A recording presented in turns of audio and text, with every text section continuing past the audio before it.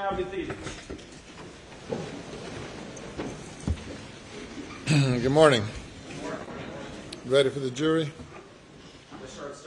Your Honor, can I just make one brief comment? Yes.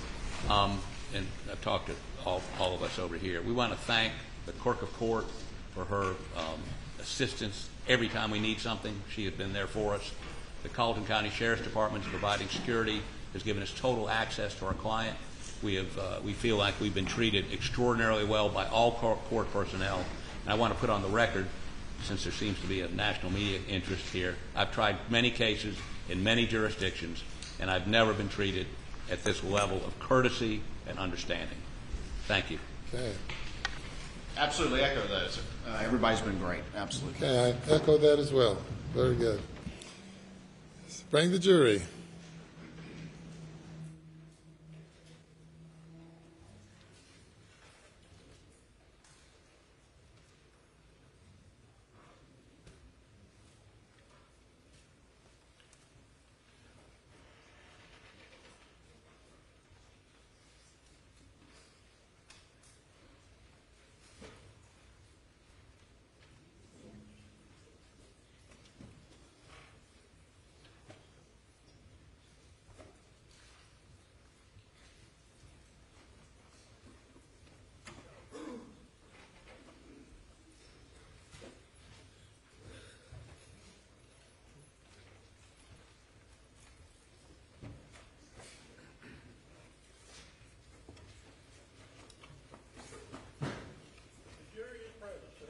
Okay, good morning.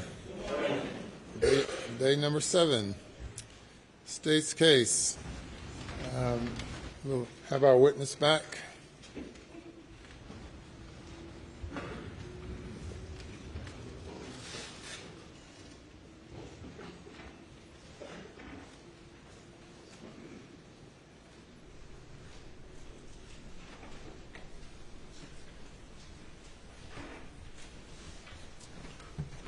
Yeah, remind you, you're still under oath. Yes, sir. Cross-examination. Mr. Griffin. Good morning, Agent Roth. Good morning, sir.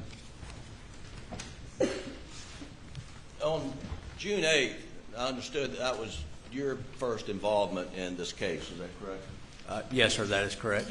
And you went to Moselle on the morning of the June 8th? I was en route to Moselle, got rerouted to the office, and then went and conducted an interview, and then back to Moselle. That's right. You interviewed Rogan Gibson and then went to Moselle. That is correct. And what time did you get to Moselle? I was around lunchtime when I got there. And as I understood from your testimony, that your role primarily was because in this case is that because you know a lot about guns and ammunition. Did I understand that correctly? That was not my sole role. I was at the search of the residence because of my familiarity with firearms. Yes, sir. And you went and searched the residence with other agents, and we saw those agents, some of them, on the body cam video that was played yesterday. Yes, sir. I was in the gun room. Okay. And this search was a consent search, correct? That is correct, yes, sir. And you weren't there executing a search warrant, right? No, sir, I was not. And were you aware, though, that there was a search warrant that had been obtained the night before? I was aware of the consent, the search at the incident location. It's common practice that they get a search warrant to process the scene. Yes, sir. Were there any limitations that you were aware of on the scope of the consent to search? No, sir. And so, as far as you knew and understood then and understand today, you or other agents at SLED could have searched that house from top to bottom on the 8th. Is that correct? Other agents went through the residence with family members. And there were no limitations on what the other agents could have looked for, right? Again, I can't say what limitations was placed on them as they walked through the house. I was in the gun room. Okay. Well, to your knowledge, did anyone look for bloody clothes or dirty clothes in the house while you were there on the 8th? I was in the gun room and I was collecting guns and ammunition, sir. Now you mentioned that you had been provided some information about the type of ammunition that was used down at the crime scene where Maggie and Paul were murdered. Is that correct? That is correct. And one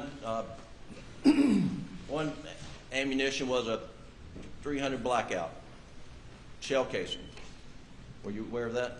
Yes, sir, I was. And who relayed the information to you as the type of ammo that was used for the murder of Maggie and Paul? It came from the investigative team. I don't recall exactly who called me or who told me the information, but I was relayed the information through our investigative team that was at the scene. All right, so you were informed that, look out, see what you can find in the gun room related to .300 blackout. Is that correct? It wasn't limited to specifically .300 blackout. That was a round of interest. Okay. And then the other round of interest was 12 gauge, correct? That is correct. And were you given any information as to what specific type of 12 gauge ammunition was used at the crime scene? I knew we had a 12 gauge, what believed to be a turkey load or BB load, and then a buckshot. Okay.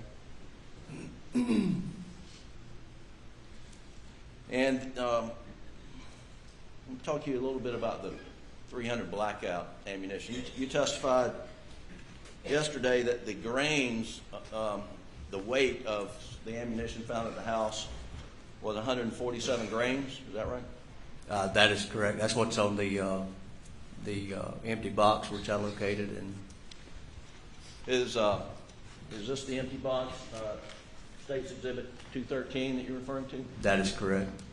And this, I recall, this pack of ammo on this exhibit has a label of Woody's Pawn and Jewelry and $11.99. You couldn't buy this ammunition in June of 2021 for $11.99, could you? I don't know what the ammunition cost. Well, it was a lot more than $11.99. I don't know the price of the ammunition at that time. All right. And are you familiar? There's basically two types of ammunition for the .300 blackout. There's the supersonic and subsonic. I am, sir. And the subsonic is the heavier of the two, correct? That is correct. And that would be a 220 grain. Thereabouts, yes, sir. Yes. And the most popular ammunition for hunting is the supersonic, the 147 grain ammunition. You aware of that? I can't say the most popular would be, but I am aware that 147 grain is used for hunting. And you're aware that the .300 blackout has it's not a rare gun in that area of Hampton and Colleton County, is it? It's not as common as the General 223 or the AR-15, 308, different caliber rifles. It's not as common. But there are plenty out there, correct? I can't testify as to how many's out there, sir. I understand, but it's not the first time you'd seen the .300 blackout on June 8, 2021, was it? I had seen one before, yes, sir. No. And then the 12 gauge, you didn't know what type, you weren't given any type 12 gauge you were looking for. You just, from the information from the crime scene, right? The type of weapon I was looking for? No, Yes, sir. sir. No, sir. And then were you given information as to the size of the 12 gauge shell? 2.5 inch, 3 inch? It was, I was given 3-inch Magnum was what I was given. And that was on the buckshot? I was given 3-inch Magnum of shotgun capable of shooting a 3-inch Magnum. Okay. Now, and we're going to get to some of these shotguns here in a minute, but that the Browning light doesn't even shoot a 3-inch shell, does it? It does not. 2 3/4 what it shoots. Right. And yet you seized it, I secured it, yes, sir. and you brought it here to the courtroom and introduced it in this case. I did, sir. Yeah. A gun that couldn't even fire the bullet that killed Paul, right? It did not fire the rounds that was located at the scene. Right. In fact, none of the shotguns that you brought yesterday, according to the ballistic report, your lab analysis, fired the shots that killed Paul, correct? I do not have the lab report in front of me. Well, you certainly know that after June 8th, SLED was diving in ponds and waterways looking for the murder weapons. Isn't that correct? We were diving looking for potential evidence from the scene. Have you ever found the murder weapons, to your knowledge? Objection, Your Honor. That's outside the scope of his knowledge. Objection's overruled. Not that I'm aware of, sir.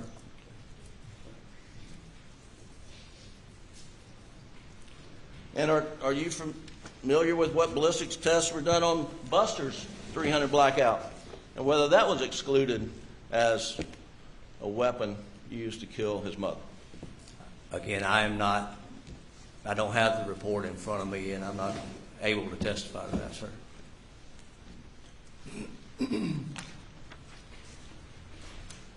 And you brought these empty turkey load,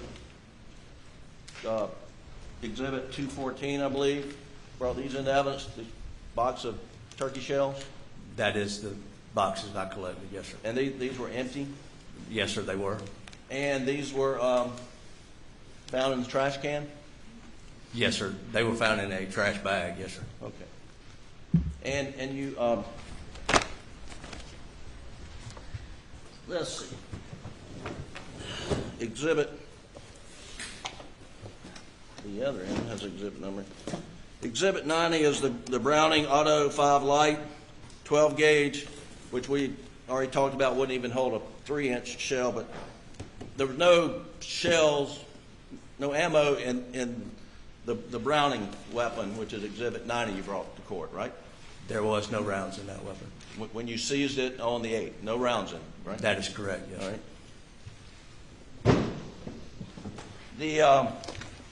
The Mossberg model Ulti-Mag, which is Exhibit 89, you have a 12 gauge shot shell written on the outside. So there was one shot shell in this, loaded in this gun, correct? That is correct, yes, sir. And do you remember if it was buckshot or birdshot? It was black. I don't remember what it was. Will you be able to look at it and tell us? Yes, sir. All right. I'm going to hand you Exhibit 89 and ask if you can pull out the ammo in there and tell this jury if that's birdshot or buckshot first.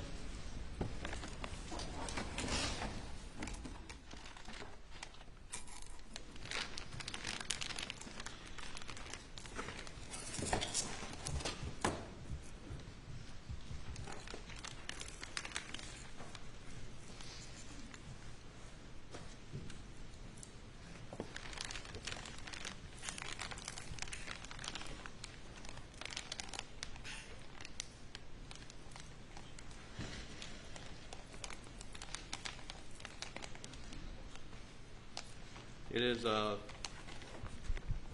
Browning 12 gauge, 3.5-inch Magnum, 2 1/4, number 7 and 9. And that's for hunting turkeys, right? That's my understanding, yes, sir. All right, thank you. Put it back in there.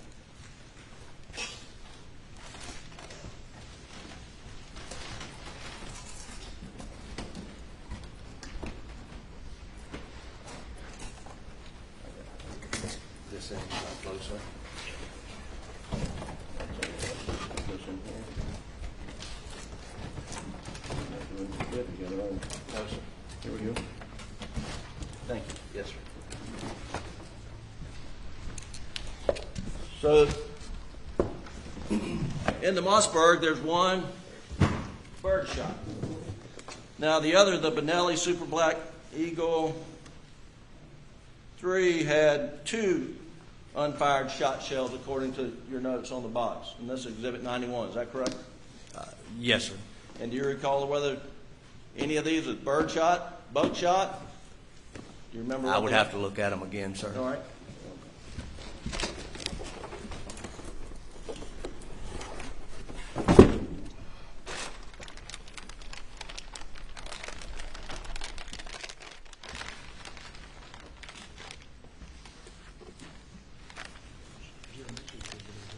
Excuse me.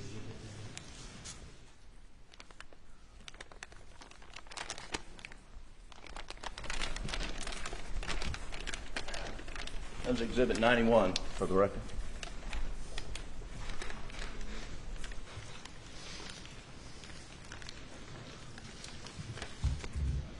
There's a black round in here that's a 3-inch number 4 pellet, and then there's a 7 2.25 ounce 3.5 inch with an 89 millimeter. And those are both turkey loads, right?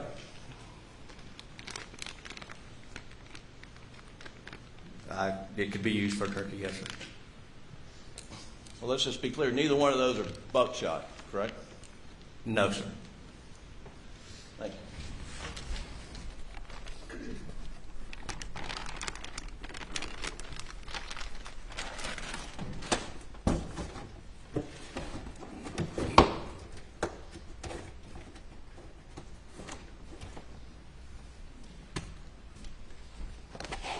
And again, these were ruled out as having any involvement in the murder of Paul, right? Exhibit 91.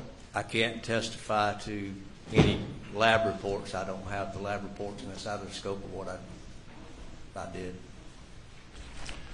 Was it correct to say, Agent Croft, that you did not find any guns loaded in the gun room or anywhere at Moselle that had a bird shot and a buckshot loaded at the same time?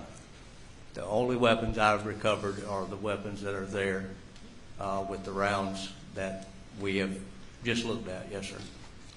And if you or another agent in your presence made a representation that we found in the gun room a gun with similar loads as that we found at the crime scene, that would be an incorrect statement, would it? I don't think it would be incorrect to say that guns were loaded in a similar fashion using two different types of ammunition, 2 different loads. Well, there's no buckshot in any of the 2 guns that you found loaded, correct? Not when we collected them, no, sir. And the turkey loads or the bird loads that we just looked at, those the pellets in those are lead, are they not? I would have to look at the actual box that came in or the pellets that are in it. Some of them are steel. I'm not sure.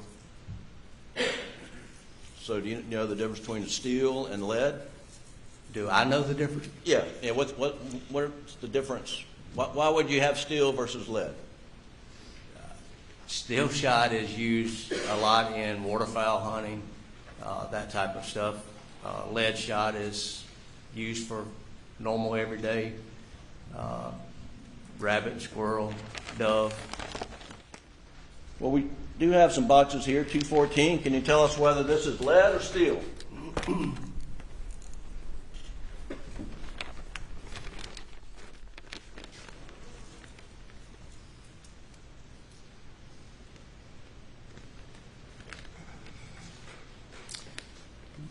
The Winchester 12 gauge shot lock lead is a turkey load, number 4.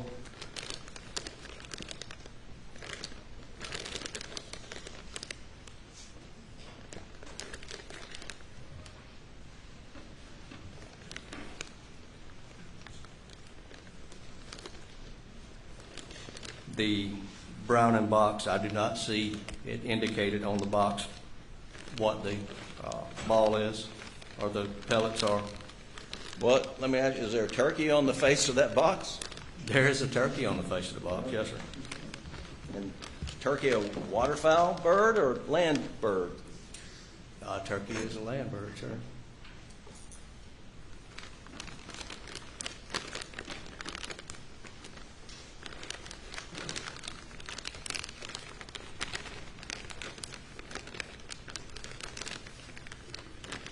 And the other box is the same on Federal. It's got a turkey on the front. All right. So those 3 boxes look like they're turkey loads, right? That's what it appears. Okay. Did you find any waterfowl shell boxes at Moselle on June 8th? I did not collect any waterfowl shell boxes from Moselle. Did you collect any waterfowl unfired shotgun, 12-gauge shotgun shells at Moselle on June the 8th? Not that I'm aware of, sir. Have you ever collected unfired shotgun shells for waterfowl at Moselle in part of this investigation? I do not recall collecting any waterfowl shot. Are you aware, sir, that the shot that blew Paul Murdaugh's head off was Winchester dry lock steel waterfowl 12-gauge ammunition? I was aware that the pellets were steel. Well, you can look at the outside of the spent shell casing and see that it's Winchester dry lock, correct? If I had the shell casing, yes, sir, I could see it. And you know that to be a waterfowl, a duck load, correct? I know that it's primarily used for duck load, yes, sir. And you know that's what killed Paul Murdaugh. I do know that it was steel shot.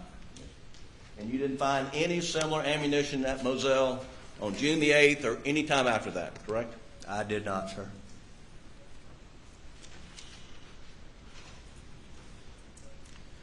Now, you were showing pictures of the gun room and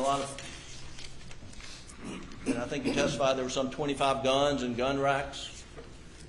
It's roughly 20 to 25 guns. And this is 1,700 acres of hunting land? Yes, sir.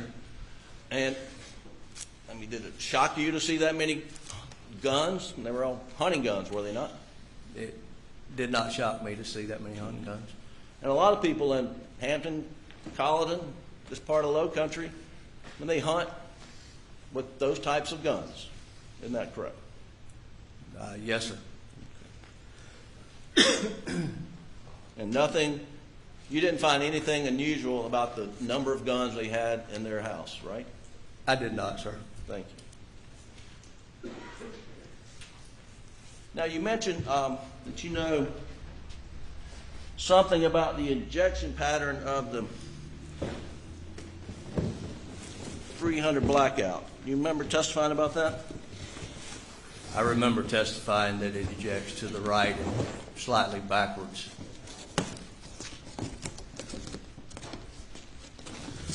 And I'm going to let you take it out. I'm a city boy. May I stand? Yes, sir, please. Do you mind, y'all? Good step. Thank you.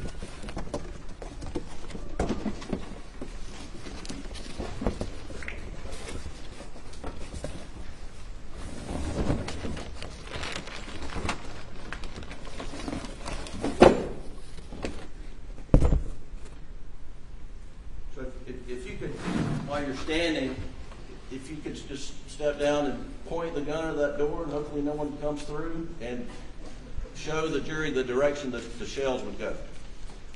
Can I point it up further? Point it up would be than the door? great. That's probably safer. Told you I was a city boy. The rounds would be ejected from this side across would be my right shoulder. Okay. And so, and this is semi-automatic, meaning you have to pull the trigger each time, is that right? That is correct, sir. And every time you pull the trigger, it shoots a shell, ejects off toward your right shoulder, toward the rear, right? As long as there's ammunition in the magazine.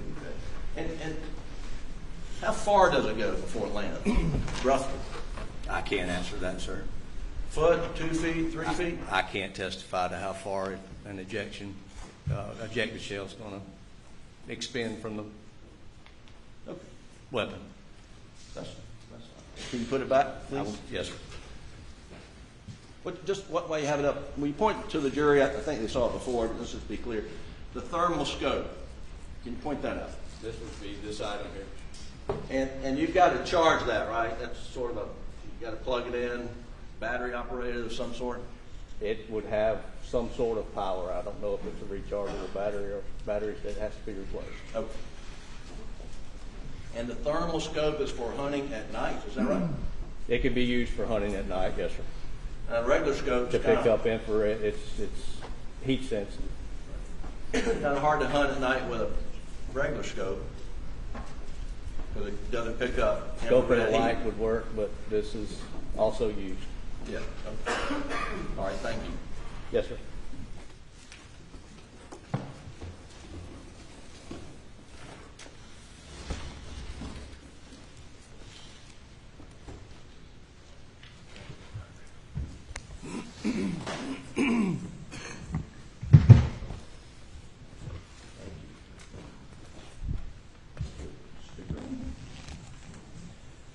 Agent Croft, I'm going to show you what went into evidence yesterday is Defendant's Exhibit 29.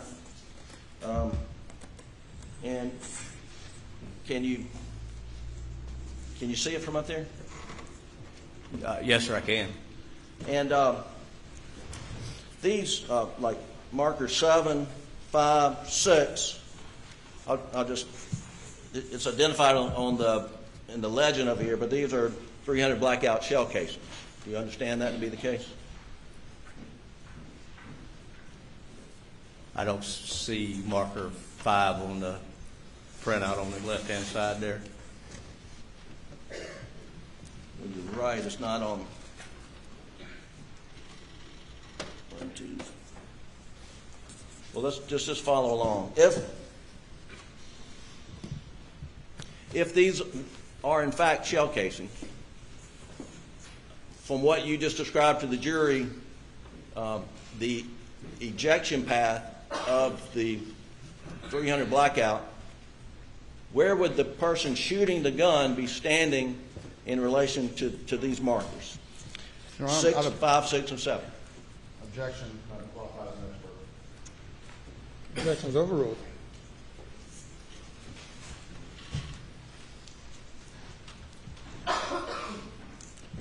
If 7, 5, and 6 are shell casings, that it would be likely that the shooter would be to the upper side of those rounds. Somewhere near this line in that area? I can't testify to that line or any kind of angle of that line, no, sir. Understand, but it would be on the side of the line. It'd be up in here somewhere, right? It would be on the left-hand side of where those numbers are. It would be likely that the shooter would be on the left-hand side of where those numbers are if you're looking at it from where I'm sitting. The shooter would be on the left-hand side of these numbers and a little forward of these numbers. Is that right?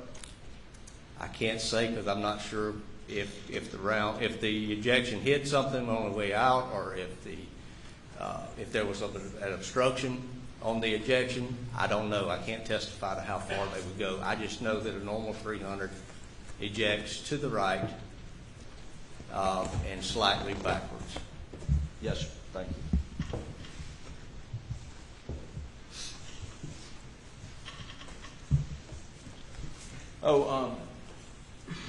You were at Moselle on the 8th. I think we've established that. And did you go back on the 13th? I did, sir. And you went to the house on the 13th as well? I did, sir.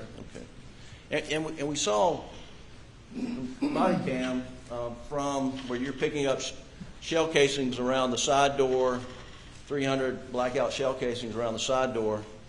And I think, was that the 8th when you got the shell casing next to the That was around 2 o'clock on the 8th, a little after 2.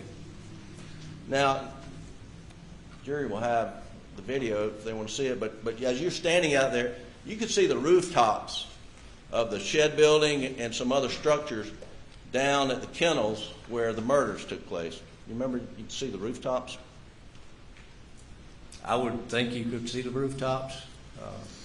But that's all you could see, correct? You couldn't see sled agents working around down there by the dog kennels. No, sir, there's planted pines between the residence and the kennels. So the fact of the matter is you can't see people at the dog kennels from the house based on your personal observations. Is that correct? From where I was standing, no, sir. Now, you also testified about the location of Maggie's phone, how it was found. Yes, sir. Did you go out there when it was located? Yes, sir, I did. Do you recall how it was located? Yes, sir, I do. How was it located? We sent information to the phone company for a ping. The ping was actually 20-something hundred meters, which is a long ways.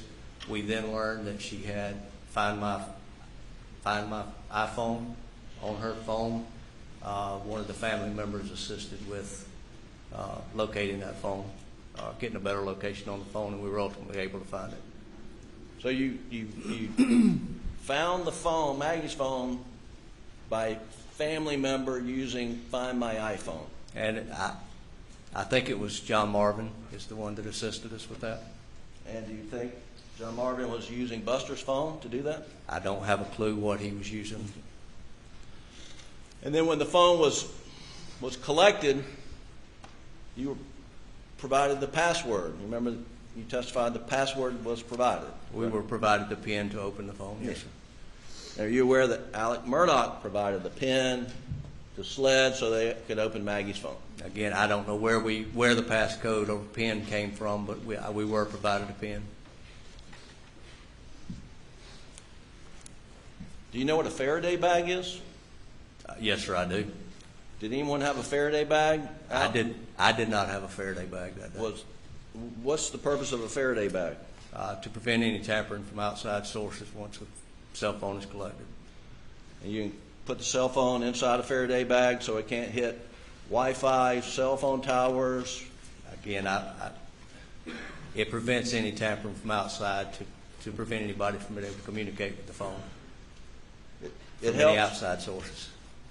It's a tool to secure the evidence to prevent tampering. It is inadvertent or intentional tampering, right? Yes, sir. It is one tool that can be used. And with Maggie's phone put in a Faraday bag when it was seized on the side of Moselle Road. No, it was not. Did anyone ask or bring up the fact that, hey, maybe we should get a Faraday bag before we move this phone? I did not ask. Anybody ask in your presence? Not that I'm aware of.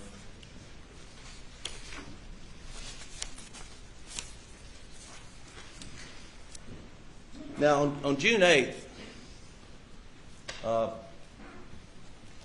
you were briefed and you were advised that Alex found his wife and son murdered. He was the one that discovered them, correct? Yes, sir. And on June 8th, you knew that he was Maggie's husband, Paul's father, immediate family, correct? Yes, sir. And as part of your long-time experience investigating crimes, murders in particular, someone who finds the bodies and is related to the victims is always going to be looked at. Is that fair? That would be a fair statement, sir. And y'all were looking at Alex on the 8th. SLED was, correct? Yes, sir. And would you have a label? Was he person of interest or suspect on the 8th?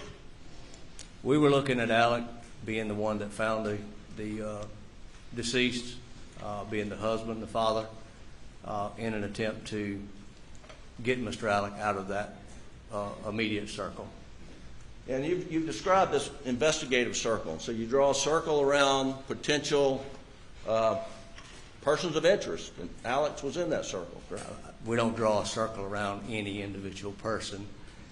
We worked with the crime scene, which is what we consider the circle, and we worked from our way inside out in order to find any potential suspects, identify suspects, clear individuals.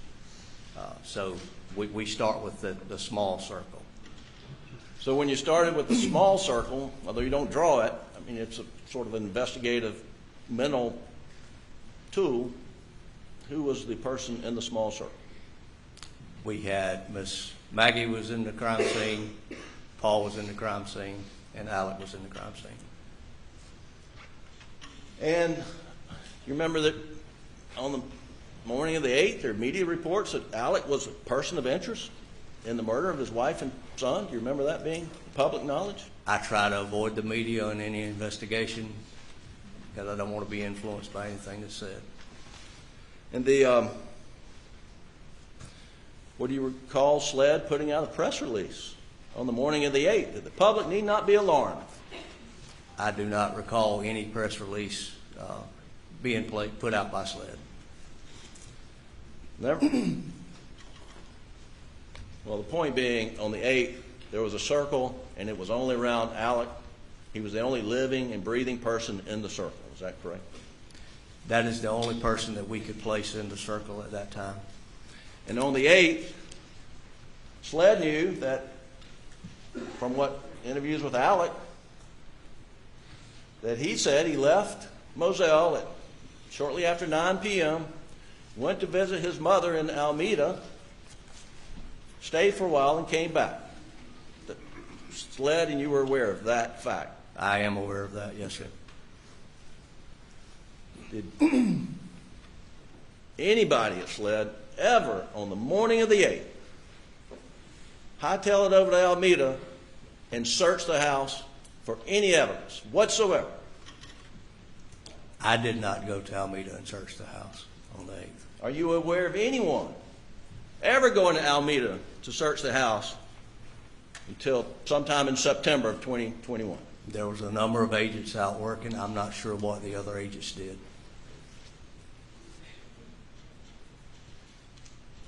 Wouldn't it have been a good idea to go to Alameda on the morning of the 8th, where the guy in the circle says he was, right? I did not go, and I can't testify to what other agents did. Well, you've been working this investigation. Are you the lead case agent? No, sir, I'm not. Who's the lead case agent? David Owen. Right. Now, every interview that Alex Murdaugh gave, you participated in, right? I did, sir. So were you working, sort of Agent Owen's right-hand man in this investigation? I was assigned by the captain to assist Agent Owens.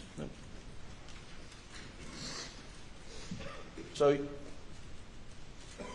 it's fair that you knew daily developments as the investigation progressed, right?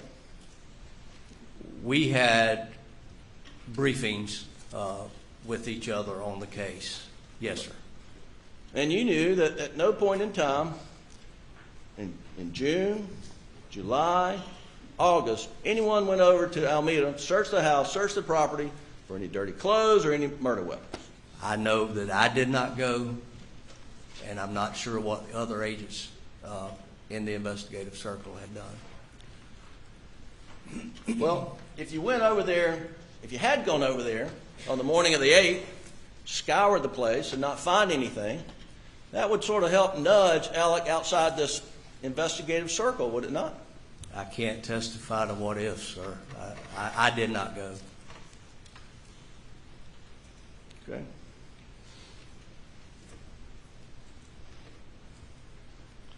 On the 8th, you were asked to point out who's that person, who's that person, who's that person. That's Ronnie Crosby, he's a lawyer. That's Mark Ball, he's a lawyer. That's Lee Cope, he's a lawyer. You remember that testimony? I do, sir. Okay. Now, Alec wasn't lawyering up on the 8th. Those were his friends who came over to help him. Correct? They were given counsel to Alec as far as what we were doing. They were making phone calls to his counsel. That was the instruction which we gave. We were given. And they were assisting you, as you saw on the body cam, go through the evidence that you ended up seizing in the gun room, right? They pointed out some items that they had concerns about. Did you find that their efforts were obstructing your investigation? They didn't obstruct our search within that gun room, no, sir.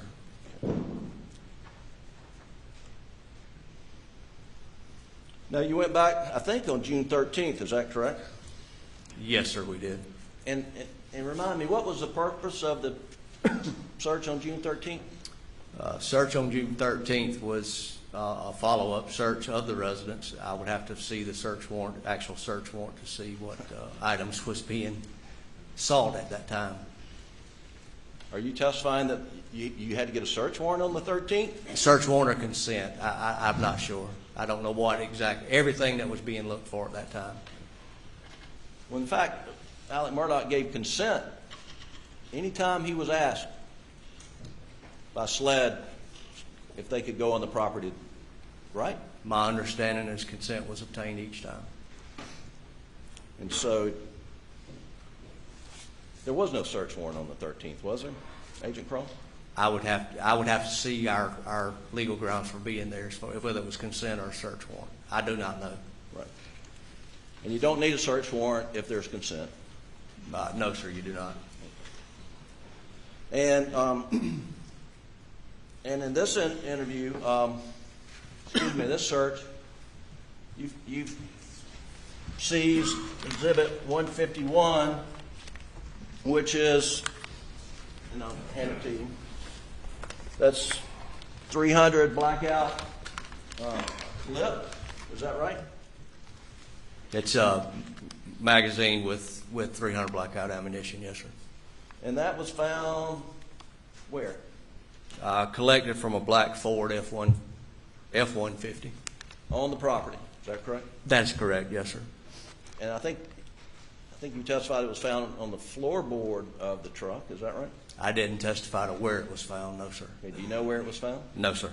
Did Just you a black find it? Ford F-150. Did you find it? No, sir, I did not. Oh, it was just provided to you? Yes, sir. Okay. Now, the jury heard this videotape interview of Alec on June 10th, where he told you that Paul left everything everywhere. Do you remember hearing that statement? I do remember that, yes, sir. And does this evidence support what Alec told you, that Paul left everything everywhere if you found a clip, 300 blackout? I can't testify to who had the magazine in the F-150. Do you know who last drove that F-150? I do not, sir.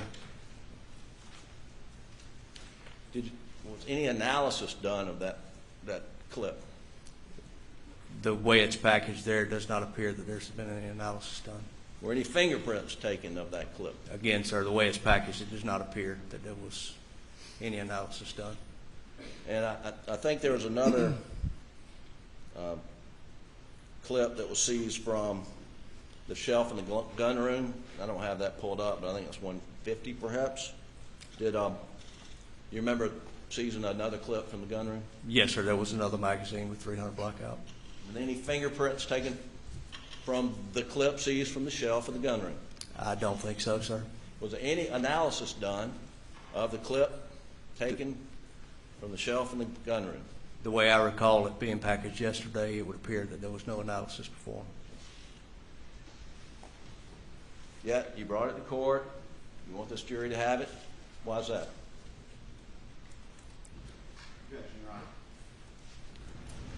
Basis for the objection. I believe that's outside the scope of this witness's purpose here as to why it's being offered into court. Response to the objection. You're not asking his knowledge, not anything beyond his knowledge. He could say, I don't know, or if he has a reason. Overruled objection. Can you repeat the question, Yeah. please, sir?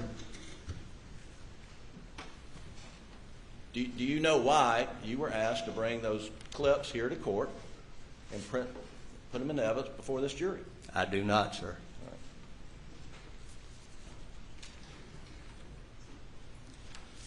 Now, you also did a search of the shooting range. I couldn't go through my notes, and I don't have a date. Was that on the 13th or a different day? I'm not sure if it's the 13th or the 16th. 16th? I think you may be right. Either way, again, that was a consent search, right? You didn't have a search warrant for that. We did get consent for that, yes, sir. And the jury saw the video. We're not going to belabor that again, but there was a shooting house, if you will, with a chair and a thing you would rest a gun on. And we saw you picking up a lot of shell casings, right? Yes, sir. And the shell casings you were picking up were the 300 blackout spent shell casings, cartridges, right? That is correct, sir. But there was a lot of brass in there that were not 300 blackout cartridges, right? There was additional brass that was not 300, yes, sir. Now, we didn't get a good look. If you're sitting in that chair in that shooting house, downrange, do you remember what was on the other end of 100 yards or so away? Do you remember what was on the other end? I do not recall what's back on that end, no, sir. Target of some sort. Are you aware there was a big dirt mound there? A berm, too. Yeah. That's safe, right? You don't want to be shooting a rifle just going down without something to stop it. So there's a berm there to stop it. It was right? going into a wooded area, yes, sir. But there was a dirt mound. There was a dirt mound. There was a target and then a dirt mound behind it. That's correct. Now, we saw you picking up brass. Who went down to the other end and started digging in that earthen dirt mound to find fired projectiles? I did not go down to the other end, no, sir. In fact, nobody at SLED went to that other end to dig out 300 blackout fired projectiles, did they? I did not, and I don't know what the other agents did, no, sir. Well, you're assisting Agent Owen. You're going to briefings. You didn't hear at any point in time while we should have or we did dig out projectiles from the dirt mound. I never heard of anyone digging out the dirt mounds, digging out brass from the dirt mound. If you had dug out projectiles from the dirt mound, that could have been sent to the ballistics lab at SLED and done a comparison to projectiles found at the crime scene, correct? There would be a lot of elements that would go into whether it could actually be looked at or not. Or you could certainly compare it to what was, you could take a 300 blackout, shoot it out of Buster's gun right there leaning next to you and compare it to the projectiles. You're aware that could be done at SLED, right? Yes, sir, I am. But it wasn't, was it? I'm not sure what testing was done on this particular rifle to compare it to anything at the scene. Okay. Now let's go to the June 10th interview.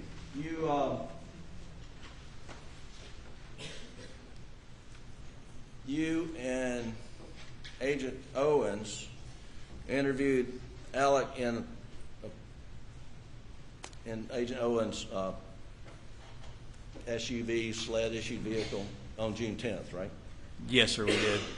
And that was at Brother John Marvin's hunting lodge in Barnville or somewhere close by, right? Yes, sir. Not yet. Not yet. The a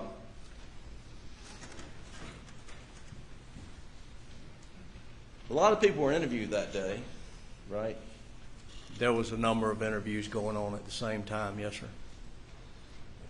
And well, again, that was consent, correct? The interviews were consensual.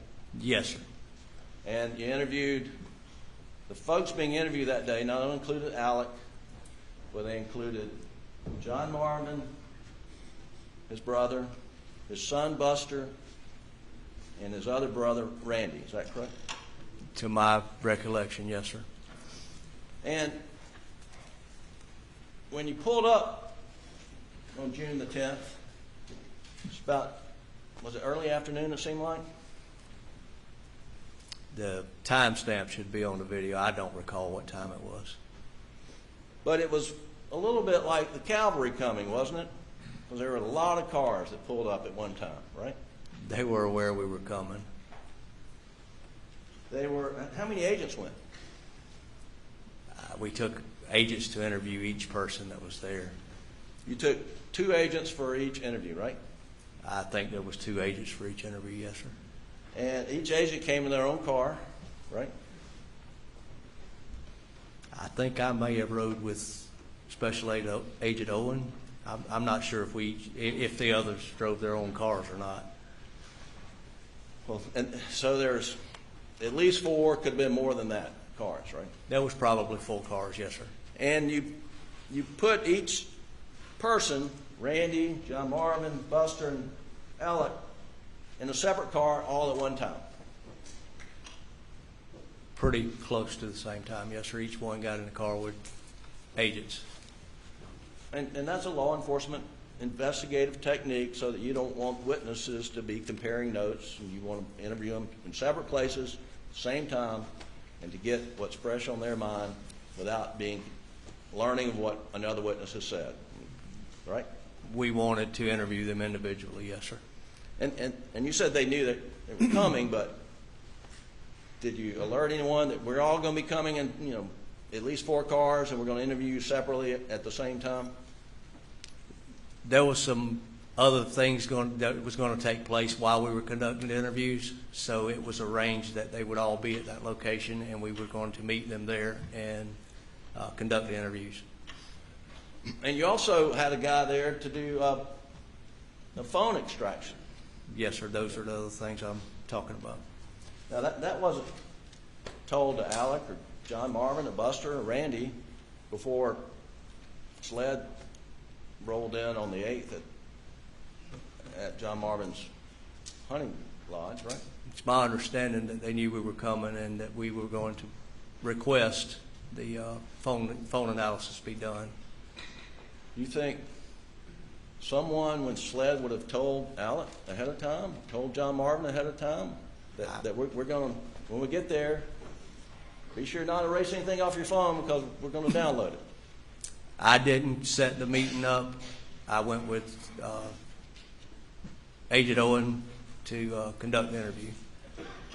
So, but one of the first things you did in the interview was, you and Agent Owen, was ask Alec if he would give over his phone so that it could be extracted, correct? That was one of the first things we asked for. And that extraction was done, by another agent who came in a separate vehicle, I assume. Is that right? He's not an agent with the South Carolina Law Enforcement Division, no, sir. Okay. He was investigator with 14th Circuit Solicitor's Office? That's my understanding of his job title, yes, sir.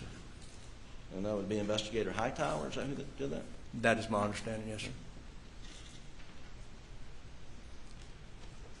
And during the interview, you also, at the end of the interview, you got a buccal swab from Alec, right?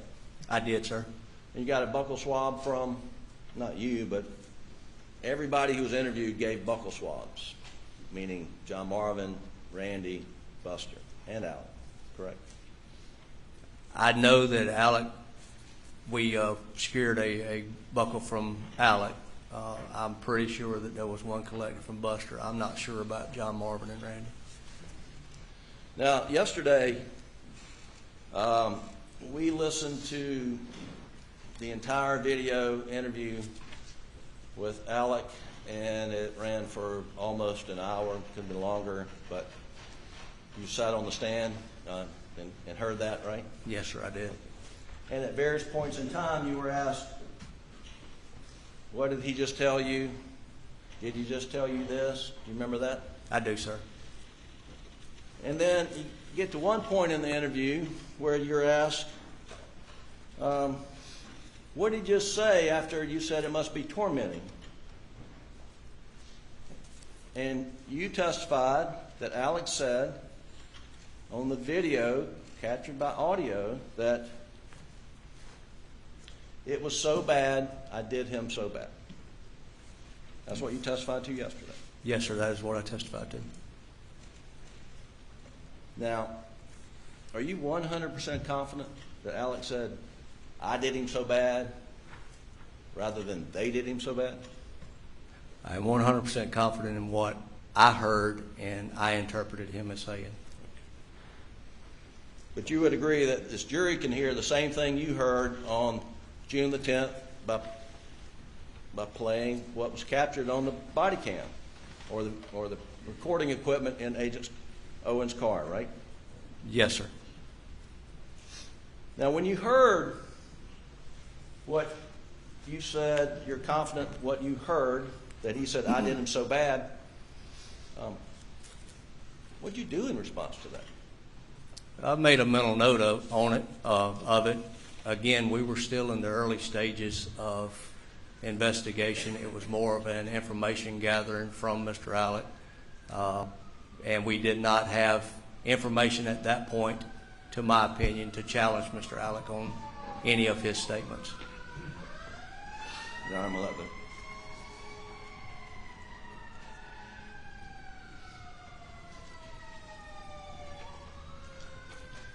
So, Alex Murdaugh was the one and only in this circle on June the 10th.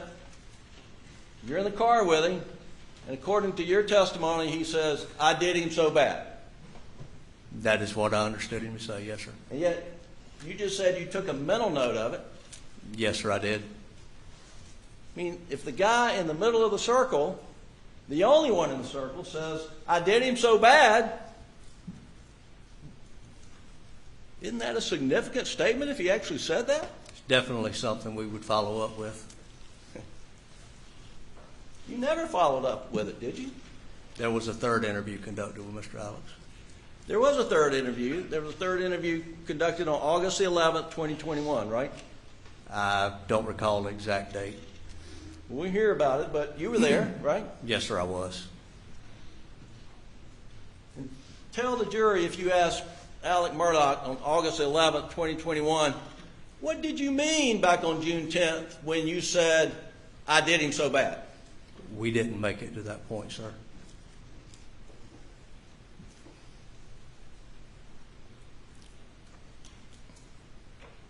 In fact, back on June 10th, after you had this, what you heard him say, I did him so bad, you went on to talk about funeral arrangements, whether they're going to be public or private. Isn't that right? There was questions concerning funeral arrangements, yes, sir.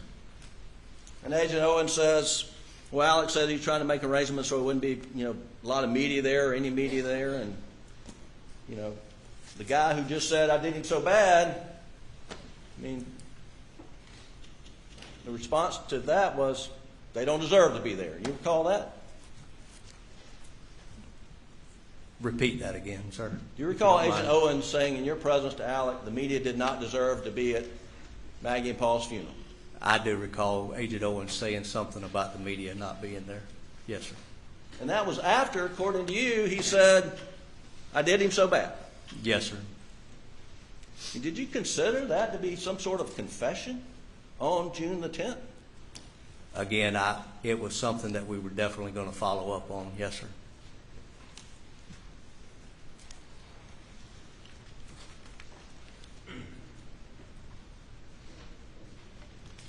Getting ready for your testimony yesterday, Excuse me. did you review a transcript that was prepared by SLED of that interview of June 10th with Alec? No, sir. I have never seen a transcript that was prepared for that. Are you aware the transcript was prepared at SLED? No, sir, I am not. Are you hearing that the first time? Yes, sir, I am.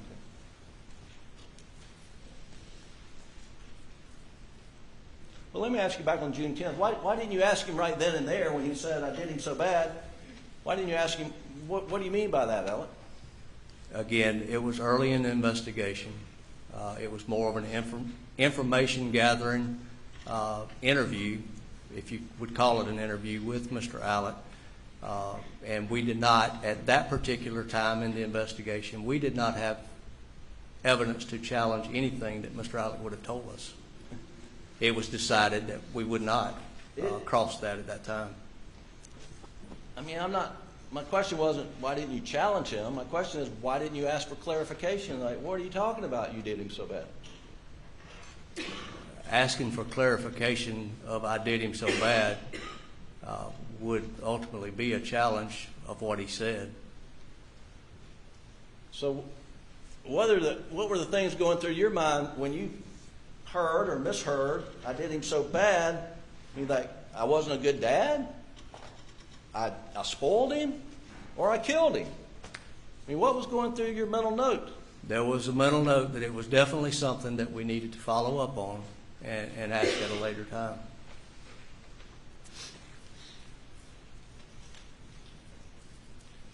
Now, from the video, it appears you're back there taking some notes. Yes, sir. Did you take notes? I was writing specific stuff You down. mentioned you made a mental note of this, what you heard or misheard, I did him so bad, but did you make a written note of him saying that? I don't recall if I wrote it or not, sir. So it's possible that you're sitting there with a guy who's now been charged with murder on June 10th in the interview, the father, the only one in the circle, and he says, I did him so bad, and you can't tell a jury you even wrote it down on a piece of paper. I don't recall if I actually made a physical note of it or not, sir.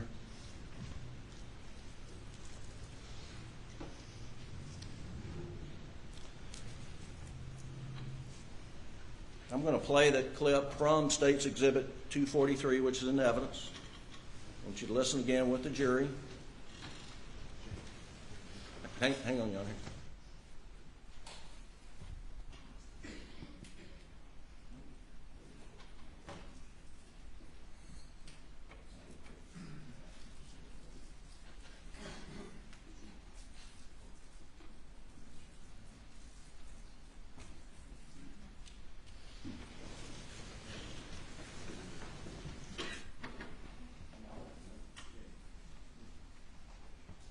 All right, let's play it. Please, Doug. Exhibit 243 in evidence. It's tough. It was just so bad. They did it so bad. All right. Back it up and play it in real time again, Doug. Real time.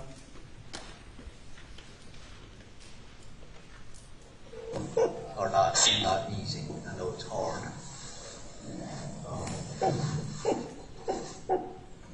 And sitting here talking today is tough. It was just so bad. They did it so bad. Stop. Did you hear now, they or I? I will still testify that my hearing, I hear I. Your Honor, we'd like to play it again at 1/3 speed to slow it down. It's just the same. Thank you. Your Honor, reject playing it at 1/3 speed. There's no foundation laid for who's manipulating it, how it's being manipulated. I think obviously we have it in real time, but there would have to be some additional foundation. Please play at 1/3 speed.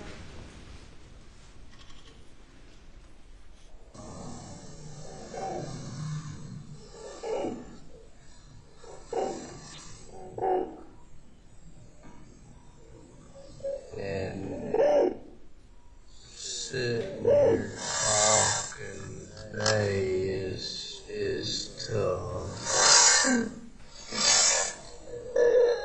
was just so bad. They did it so bad.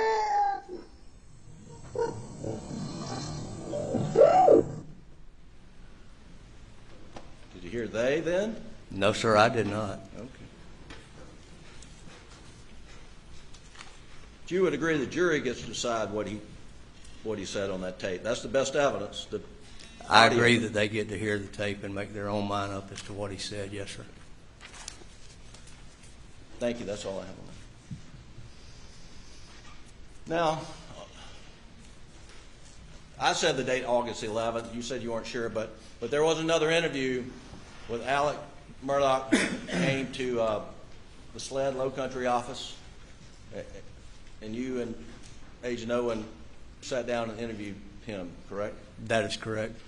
Now, on all these interviews that were conducted and that have been played somewhat, or body cam conversations, except for Ella, when you're doing them, do you tell the person that you're interviewing, hey, I'm going to turn the audio recorder on, you're now being recorded? Is that standard operating procedure? We normally don't advise that we're recording, no, sir. Okay. And you certainly didn't advise Alec that you're recording him on any of the interviews that you conducted with Agent Owen, correct? I never advised anyone that I was that they were being recorded.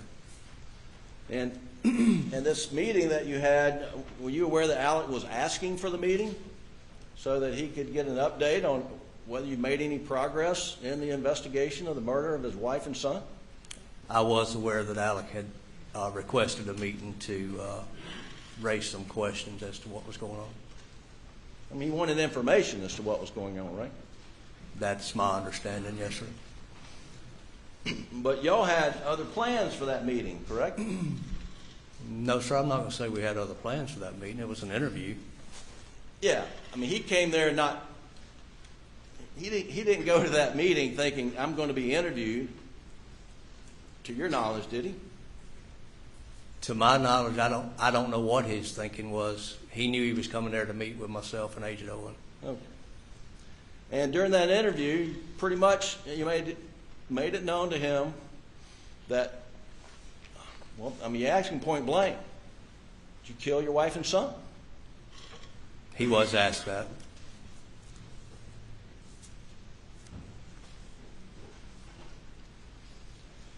And you made it pretty clear that, well, let me ask you, at that point in time, was he full bore suspect in your murder investigation?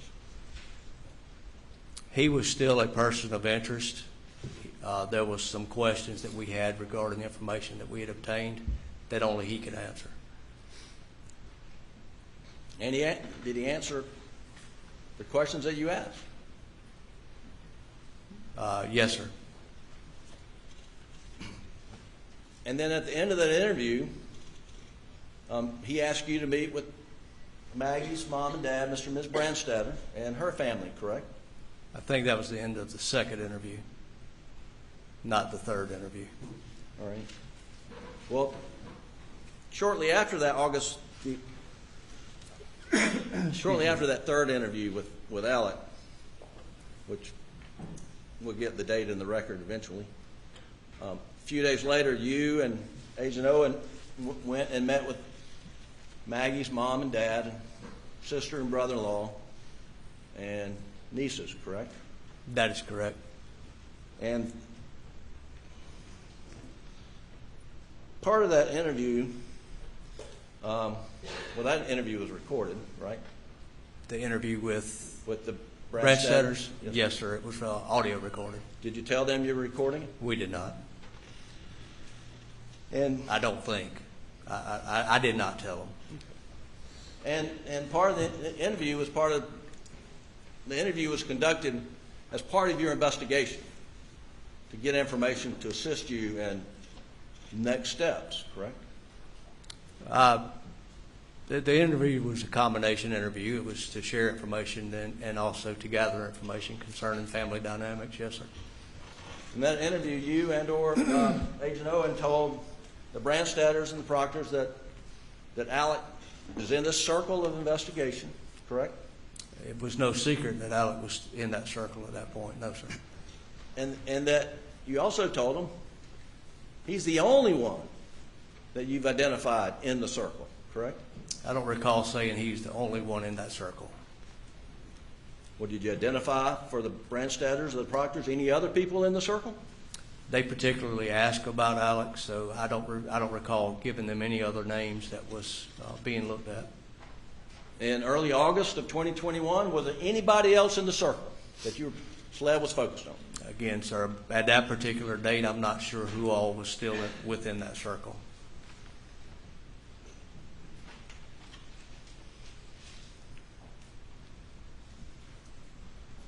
And during this interview, Maggie's mother, Ms. Kennedy Branstetter, her father, Mr. Terry Branstetter, her sister, Marion Proctor, and brother-in-law, Bart, and their children described for y'all their observations of Alex's relationship with Maggie and Paul, correct? From their observation of their relationship, yes, sir. And that was, you were asking that as part of your investigative tool and getting Yes, sir, information. that's correct. And they reported to you that Alex had a loving relationship with Maggie and Paul, correct? Rule 801 and 802. Pardon? Objection, Rule 801 and 802. Response? It's not being offered for the matter asserted, Your Honors, what he did in response to that. Objection sustained.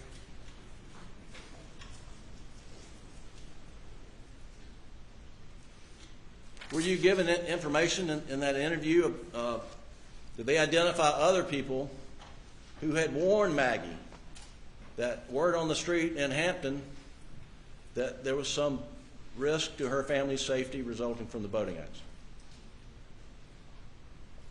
I don't recall any specific information concerning warning of threats or of any nature. No, sir, I don't recall that. You don't recall being provided the name Barbara Mixon? I do recall being provided names of those that may have information, but as far as specific information, I do not recall any specific information that was shared by the Branstetters. You know whether Ms. Mixon was ever interviewed following your meeting with the Branstetters? I know I never interviewed Ms. Mixon. Were you given information about Ms. Keena Trahern of a similar nature? Again, I never interviewed Ms. Trahern, if her name was given, no, sir. 1 minute, Your Honor, may I check to see what I left?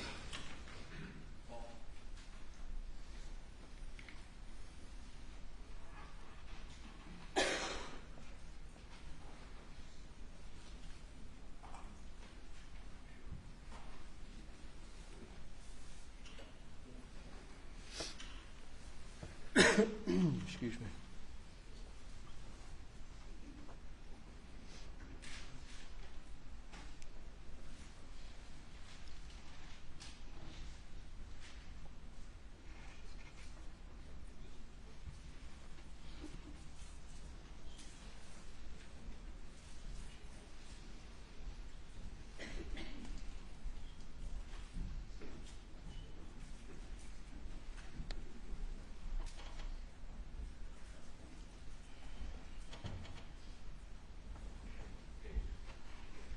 That's all the questions I have, Your Honor.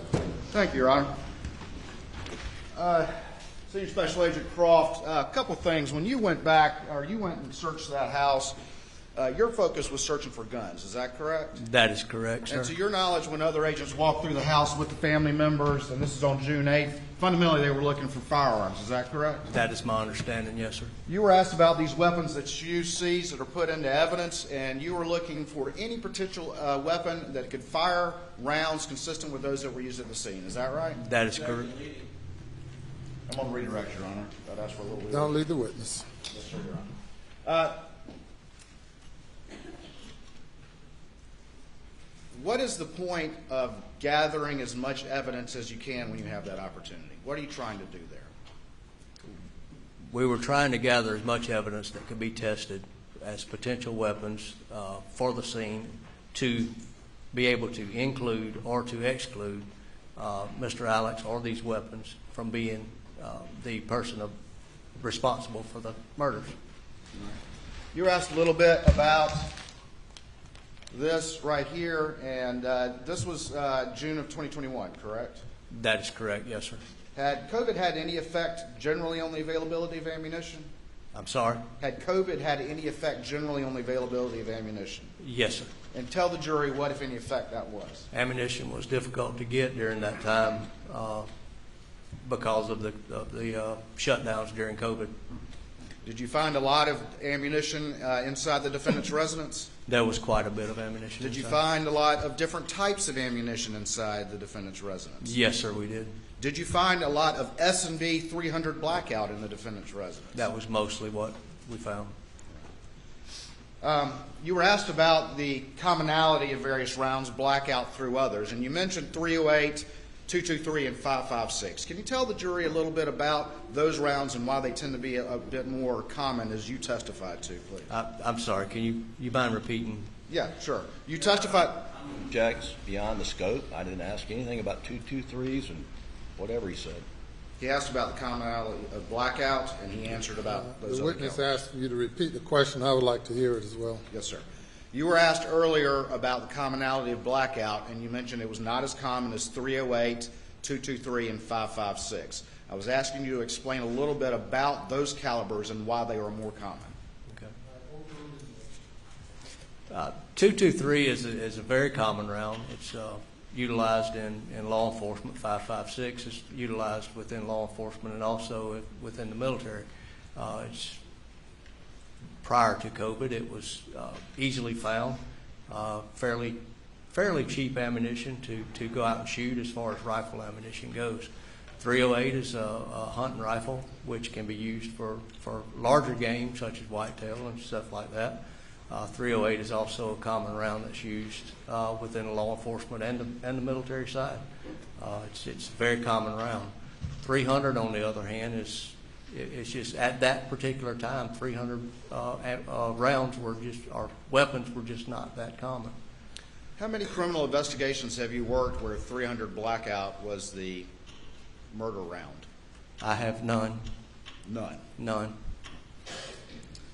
You were asked earlier about the boxes and what has been admitted into evidence as states 214. And are there multiple exhibits in that particular bag that was not opened? Yes, sir, it is. Right. And aside from the boxes, what, if any, other exhibit is in that particular bag? It is what appears to be a credit card receipt with one particular item circled. And that item circled was what? Gucci.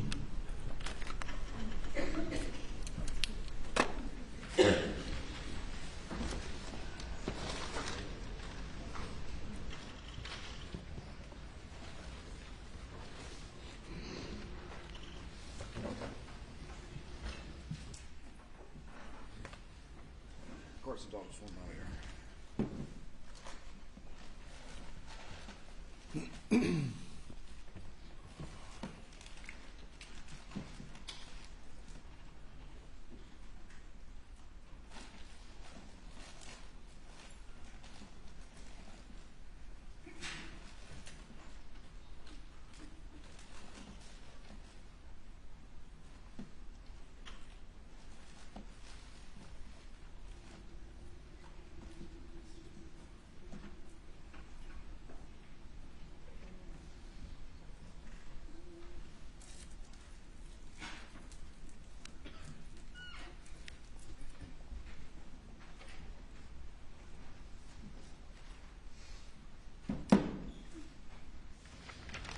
You're asked a few questions about what the lab report found.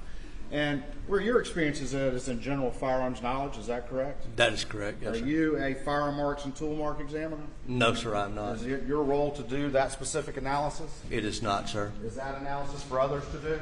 That is, sir. That is correct, sir. Others who will testify later? That is correct, sir.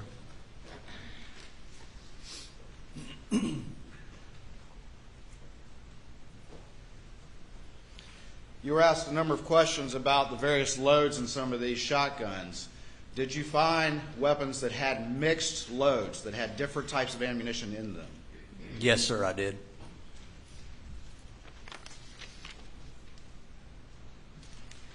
You were asked a couple of questions about the board that Mr. Harpootlian put into evidence yesterday. You recall those? Yes, sir, I do. Are you aware that both victims had stippling on them from their gunshot injuries? Yes, sir, I am. And what is stippling? Stippling is a powder burn pattern which is left on an individual due to a close-range shot. To a close-range shot? That is correct. Thank you. You were asked some questions about the location of where shell casings land when they're ejected out of the weapon. Is that correct? Yes, sir, I was. Are there a number of factors that go into where a shell casing might actually land? Yes, sir, it is. Can people move? I'm sorry, sir? Do people move? People can move, yes, sir. You were asked a couple questions about the cell phone and whether or not it was put in a Faraday bag. Do you know if that phone was put in airplane mode? I think it was, yes, sir. You've been asked a number of questions about the defendant and the investigation. Do you recall during the course of the interview on June 10th, did Agent Owen mention that y'all had talked to 100 people at that point? I do, yes, sir. All right. And was the investigation just focused on Alex Murdaugh, or was it focused on anyone and everyone it could focus on? It was absolutely not just focused on Alex Murdaugh. In that particular interview, did Agent Owen mention victim advocates or any sort of grief counseling to Alex Murdaugh? Is that correct? Yes, sir, he did. When you're that early in an interview and you are interviewing someone who might be in the circle, as Mr. Griffin describes it, are you trying to keep your ears open? Yes, sir, I am. Are you trying to keep the lines of communication open? Yes, sir, I am. Are you going to confront somebody that early on, or are you going to try to keep the dialogue going? Objection leading, Your Honor. Don't lead the witness. What is your goal when you're that early in an investigation in interviewing witnesses or potential subjects? Again, based on what we had in this particular case, the interviews conducted with Mr. Alex was more of an information gathering type of interview. It wasn't an interrogation by no means.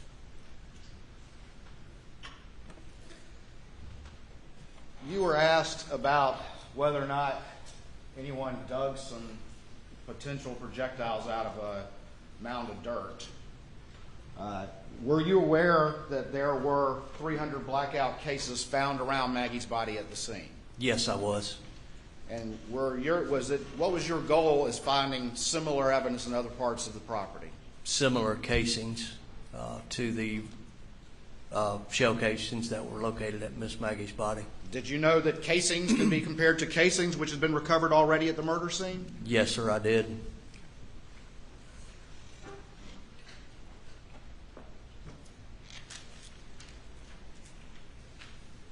Did you find cases outside of the side door? Yes, sir, I did. 300 blackout cases? Yes, sir, I did. Did you find 300 blackout cases at the range across the street? Yes, sir, I did.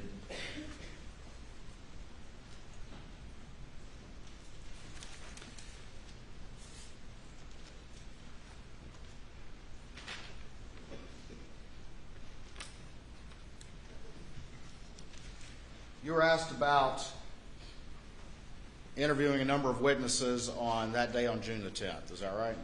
Yes, sir. Is it common standard operating procedure to interview witnesses separately? Yes, sir. Is there anything different or unusual about that being done? No, sir, it's not. Would you do that in any case? Yes, sir, I would. The June 10th interview with Alex Murdaugh, who all was in that car? It was myself, Senior Special Agent David Owen, Mr. Alex Murdaugh, and counsel. Jim Griffin was there. That is correct. His lawyer was there. That is correct. Remind the jury what Alex Murdaugh did for a living. He was a trial lawyer and a prosecutor for the 14th Circuit Solicitor's Office. Was that interview aggressive in any way? Not at all, sir.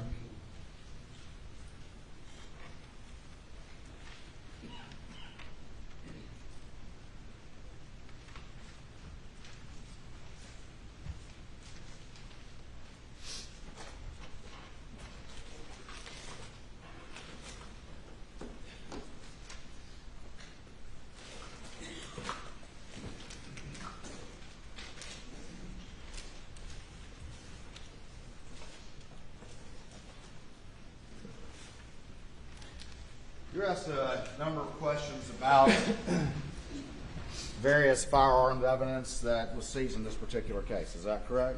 Yes, sir, that is correct. Did you personally seize every single piece of evidence, firearms-related evidence in this case? Not personally, no, sir.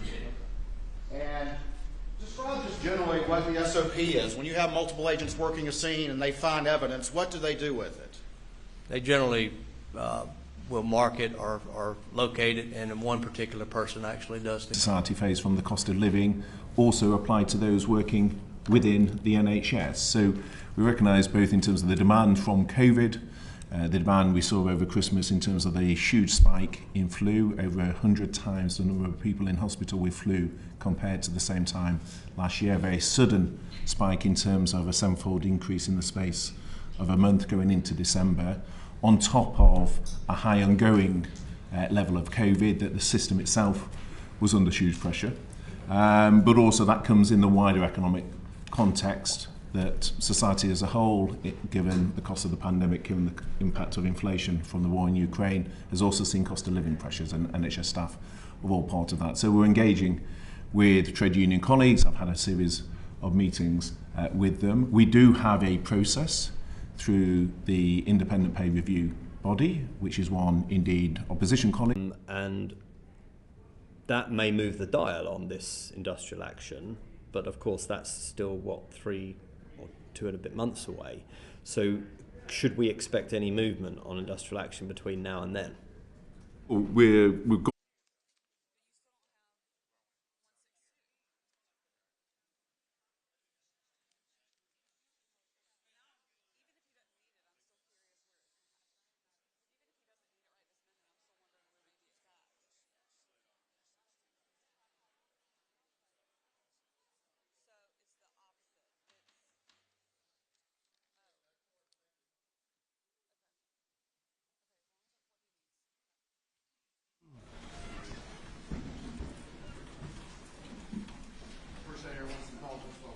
Those out the bottom.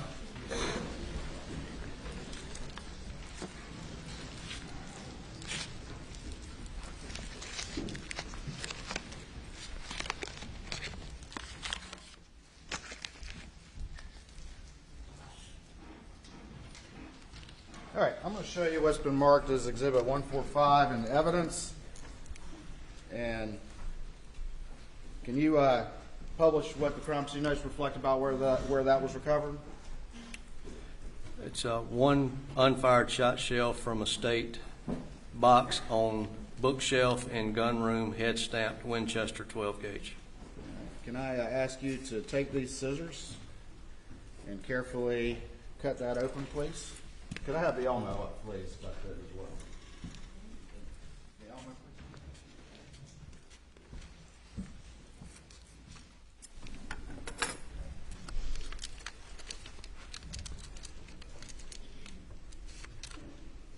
All right.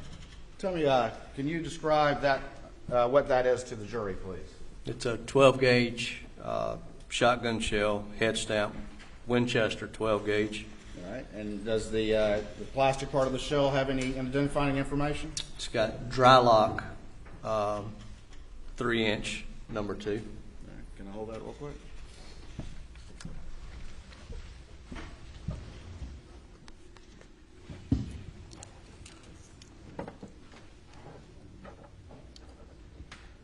Is this what the round you were just seeing?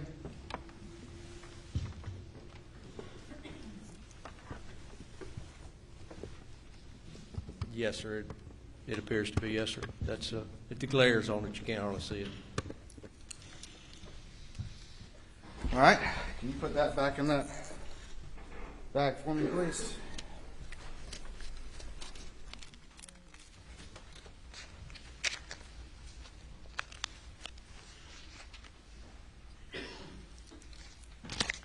All right. I'm going to hand you what's been marked and entered into evidence as State 149. And if you could, first of all, publish again what the crime scene notes say about that particular round. Just one unfired shot shell from a state box on bookshelf and gun room, head stamped Winchester 12 gauge.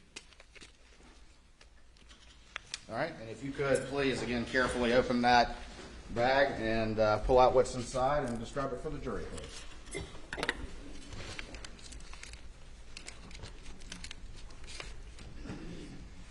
So black in colored Winchester 12 gauge. On the side, the writing is dry lock 3-inch number 2.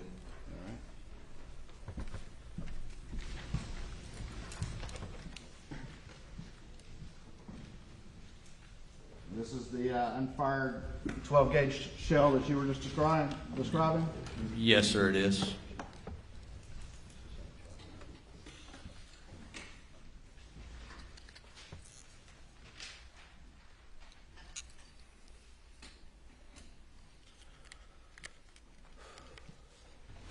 All right.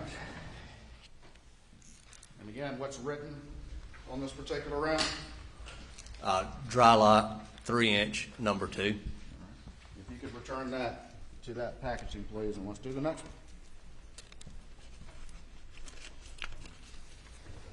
one. I'll hand you what's been marked as State's Exhibit 146. And again, if you could tell us what the crime scene notes say on that, please. One unfired shot shell from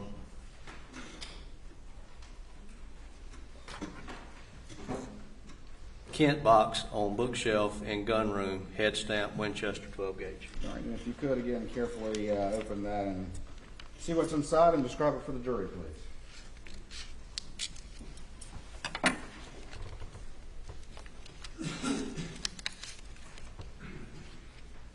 It's a 12 gauge shotgun shell, Winchester head stamp, dry lock 3-inch, number 2. Is it the same as the previous two? Yes, sir, it is. Can I hold it? All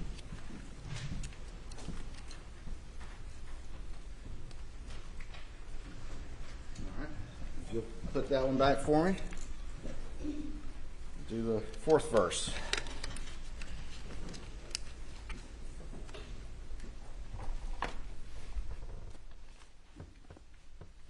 Again, if you'd sort of publish those crime scene notes, and then we'll follow the same procedure, please. One unfired shot shell from nightstand in Paul's room, head stamped, Winchester 12 gauge.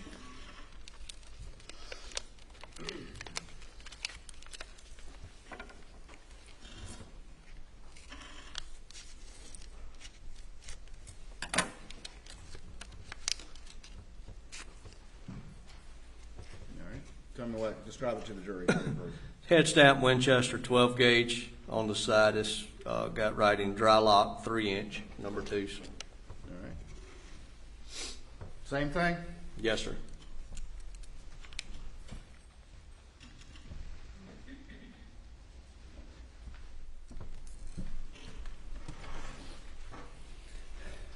All right, let's move on to the next one.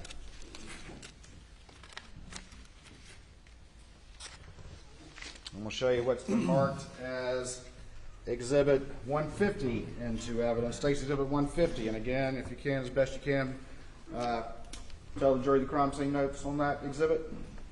It's one, and I can read shell head stamp 12 gauge, found from red bin on workshop bench. The State's exhibit tag is over the writing. Gotcha. On workshop bench, correct? Yes, sir. All right, if you would, carefully open that and then describe what you find to the jury, please.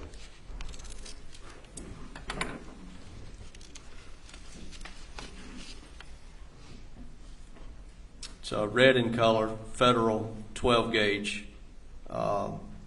shotgun shell. On the side is Federal Premium double aught buck 3-inch mag,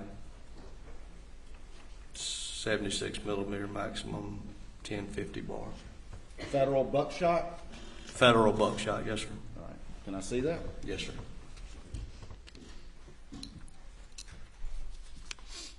This was found where?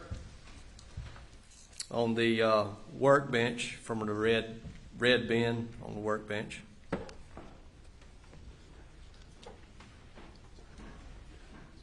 I can't tell if that helps or not, but I'm going to try it.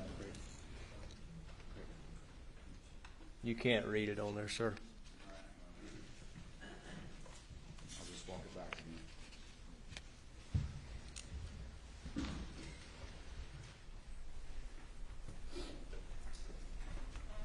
All right, if you could secure that back.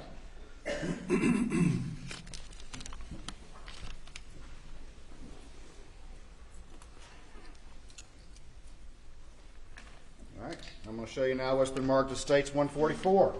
Let's do the same procedure. If you could tell the jury what the crime scene notes on that particular exhibit reflect. 1 unfired shot shell, head stamp, 12 gauge Federal from red bin on workshop bench. Okay. And if you could carefully open it and describe to the jury what you found.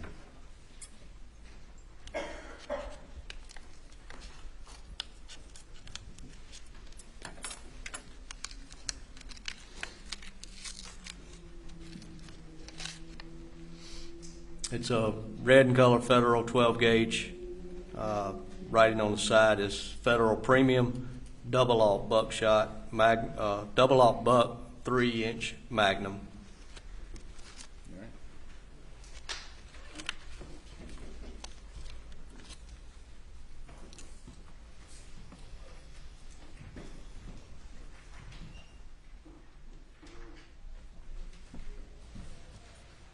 If you could secure that back for me, please.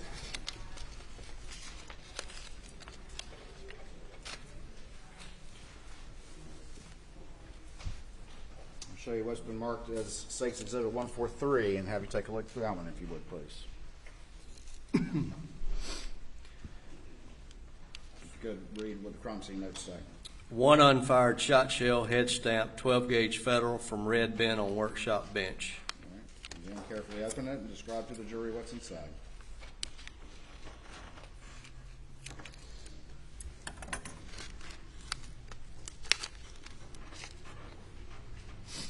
It's red in color, 12 gauge Federal shotgun shell, stamped on the side, Federal Premium, double aught buck, 3-inch Magnum. Same thing as that previous two? Yes, sir, it is. Federal buckshot, correct? That is correct.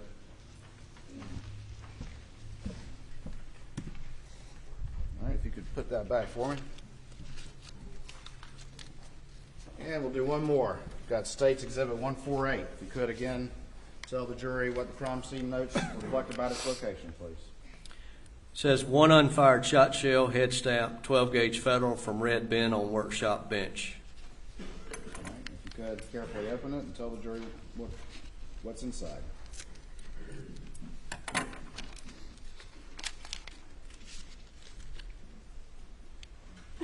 It's a red in color, Federal 12 gauge shotgun shell.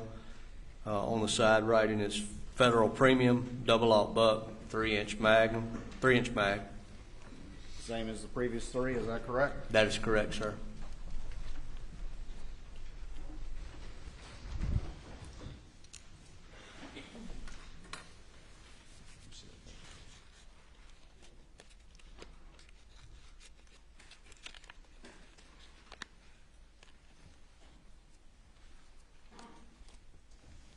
All right.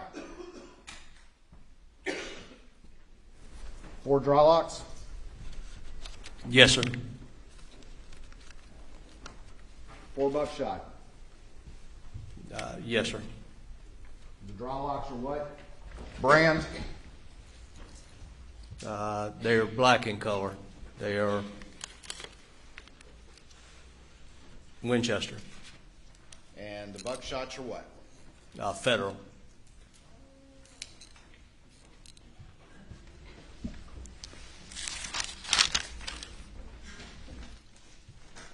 Just got a couple more questions for you.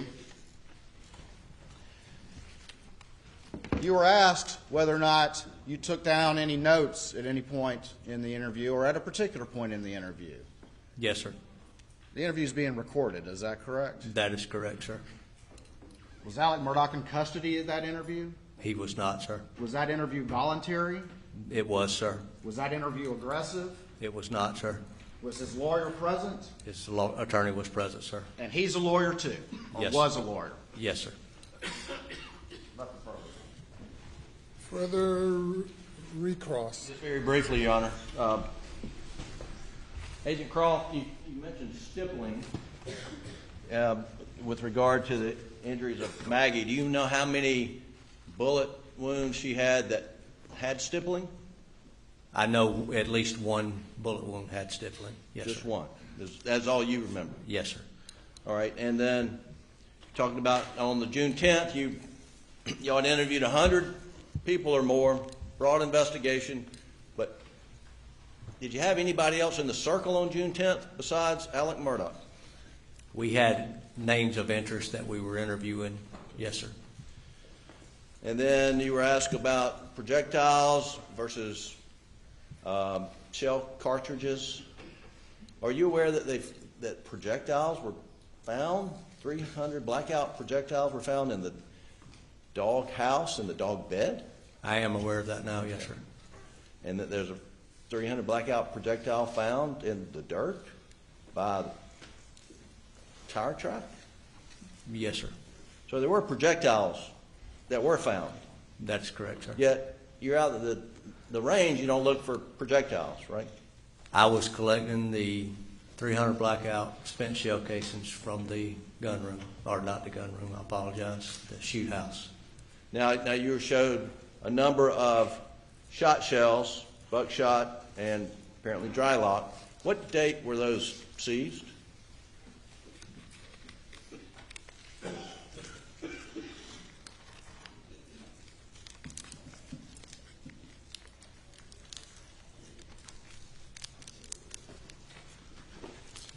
Looks like 9/13 of 2021.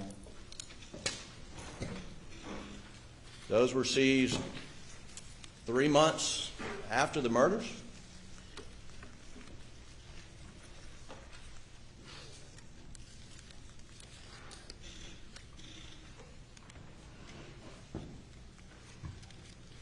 Hang on a second. 9/13/2021 Okay. is the date that's written on it. We got June, July, August, September. 4 months after the murders. That's correct, sir. And do you know whether that property had been secured during that period of time? It had not been secured by law enforcement during that period of time. Do you know if any of that in front of you was on the property on June 7th or before? It was there the day we collected it. I can't answer that other question. And I understand you didn't collect any of that, correct? No, sir. And you don't know where it was collected from other than what you're reading on the envelope, right?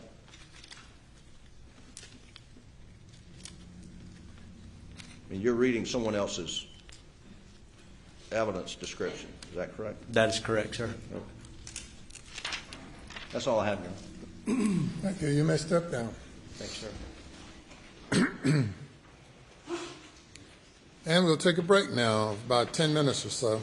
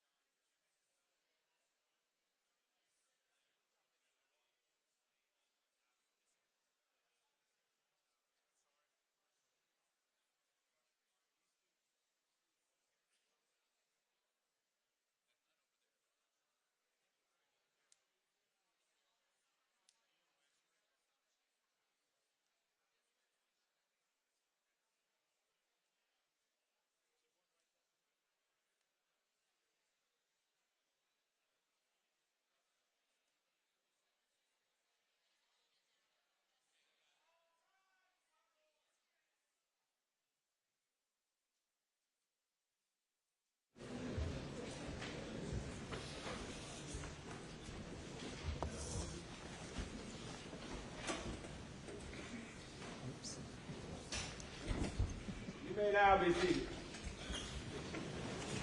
Partner going in my pocket that time.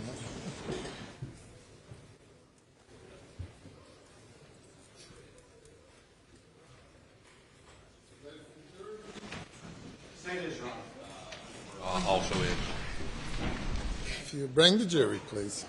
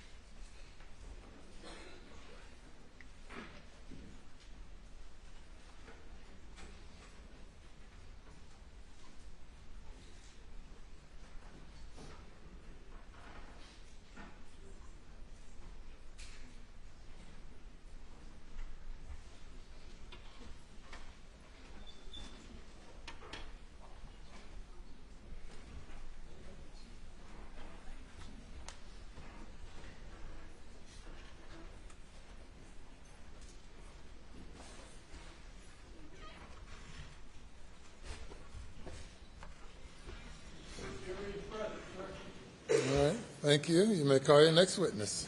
Thank you, Your Honor. Turn it over to Mr. Conrad. State calls Anthony Nisht.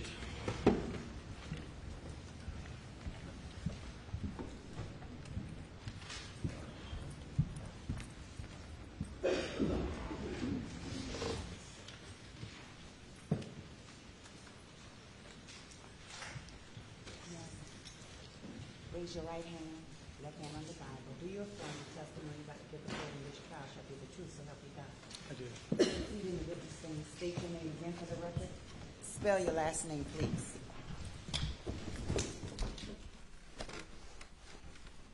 My name is Michael Anthony Knitch. Mr. Kenneth, how are you doing, sir? Great, how are you? Am I pronouncing that correctly? Knitch. All right. And where are you employed, sir? Verizon Wireless. And what are your duties there? In this capacity, I'm a custodian of records. All right. And so it's in its normal course of business, does Verizon keep records? That is correct. And does it keep call records? That is correct. Just generally speaking, what kind of records does Verizon keep in relation to phone accounts and call records? Subscriber information, cellular data, which could be telephone calls, text message, data sessions. Okay. All right, and these have been previously shown to counsel. I'm going to show you what's been marked as State's Exhibit 268. And I'm going to ask you if you recognize that, sir. I do. And what is that? State's Exhibit 268 is Alex Murdaugh's telephone number 803-942-1227. Okay, and have you reviewed the contents of that CD? I have. And what is the contents of on that CD? Subscriber information, cellular data information, text messages, anything related to billing purposes of Verizon Wireless. Okay, and was that were those records previously turned over to law enforcement? In request to a search warrant, they were. All right, and you've reviewed those records, correct? I have. After reviewing them, are those true and authentic copies of the records that are kept by Verizon? They are. Right. And those are related to Alex Murdaugh's Verizon account, sir? That is correct. With the number ending in 1227? That is correct. All right. At this time, State moves to enter Exhibit 268 into evidence. No objection, Your Honor. It's admitted. I'm going to approach and hand you State's Exhibit 269.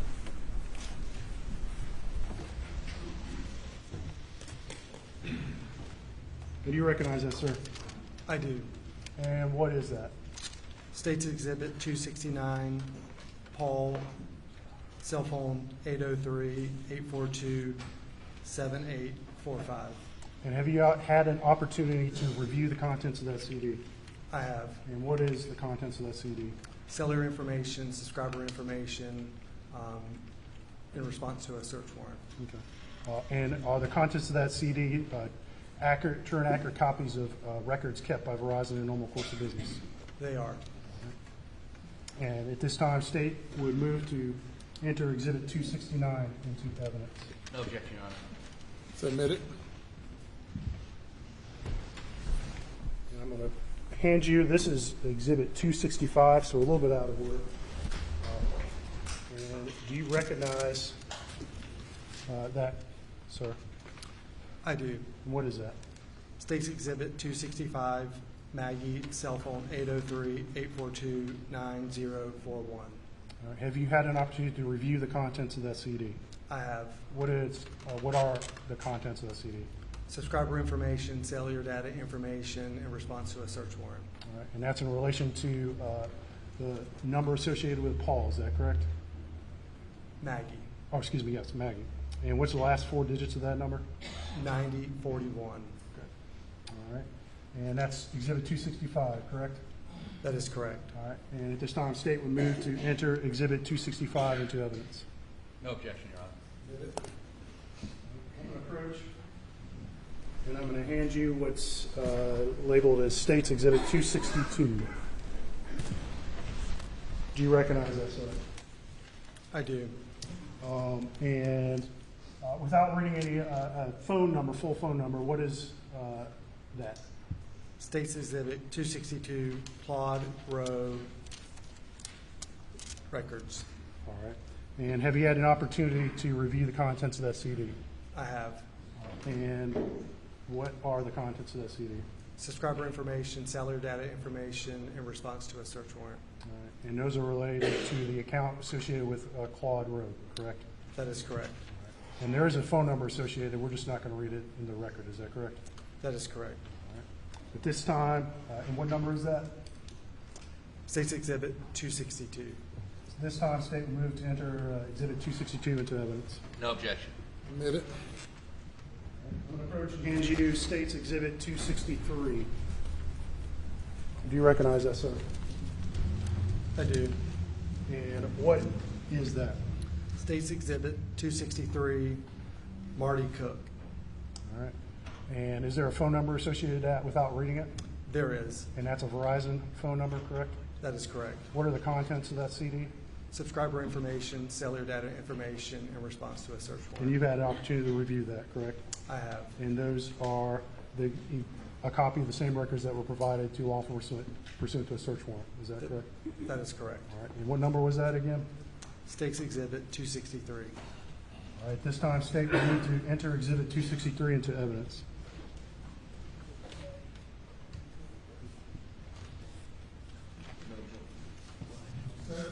I'm sorry, I couldn't. Whose number is that? State's Exhibit 263. What's the name on that account? Marty Cook. No objection. Submit it. All right. I'm going to hand you State's Exhibit 264. And do you recognize that, sir? I do. And what is that, sir? State's Exhibit 264, Rogan. All right. And is there a phone number associated with that? There is. All right. And we're not going to read that into the record, but have you had an opportunity to review the contents of that CD? I have. And what are the contents of that CD? Subscriber information, cellular data information in response to a search warrant. All right. And the contents of that CD are a accurate copy of the original records provided by Verizon to law enforcement pursuant to search warrant? They are. Okay. All right. And that's Exhibit 264, correct? Yes, sir. All right. At this time, state will move to enter Exhibit 264 into evidence. No objection. Submit it. I hand you is marked as State's Exhibit 266. And you recognize that, sir? I do. All right. And what is that? State's Exhibit 266, Connor Cook records. All right. And is there a Verizon associate and account associated with those with Connor Cook? There is. Have you had an opportunity to review the contents of that CD? I have. All right. And what is the contents of that CD? Subscriber information, cellular data information in response to a search warrant. All right. And that's a true and accurate copy of the records originally provided by Verizon to law enforcement pursuant to search warrant? That is correct. All right. And what's that number you have again? State's Exhibit 266. All right, at this time, state will move to enter Exhibit 266 into evidence. No objection. Admit it.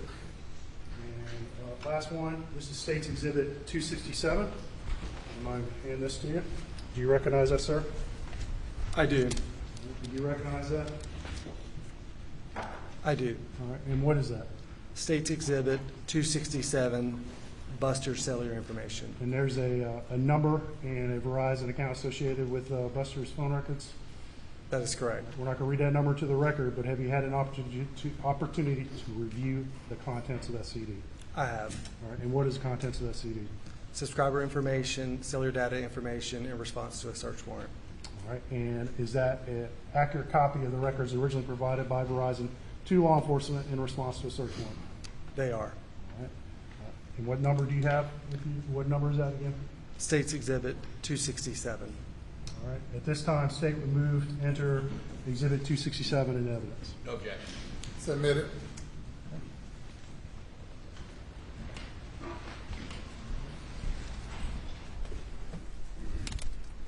I'm going to hand you, this is marked as on the back, as State's Exhibit 270. Do you recognize that, sir? I do. Okay. And what is that? This would be a key that is used to explain the VoLTE call detail with cell site explanation. And is that originally come from a PDF provided with each of these search warrant returns? That is correct. And so that document will be found on each of those CDs, correct? That is correct. All right, and this is just a printed out version. That is correct. But is it exactly similar to the explainer on contained on those CDs, correct? Yes, sir. All right. And at this time, state would move to Exhibit 270 into evidence. No objection. Submit it. All right, sir. So let's talk about that document you have in your hands. I think you told us kind of what it is, but can you give us a little more detail? What does that do, and how does that help someone looking at these records? In response to a search warrant, Verizon provides a key to be able to read the records that were provided. So this particular record is a VoLTE call detail record key. Okay. All right. I'm going to take this to you, and I think the Elmo is still up.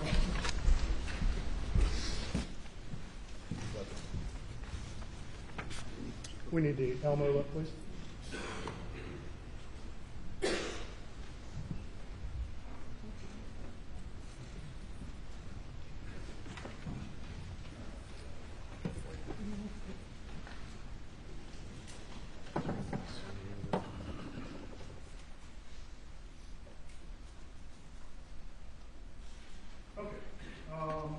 So looking at Exhibit 270, State's Exhibit 270, we see several columns of information across that. Is that correct? That is correct. Okay. Can you read from your screen there, sir? Can you read some of that information? Yes, sir. The first column is record open date and time. The second, would you like for me to read across? Well, let's lay a little more foundation. The records that are provided on those CDs, and they're in digital format, correct? That is correct. And what program are they sent in? Excel. Okay, Excel format. That's a spreadsheet, correct? That is correct. And so when we look at these records, they're all provided in columns in an Excel spreadsheet, correct? That is correct. And each column going left to right is a different sort of information that is on the records, correct? That is correct. All right. And so we'll look at an example in a few minutes, but this is the key to look at to understand what each column is in reference to, correct? That is correct. Okay. So let's look at the far left column, and I believe that says record open date time. What does that mean, sir? That would be the date and time the call record transpired in local time. In local time, okay. And what's the second column from the left? That would be the date and time the call transpired in Greenwich Mean Time. Okay. In Greenwich Mean Time, is that also known as universal time? That is correct. And on June 7th of 2021, do you know the approximate offset for local time and Eastern time with Greenwich Mean Time?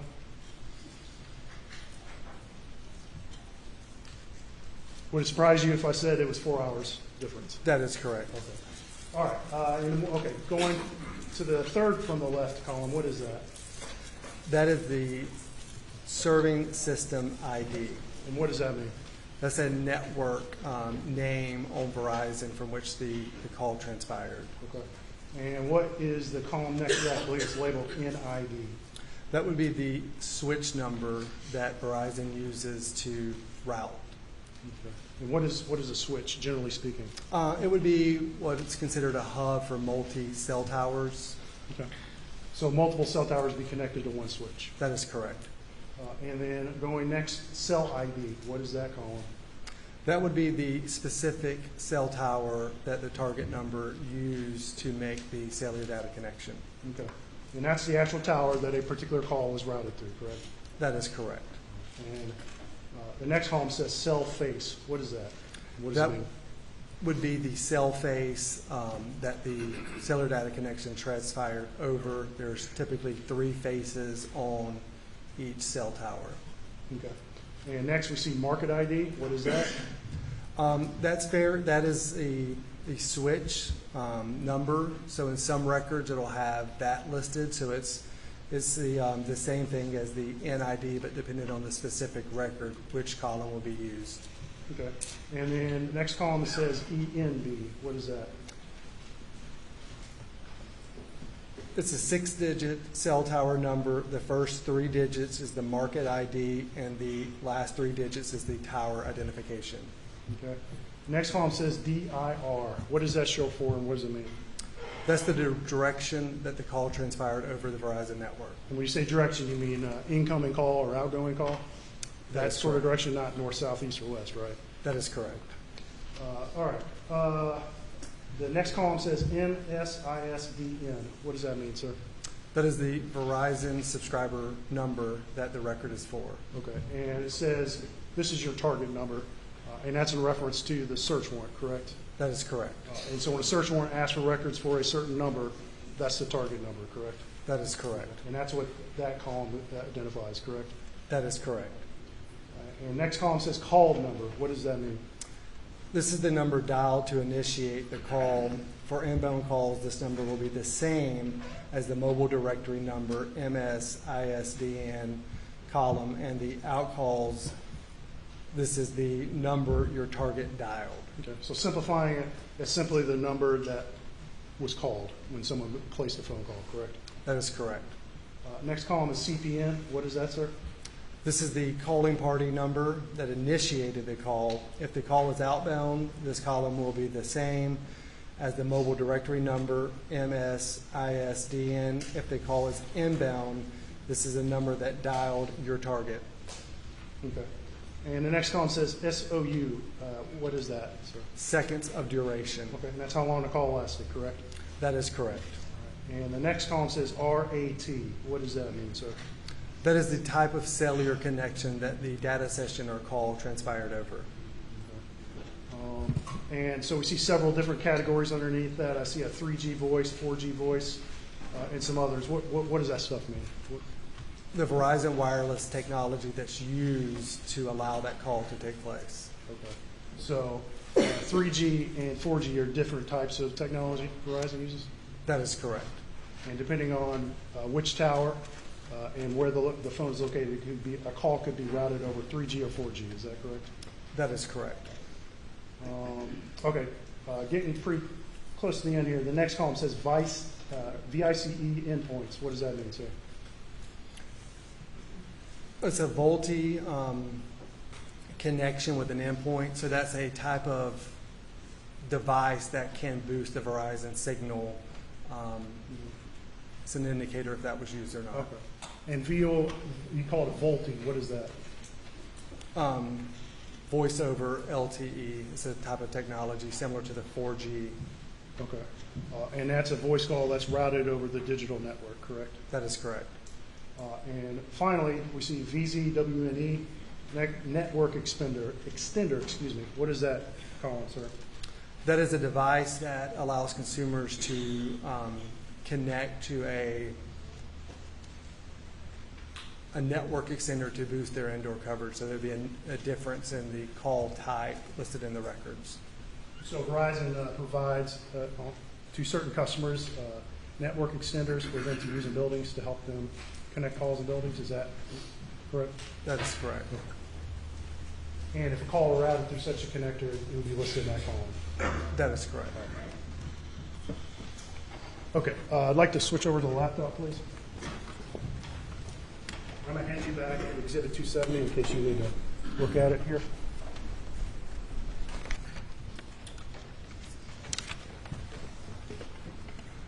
All right. And I'm going to pull up some of the records that were provided that we just talked about on those CDs. And the first one I'm going to pull up is the one associated with Maggie Murdaugh, and her number ends in 9041. And I believe that comes from Exhibit.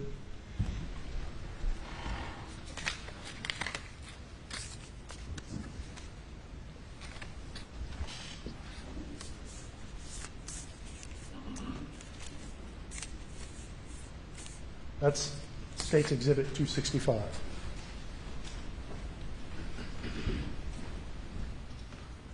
And let me get rid of the annoying. Okay, so we're going to scroll down, and we're going to talk about a couple of these calls just so the jury understands or can understand some of these records.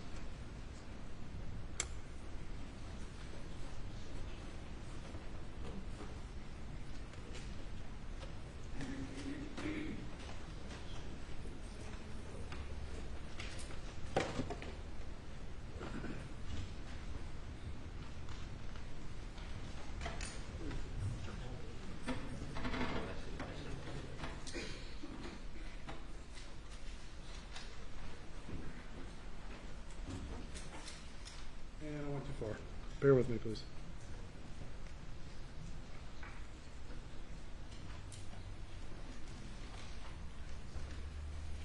Okay, I've highlighted column 1846 on this spreadsheet. Can you see that, sir? I can. Okay. So let's walk through this particular call. All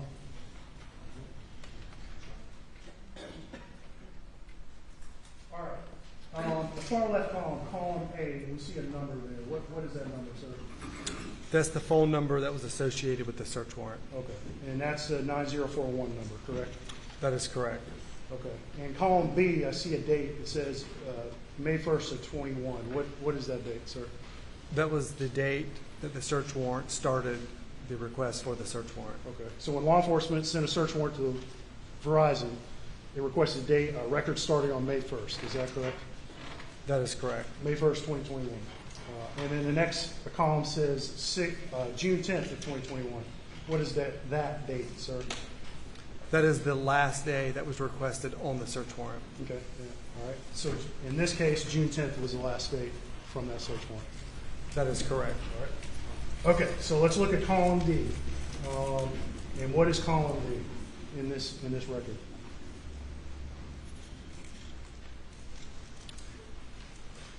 That is the time that the actual call took place in local time. Okay. And what time is that? 1950 and 20 seconds. All right. Can you convert military to civilian time? Are you good at it? I am not good at it. Okay. So generally you subtract 12, is that correct? That is correct. So would that be 7:50 p.m.? That is correct. Okay. All right. And then the next column, we see it says June 7, 2021 at 23:50. What is that column? That's the record in Greenwich Mean Time. All right. And so that's in the universal time, correct? That is correct. And can you convert that to local time? Well, subtracting 12, would it be 11? It would be 11:50 p.m.? 50 p.m. All right. Next column, there's a digit that says 13. What is that digit, sir?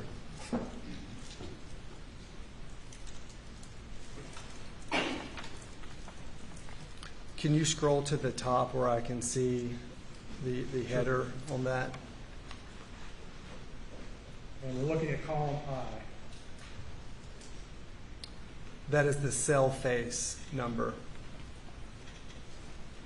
All right. And so that is the direction based off what you previously testified, that is the direction the call is in the sector from the tower, correct? That is correct.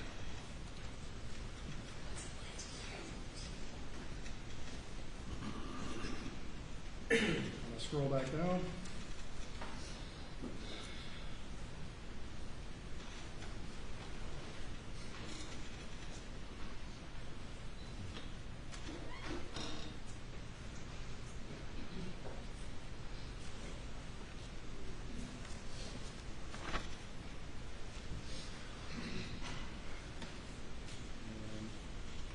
Bear with me, please.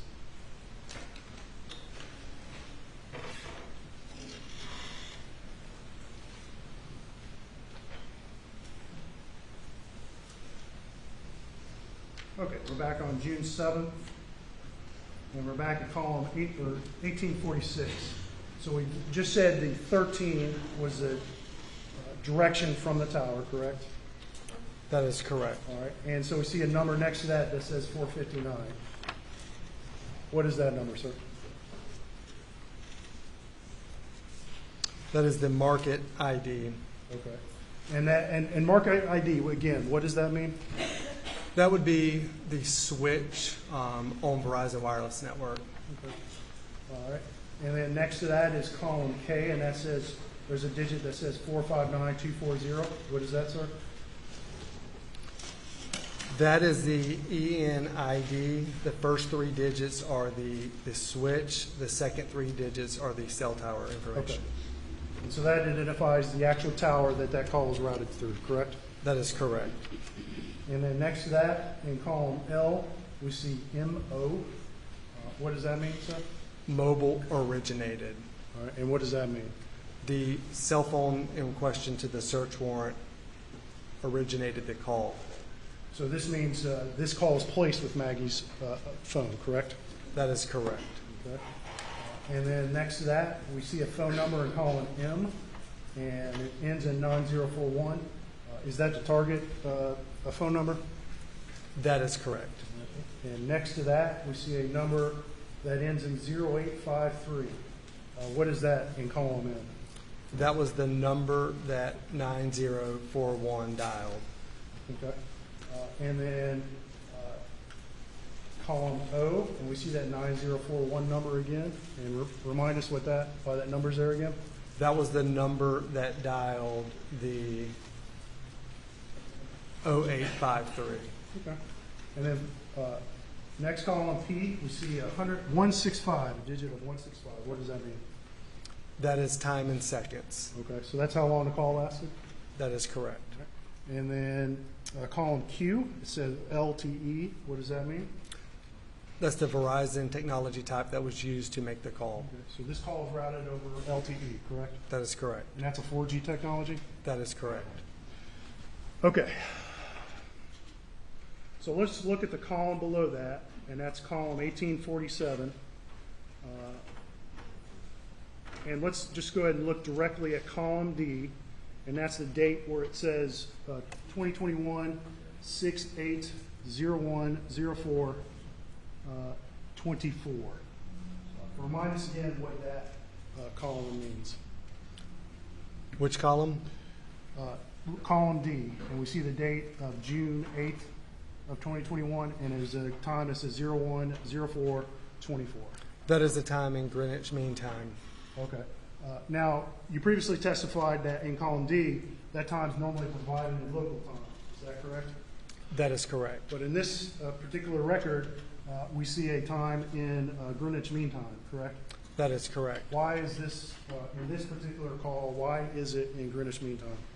Because this call connected to Verizon, but the call was not answered on the cellular connection and routed to voicemail.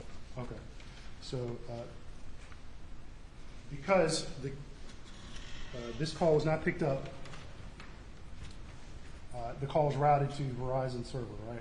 That is correct. And because of that, Verizon records the record in Greenwich Mean Time. That is correct. But I hate to do this. Let's convert that back into local time. So subtract 4 from 010424. And would that yield a time of 9:04:24 in Eastern Time, sir? That would be correct. Okay. PM, correct? That's correct. Okay.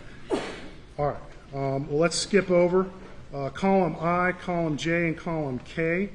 I believe you said previously column K was the digit associated with the particular file it calls routed through, correct? That is correct. Well, here we see in this one NA. Is that what that says? That is correct. What does that mean? Why does it say NA?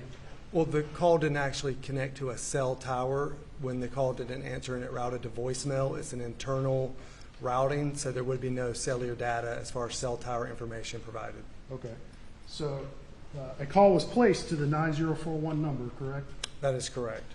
And the 901 phone most likely rang, correct? That is correct. But no one answered.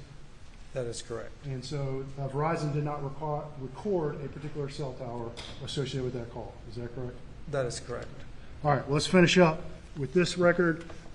Column M, again, that's the target number, correct? 9041. That is correct. All right, and then we see in column N, as in November, 9041 again, the same number. And what does that mean? That means the 1227 number dialed the 9041. Okay. All right, and no one answered, correct? That is correct. I skipped over column L. It says MT, and what does that mean? Mobile terminated. Okay, and so that call was not in fact completed, correct? It was forwarded to voicemail. Okay. All right.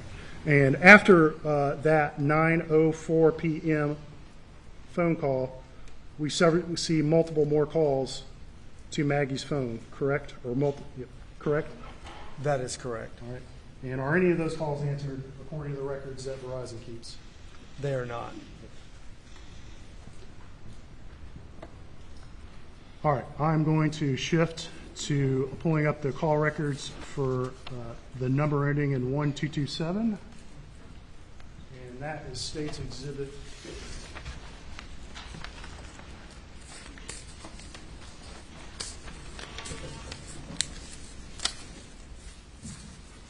268, and that's the number associated with Alex Murdaugh's phone, correct? That is correct. All right, bear with me.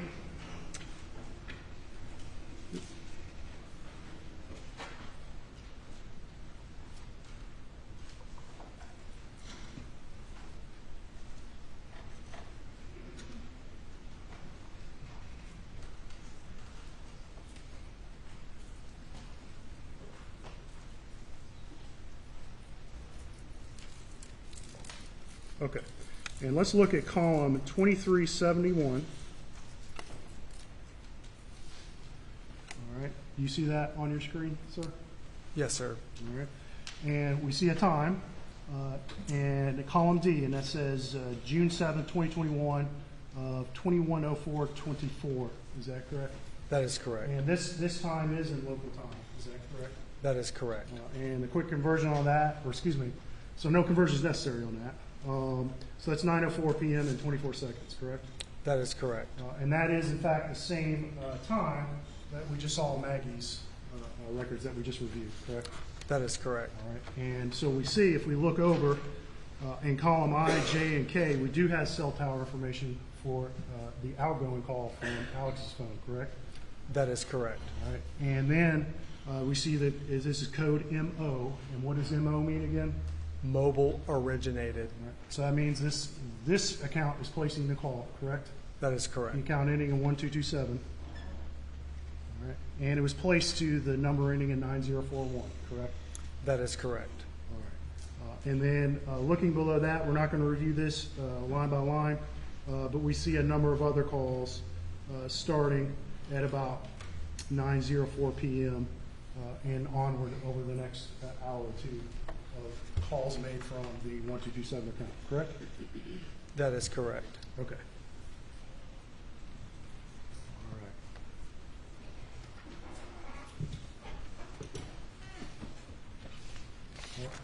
No? Okay. No further questions from the state for this witness. By the defense.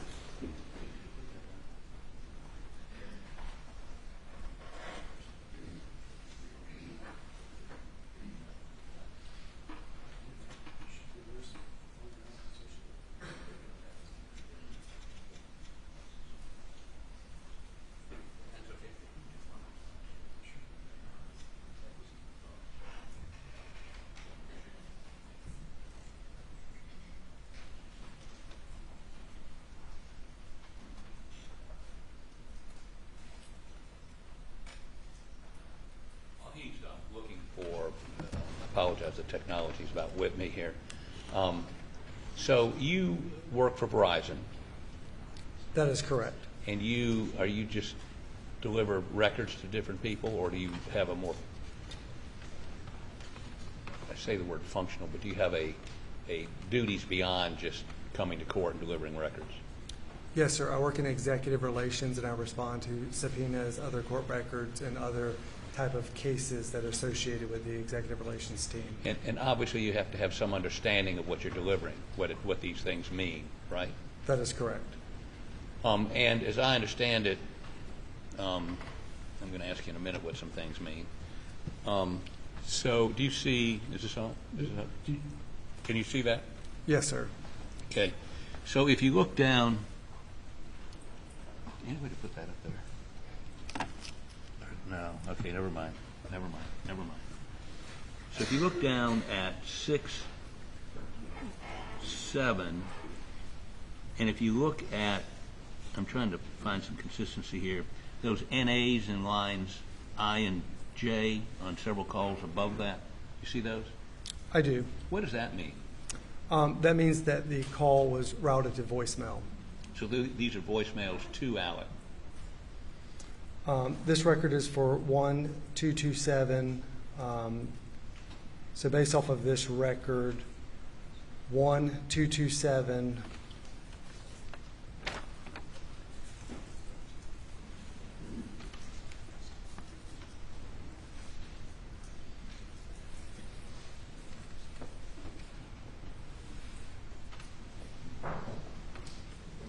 So like that call that dialed the 9041, but it was routed to voicemail. Okay, that's him dialing out. But what about if you go up to 6, 7 at 2208? Is that a call out or a call in?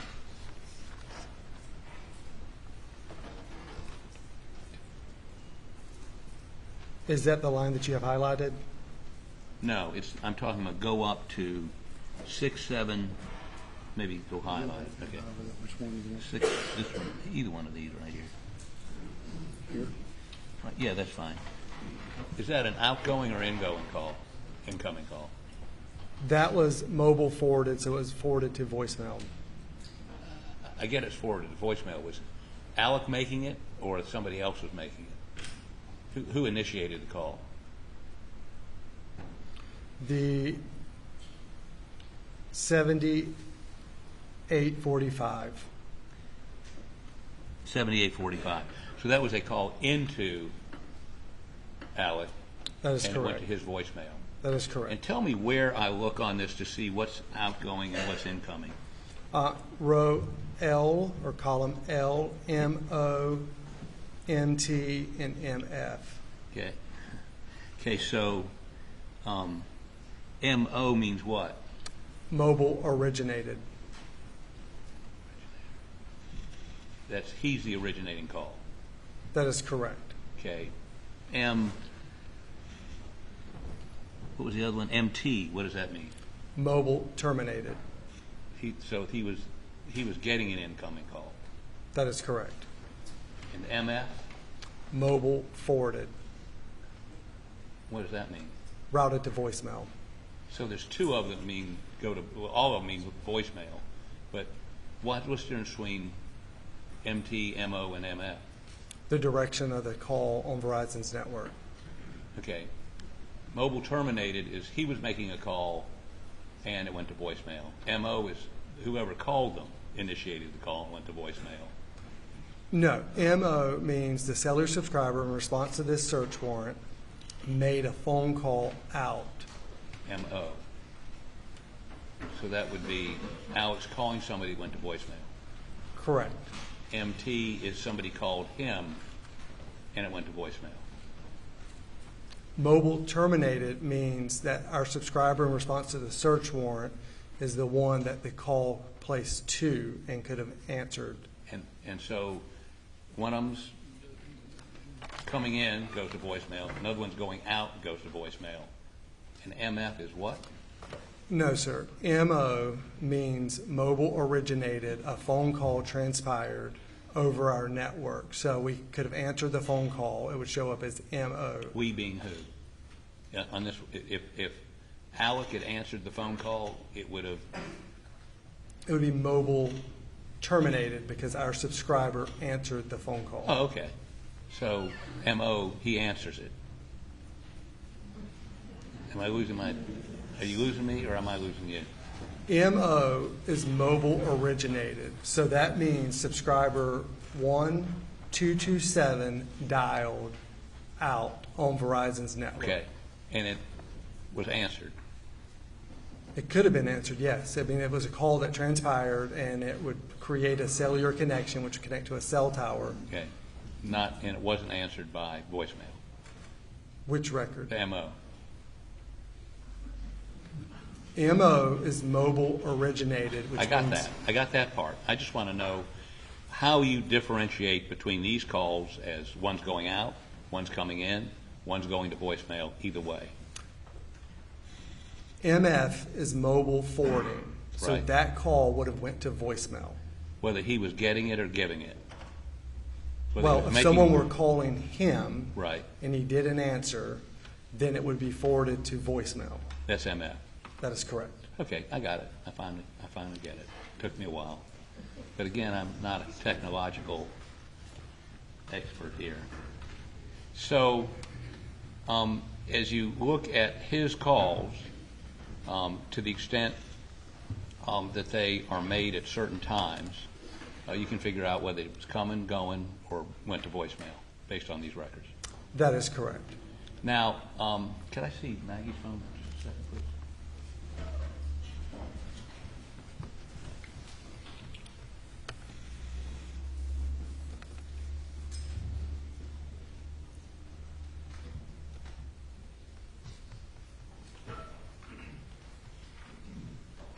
Is there any time yours? Yeah, let's look at 6-7.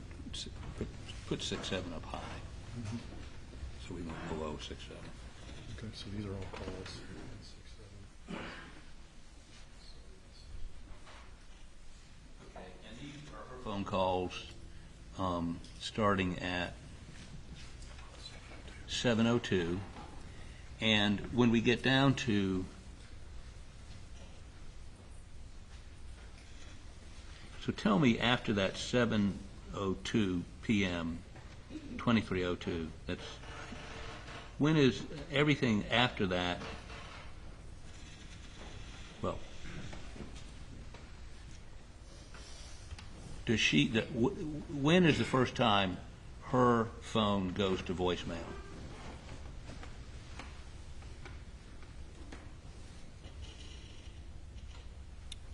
The 2340 call went to voicemail. Then the next call log after that is a mobile originated, which means there were 2 outbound calls made. And then after those 2 calls, the rest of the calls were routed to mobile telephone number 9041's voicemail. What's the last time she made a call out?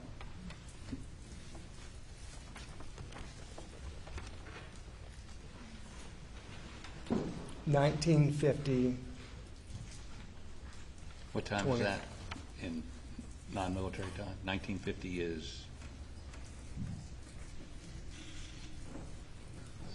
what? 7 p.m. 7:50 p.m. That's the last call she makes out, right? That is correct. What about the last call she received and answered?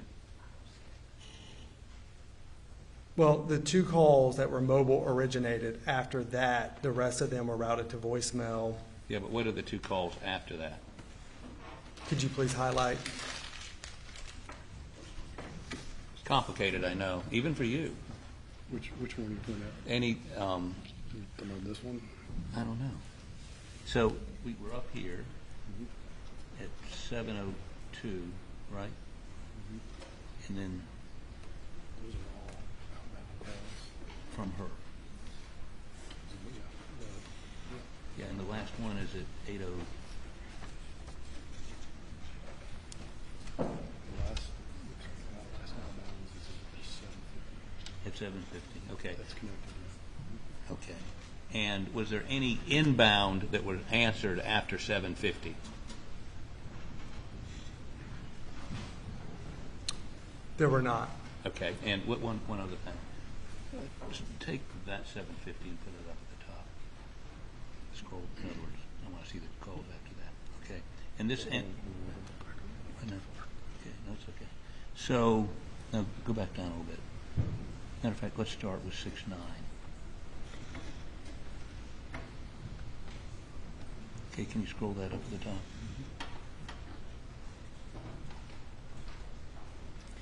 So how about look at this for 6-9 and 6-10, and it stops at 6-10. Are there any outgoing or incoming or, in other words, any outgoing call, first of all, from that phone after on 6-9? Mobile telephone number 9041 did not place a call outgoing. Okay, what about any incoming calls? The rest of the records are incoming calls that were routed to voicemail. Voicemail, so the calls coming into her get routed to voicemail, no calls after on 6-9 or further. Okay, That is now, correct. let me ask you this. Text messages, are they shown on these records? You charge for them, right? They are in a separate record, yes. Were you asked to produce those? They are in the file. They're in the file. It's just we're not looking at them here today. That is correct. And are they reflected on this kind of same format? Very similar. They have a separate key to translate exactly what each column and row means. Okay. But you've produced those text messages for all the phones we've talked about here today. That is correct. Were any other phone records subpoenaed from you other than the ones that have been put into evidence? The only ones that I'm aware of is the ones that I have been, I received the records of. Did you ask for more records than these? I did not. Did the search warrant designate records other than these? We would have to review the search warrant. You don't have it with you? No, sir. Okay. Beg the court's indulgence for just a moment.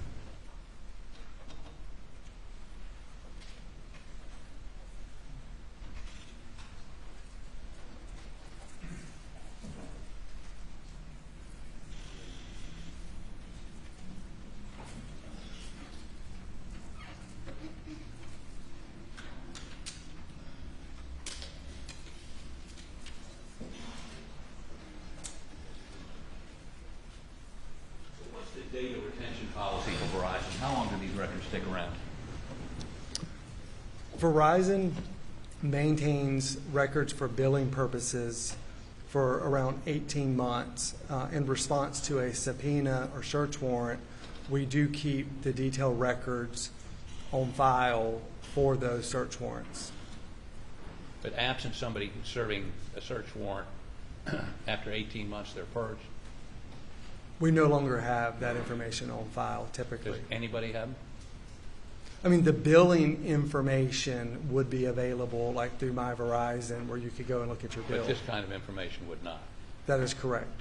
Okay, and when you indicate these calls went to voicemail, how long does a phone ring before it kicks into voicemail? There's no set time. Who sets it? Well, it depends on how long it takes the network to locate the call. So when you hear a ring, when you're dialing someone, it's really just the network trying to locate. So the phone itself may never ring if the network can't find you. And that may take 2 or 3 or 4 rings? It could take 2, 3, up to 6. So when my wife accuses me of being impatient and hanging up on her before she gets to answer the phone, you just told me it's because the network, in many instances, has not connected with her phone yet. The network is locating your phone. When you hear the ringing, the network is locating where you are on the network. And that could take a while. And so if I'm hearing 5 rings and figure she's not going to answer it, I want to leave a voicemail, I hang up. And so there's no voicemail. It's just an incomplete call on your records. Well, I mean, if she didn't answer your phone call and let it go to voicemail, then it would ring out if the network. Maybe I don't found you. want to leave a voicemail. It's rang 4 or 5 times. I hang up before she can get to the phone. Sure. That solves a mystery. Thank you. All right. One quick question, Your Honor. Just to clarify, when the Verizon records indicate that a call is routed to voicemail, I believe you previously testified that could mean the phone itself rang, correct? That is correct. But there's another condition the phone could be in as well. If the phone is turned off and someone dials that number, what would the Verizon record indicate? It would route to voicemail. And it would look exactly the same, correct? Yes. And there's no way to look at these records and tell whether a phone is off, just not answering, or potentially shut off or otherwise not connected to the network, correct? That is correct. Okay. That's all from the statement. Thanks, Don. One further. What about if it's in airplane mode? Would the same thing happen? Goes to voicemail, right? Airplane mode, it doesn't ring, doesn't answer. It goes. Would it go to voicemail? The network would still try to find where you're located. So if you're in airplane mode, the network may not know where you are, so it would still attempt to ring. And these records don't give you any GPS location on phones, correct? You can't get that GPS.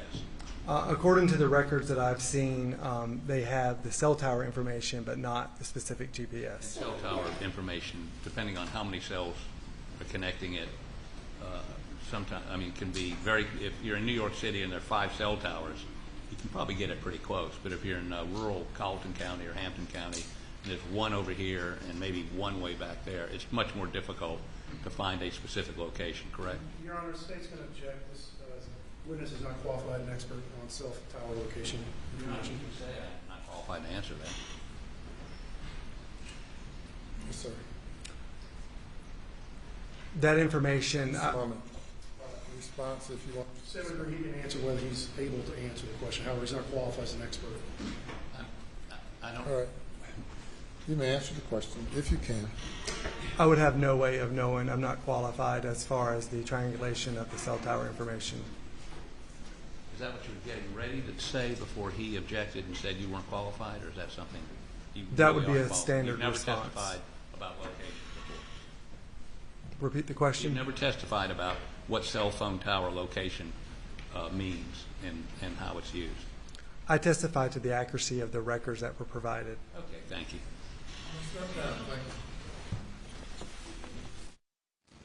Call your next witness. State calls Paul Managle.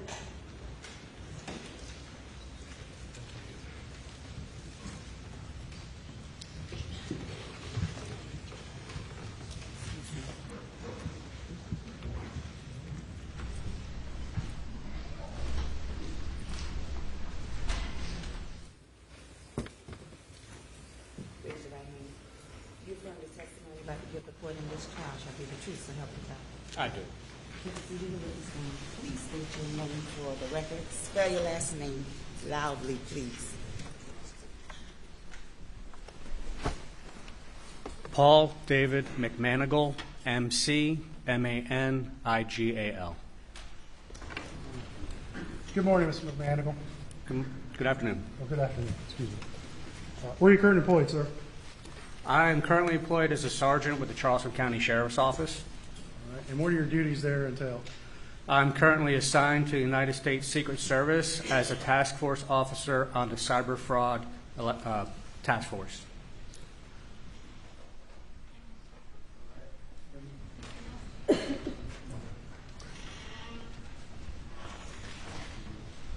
All right. And generally, in your work on the cybercrimes task force, what does that entail? I'm a digital forensic examiner, so I'm responsible for gathering electronic data from computers, tablets, cell phones, DVRs, vehicle infotainment systems. All right. And when you say task force officer for the state, for the Secret Service is a federal agency, is that correct? That is correct. But you're actually paid and are still an officer with the Charleston County Sheriff's Office, is that correct? That's also correct. Okay. In this case, you provided some records in June of 2021 by an individual by the name of Dylan Hightower, is that correct? That is correct. And what did he provide you? He provided me with a electronic extraction from a cell phone that was extracted as binary data and not yet processed by forensic software. All right. And when he provided that to you, did he tell you which phone it was from? I believe he said it was belonged to Alex Murdaugh. Okay. And that's the one he extracted from Alex Murdaugh on June 10th of 2021? That is correct. And what role, what did you do with that information that he provided you, or that data? I was asked to redact potential client lawyer privileged information by reducing it down to a certain time frame that was more pertinent to the case and potentially reducing any privileged communication. And did you make the decision of what to remove and what not to remove personally? I did not. The decision of what to remove was made by Price Summer with the Ninth Circuit Solicitor's Office. And she's an attorney? She is an attorney. All right. And you then produced a redacted copy of the digital evidence, is that correct? That is correct. And you provided that back to Dylan Hightower?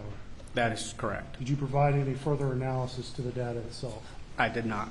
Did you redact any call logs from that data you're providing? Call logs were not redacted at all. All right. Let's move on. You've also been involved in one other aspect of this case.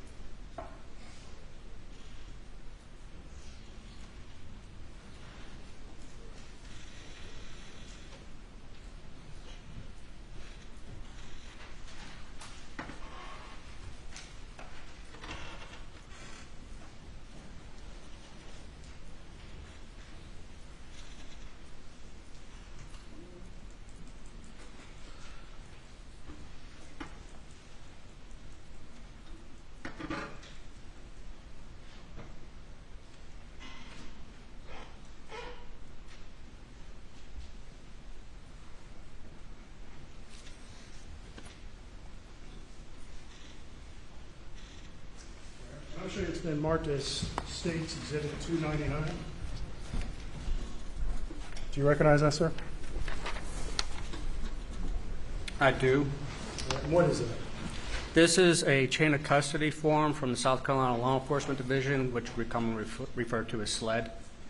All right. And do you see any handwriting on there that is yours? I do. All right. And what date did you sign that form? June 9th, 2021. Okay. And that form is related to what phone exactly?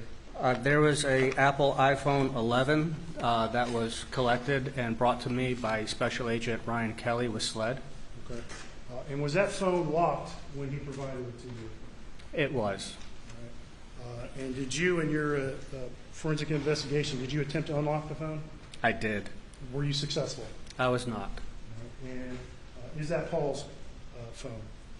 I believe it was, yes, sir. Okay.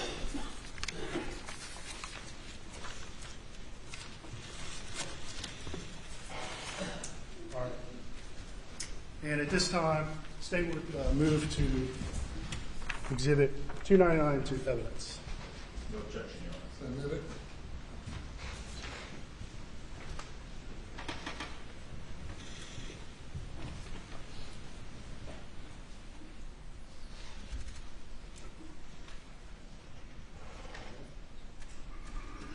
I'm going to hand you what's been marked, excuse me.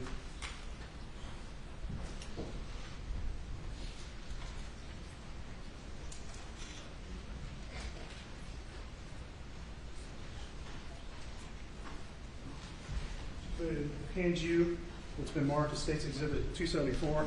This is going to be for ID purposes only. Now, let me ask you if you recognize that, sir. I do. And what is that?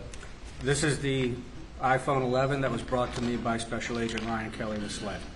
And that's the phone you attempted to unlock but were unsuccessful, correct? That is correct. All right. And I believe on that bag there's an orange sticker. Do you see that, sir? Yes, sir, I do. What is that orange sticker? This is a sticker I place on devices that I have attempted to process or processed successfully. Okay. And at this time, State's going to move to put this in as ID only. Objection, ID only, Your Honor.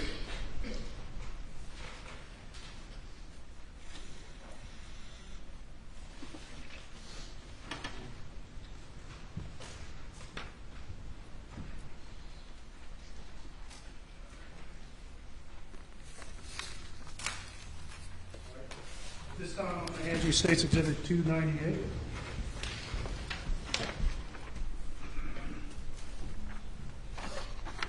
Do you recognize that, sir? Yes, sir, I do. And what is that? This is also a chain of custody report from the South Carolina Law Enforcement Division, SLED. All right. And do you recognize your signature on that form, sir? I do. What time? What date? Excuse me. Did you sign that? This is August 12th, 2021. And what does that form signify? This is the date I returned the phone to Special Agent Kelly. And at this time, State would move to place Exhibit 298 in evidence. Objection, Your Honor.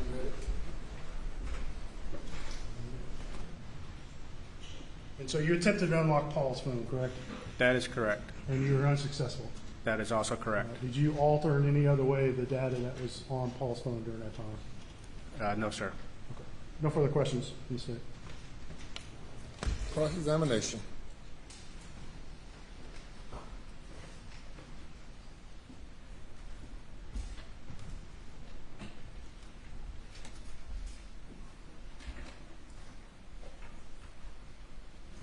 Good afternoon, sir. My name is Philip Barber. I'm one of the attorneys for Mr. Murdaugh.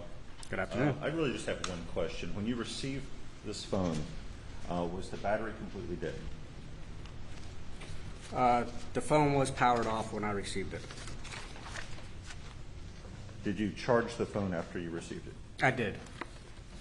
But do you know whether or not it was completely dead, battery dead when you received I it? do not recall if the battery was completely drained. No further questions, Your Honor. Anything further? Nothing from the State. Thank you. You may step down. Thank you, Your Honor. Call you next, please. Please court. State calls John Van Outen.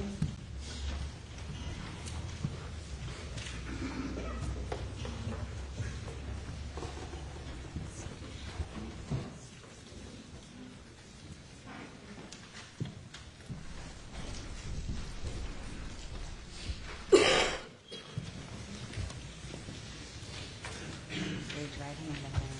Do you affirm the testimony about to give the court in this trial shall be the truth, so help you God? I do. Take a seat and you stand. State your name again for the record. Spell your last name.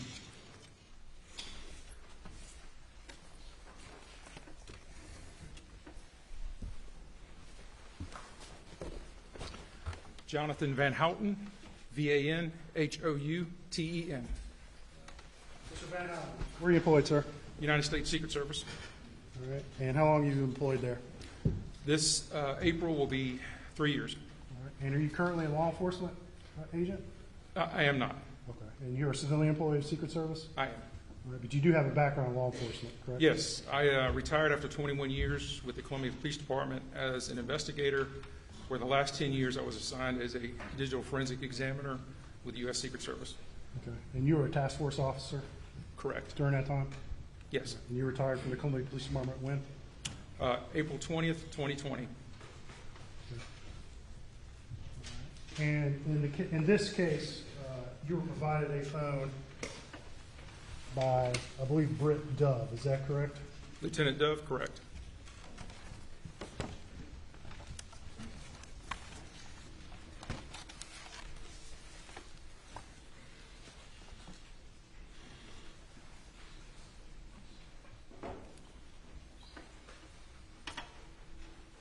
I'm going to show you State's Exhibit 271. I want to see if you recognize this document, sir. This is the SLED law enforcement, or Stock County Law Enforcement Division chain of custody that was submitted to me by Lieutenant Dove. All right. And do you recognize your signature on that form? I did sign this form. What day did you sign that form? March 21st, 2022. Okay. All right. At this time, State would move Exhibit 271 into evidence. No objection, Your Honor. Admit it. Okay, I'm going to hand you State's Exhibit 272. Let me see if you recognize that, sir. This is an evidence photo that I acquired of the device that was submitted to me. You took that picture? I did. And do we see a sticker on the back of that phone? There is a yellow sticker on the phone. What is it? Can you read that sticker, please? It appears to be some type of case number, evidence number, identified as an Apple iPhone, the model number with a SIM, and an agency case number. And if you just read the case number and the item number. 7021-0204, item number 10. Thank you, sir.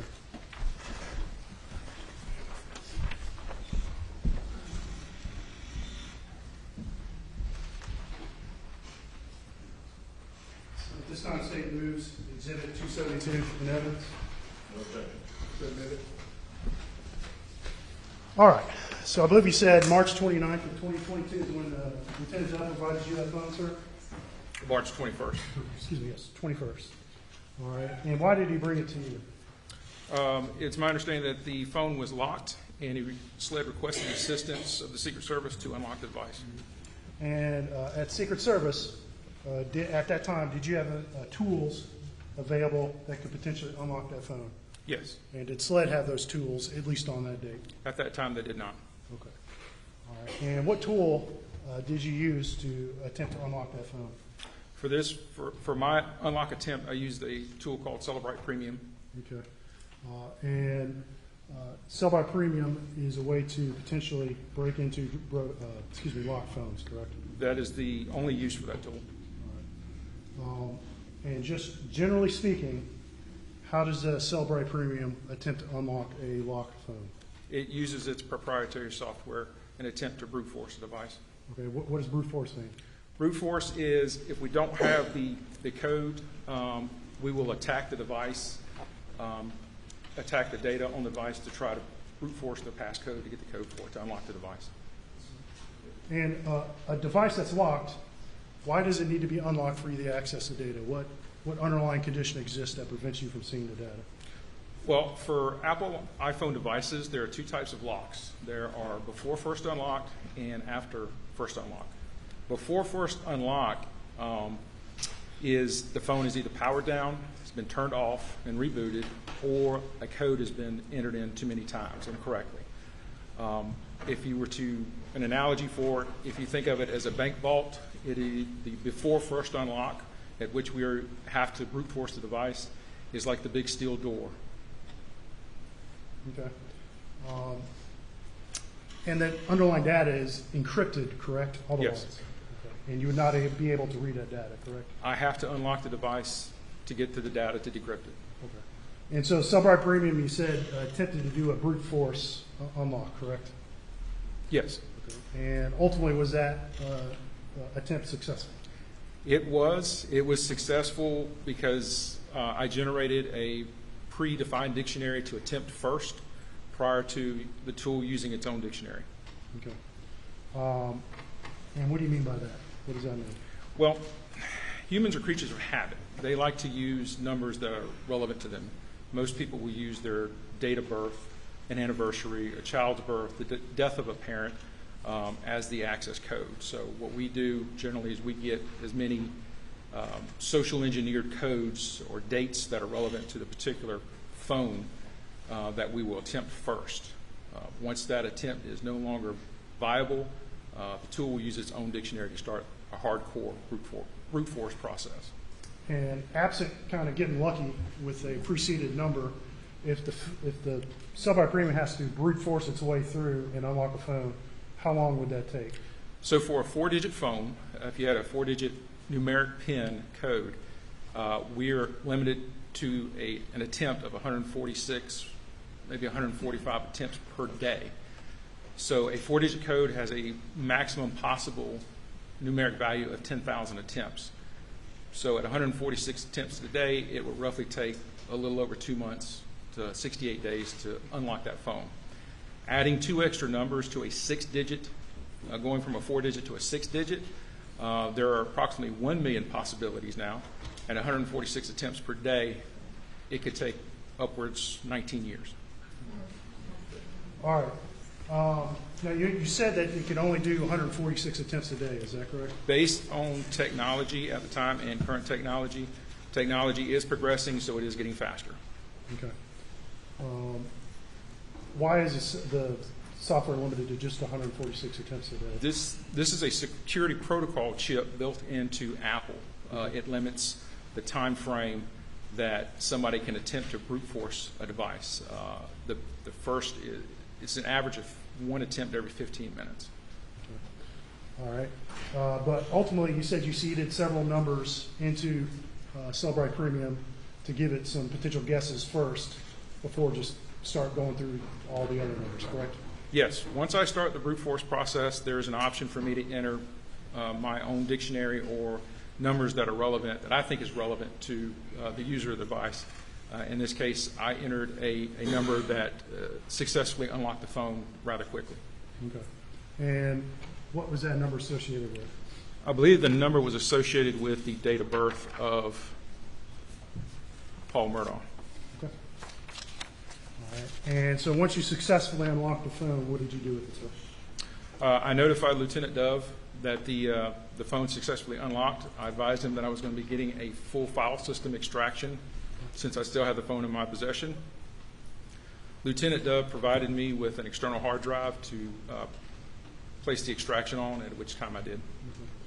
So you did a full file extraction and placed it on a hard drive, correct? Correct. Now, did you examine the contents of that full file extraction? I did not. SLED has their own examiners.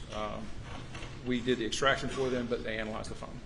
And so the data you placed on a hard drive and provided to Brick Dove, is that substantially the exact same data that you extracted from Paul's phone? It is. Okay. Is it changed in any significant manner? It has not.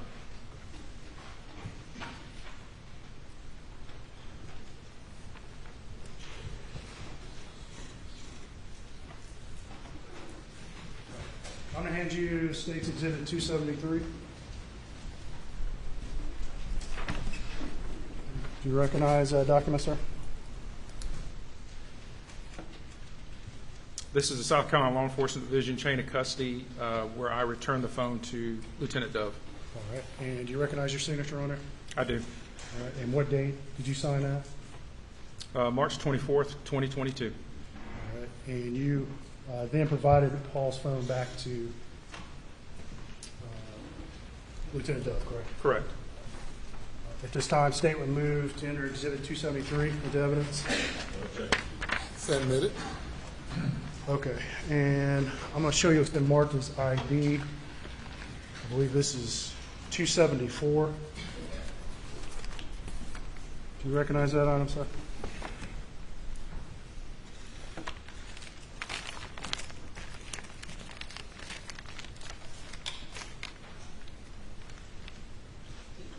Yes, this is the phone I received. Okay, and that sticker on the back? It matches the photograph that I took. Okay. The photograph we put in evidence, the sticker on his phone matches that, correct? It does. Okay.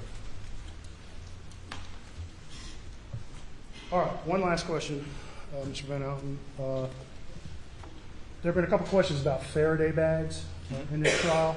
What is a Faraday bag, sir? A Faraday bag is basically what it is a bag that shields electronic signals from entering or exiting the bag. Okay. And what is the danger, by placing a phone in a Faraday bag, what is the danger you're trying to prevent? We're attempting to prevent a remote wipe or remote destruction of the data on the device. Once law enforcement takes a phone into evidence or custody, are there other ways to prevent a remote light? Absolutely. Powering the phone down completely, not leaving it plugged to a charger, removing the SIM card, or the easiest is to place the phone in the airplane mode. It'll disable the cellular data and the Wi-Fi signal. And you said that the danger is the phone could be remote light. Yes, somebody with the account username and password could log into the iCloud account and set a remote signal. That signal will remain on the tower or on the network until the phone is reactivated. So, yes, somebody would have to have the username and the password to log in to commit that offense. Okay. And was the phone that you did an extraction of, was it light when you received it? It was not. Nothing further for the state for this. Cross-examination.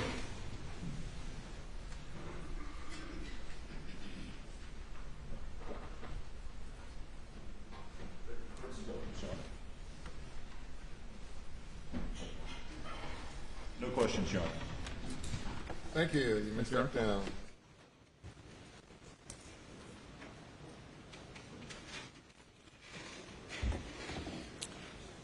We will recess until till 2:15. Recess till 2:15. Please do not discuss the case.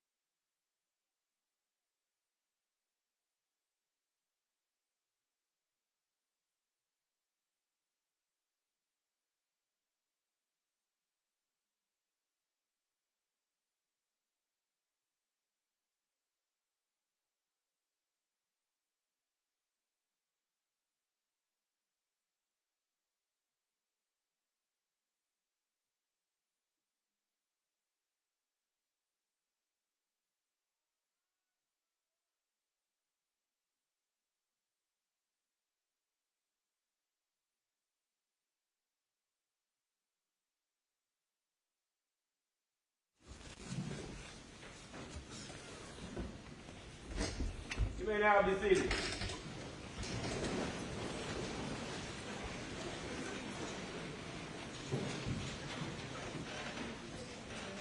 Yes, sir.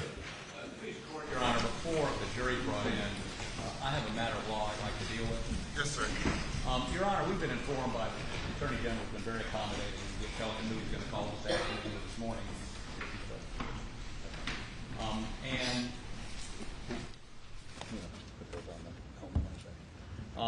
One of the witnesses would be Brett Dove. And Brett Dove, I think they'll agree, is the person that did retrieve the extract from, you heard the Secret Service agent this morning, and did some analysis on it. I'd like to show the court. Is this working? Can I have the online, please?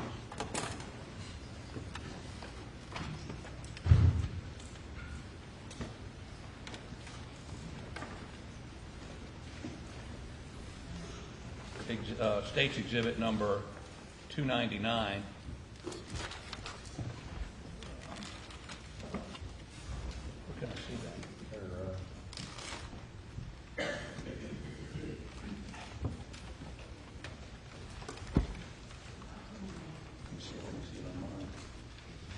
Okay, and this is, wait, just let me have you push it up in just a minute. You don't need that. That's a receipt of property for Paul Murdaugh's phone, and if you'll slide the thing down a little bit, no, the other way. You'll see that Bobby, what's his last name, Bancroft, received it from David Owens, who gave it to Bobby Bancroft, who then gave it to who? R. Kelly. Right. And then Paul McGonigal, we heard from this morning, gave it to, he was at the Charleston Sheriff's Office, gave it to, whose name is that?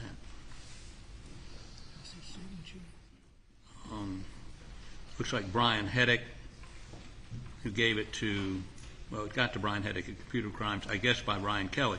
The point I'm trying to make, Judge, let me show you the second page, is there are a number of people in the chain of custody on this phone who haven't testified yet.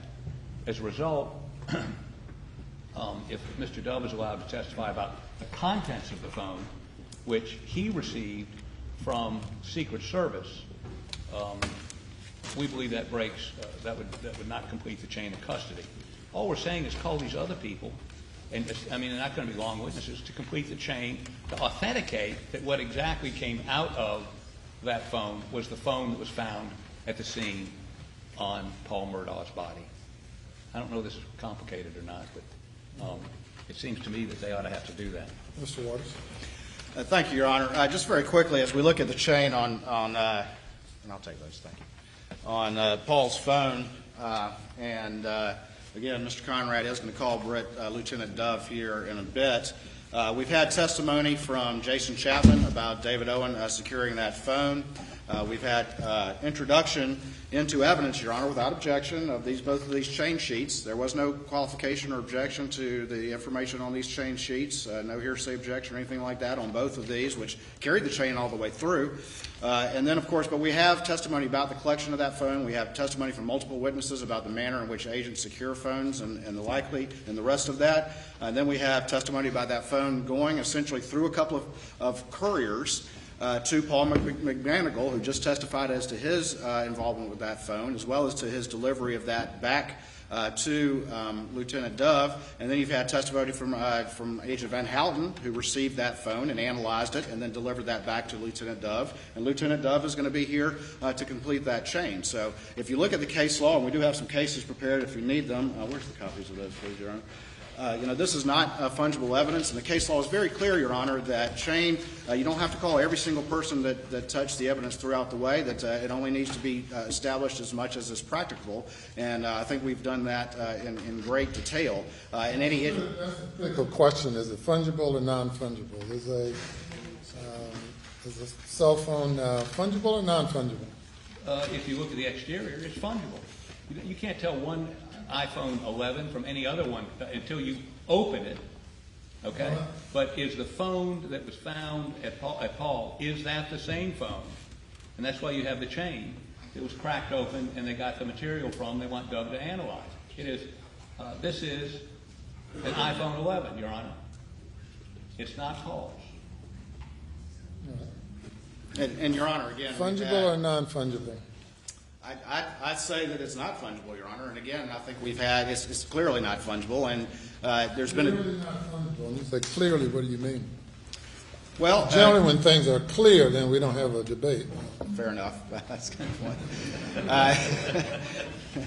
I strenuously object, Your Honor. I apologize. But anyway, Your Honor, when you look at something like cell phone evidence and you look at the class of types of evidence that are clearly fungible, those two are I think, different in the manner in which they exist and the manner in which they are. And I'm not aware of any case that's ever held a cell phone as to be fungible. It is a physical item. Additionally, this particular one, I'm sorry, John, what does that say? And additionally, this particular cell phone has a serial number and an IMEI that is specifically identifiable. The cell phones are not fungible. They are specific. They have specific identifying information like that. And so, again, I think that given the weight of that and the weight of what we have established, we more than established the chain. No, chain of custody. I'm sorry. These. I'm sorry. I apologize. Your Honor, I note on this chain of custody, there's no serial number, there's no IME number, there's nothing on these documents. If you're happy, it's State's Exhibit 298 and 299. There's nothing on these indications. It's matter of fact, the description is Paul's cell phone. There's no identifying data on this whatsoever. And by the way, I think we've been sort of lax. We should have asked all these witnesses how they know it was this cell phone. They never testified to serial numbers. That's water over the dam, under the bridge. But perhaps I should have asked that.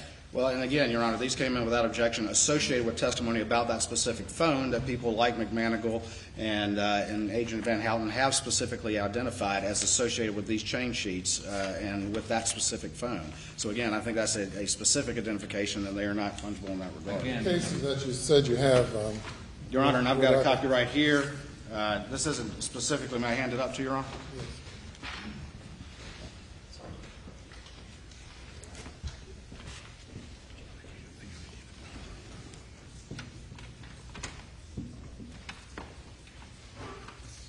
Tell me about the case. State v. Pulley, yes, sir. All right. And again, this is just a general, this isn't related to cell phones in specific, but it does talk about, establishing the chain of custody as far as practicable. And again, it talks about where the evidence establishes the identity of those who have handled the evidence and reasonably demonstrates the manner of handling of the evidence, which we've had testimony as to both of those. Our courts have been willing to fill in gaps in the chain of custody due to an absent witness. Proof of the chain of custody need not negate all possibility of tampering so long as the chain of possession is complete. It goes on, Your Honor, and that, I apologize, that was from Head Notes 4, 5, and 6. It goes on to talk about a perfect chain of custody is not required. I think the evidence here on the whole has been more than sufficient to establish the chain. And additionally, even beyond that, I think that none of that precludes Lieutenant Dove to testifying about, given the foundation that's been laid, to testifying about the contents of that extraction pending any additional witnesses that will come in. I don't think that's precluded at this time either. He can still go forward and testify as to the extent of his testimony about that extraction, and certainly understanding that any additional witnesses are still forthcoming. So I don't think that precludes him from testifying as to the contents of that extraction. Your Honor, with all due respect to the Attorney General, the footnote says when establishing Head Note 4, when establishing chain of custody of fungible, bolded evidence where multiple people have handled or analyzed the substance, the identity of the individuals who acquired the evidence and what was done with the evidence between the taking and the analysis must not be left to conjecture. And there's nothing in any document we've heard or any witness that is specifically identified that I got cell phone M4381 and gave it to somebody else who said, I got that same cell phone because it had the same serial number. If that's not conjecture, I don't know what is. And again, what's the big hurdle here? He's got 3 people he needs to call.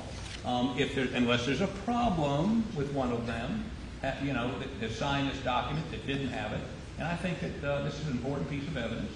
And we ought to just require what's required by this case and every other case where there's a fungible item. Your Honor, again, going back to Head Notes 4 and 5, testimony from each custodian of fungible evidence, however, is not a prerequisite to establishing a chain of custody. Again, we've had testimony about collection, we've had testimony about the manner of collection, and we've had testimony from those who actually analyzed it in the interim to get to Lieutenant Dove, who will then complete that analysis. So we've got testimony about collection, we've got chain sheets supporting that, and then we'll have every person who actually analyzed it. And I think that's more than sufficient chain to establish its admissibility at this time. Anything further? Last word. Nothing from the State, Your Honor. Nothing from the defense. All right. To the extent that this is a motion to exclude this testimony, the motion is denied. I do not believe that the portion of this case that State v. Pulley that says the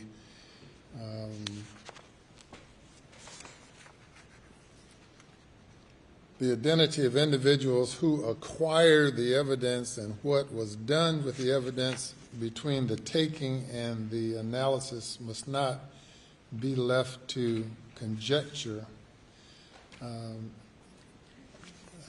I believe that a cell phone is not a fungible item, but it is complicated to the degree that there was analysis done with the cell phone, but the testimony, particularly the testimony of Van Houten, sufficiently establishes that this phone was not tampered with, could not be tampered with, and I believe that the State has sufficiently established a chain. Cases have held that a perfect chain is not necessary, and I believe the State has sufficiently established the chain of custody to the degree necessary that the next witness can testify. So I deny the motion, and the objection is noted for the record. Your Honor, make sure the record is clean. All due respect, we accept her from the ruling. I said it's noted for the record, yes. From the old school, I'm sorry. Yes, sir. Bring the jury. Your Honor, to be clear, we do have one interim witness before that witness will testify.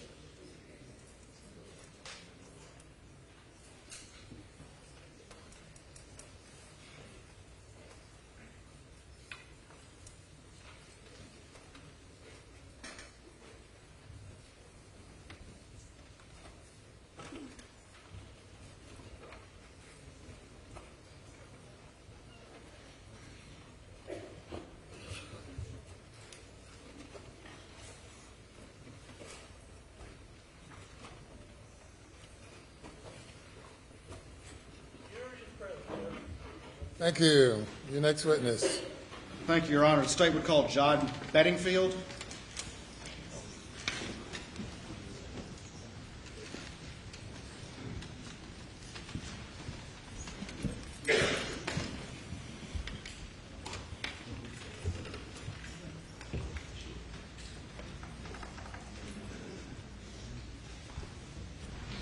Raise your right hand, left hand on the Bible.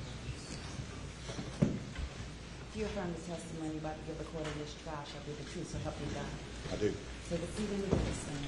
State your name again for the records. Spell your last name, please.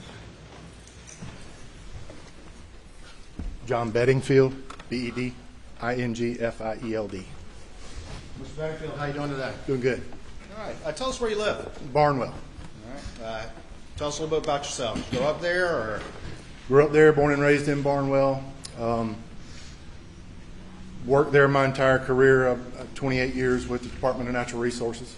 Okay. Still live in Barnwell. Where do you work now?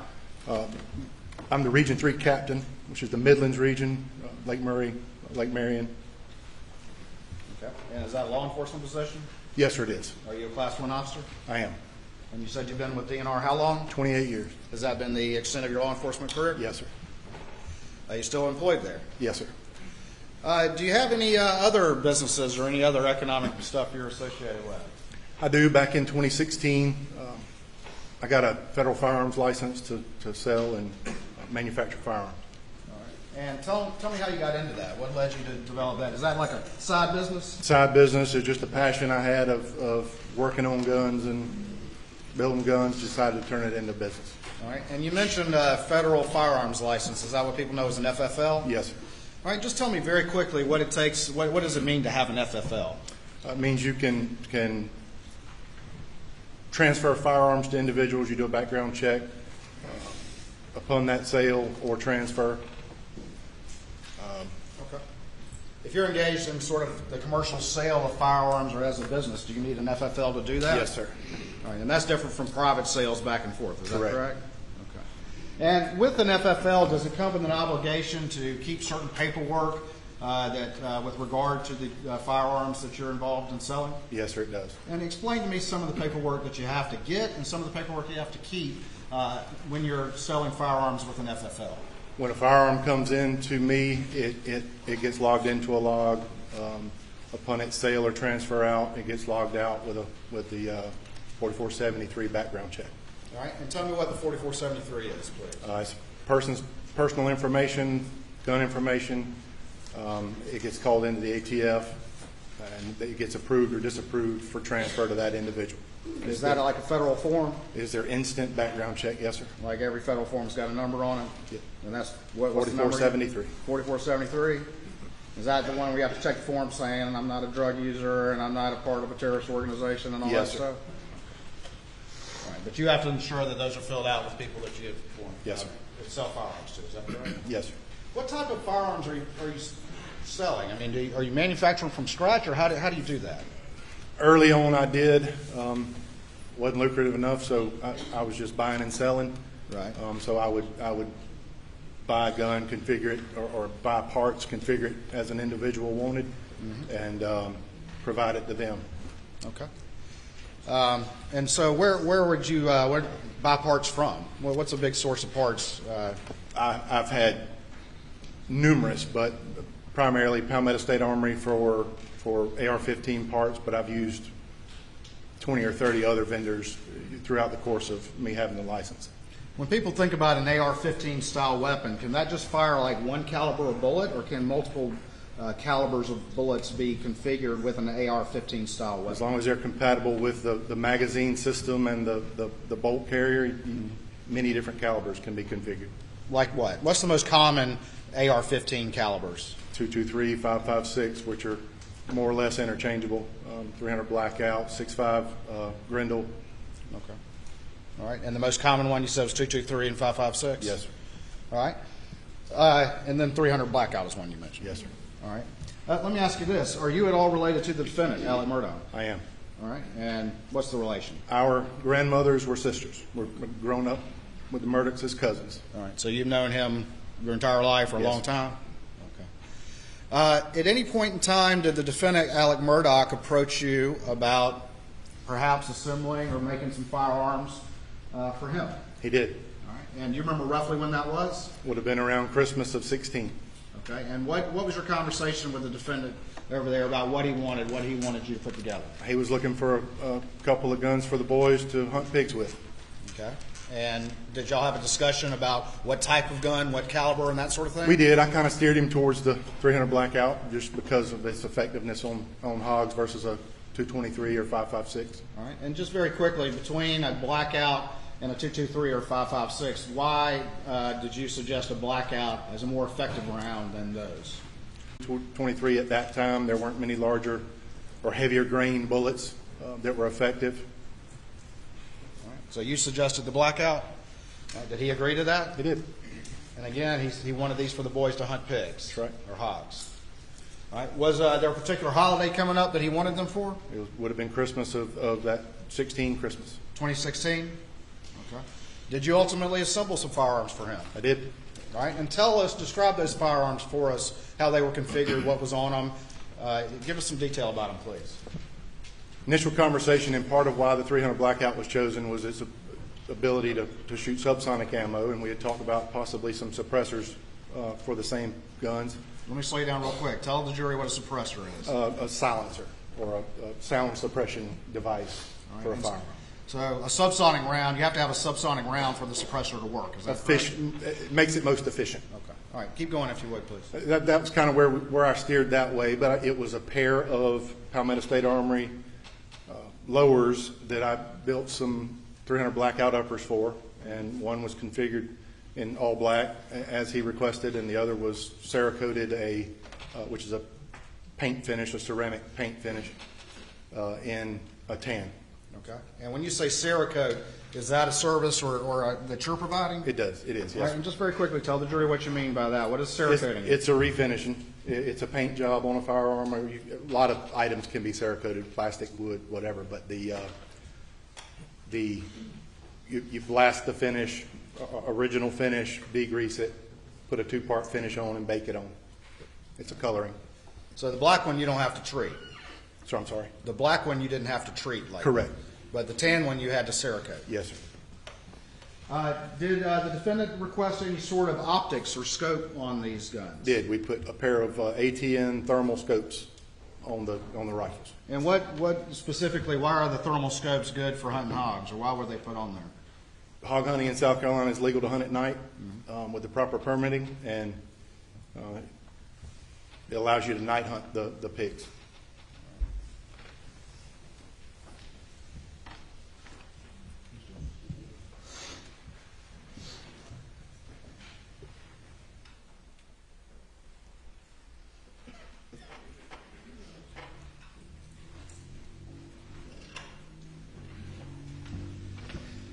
All right, Mr. Bedingfield, I'm going to show you what's been marked as Exhibit 302 for identification at this time, and see if you recognize that image right there. I do. All right, and tell me what that is. Those are the two 300 Blackout rifles I sold Alex. All right, those are the exact two in Christmas. Is that correct? Yes. Christmas of Those 2016? would be the original two, yes, sir. Okay, and all right, let me, Your Honor, this time I would move Stakes 302 in the evidence, please. No objection. Get it? Let me put this on the Elmo real quick.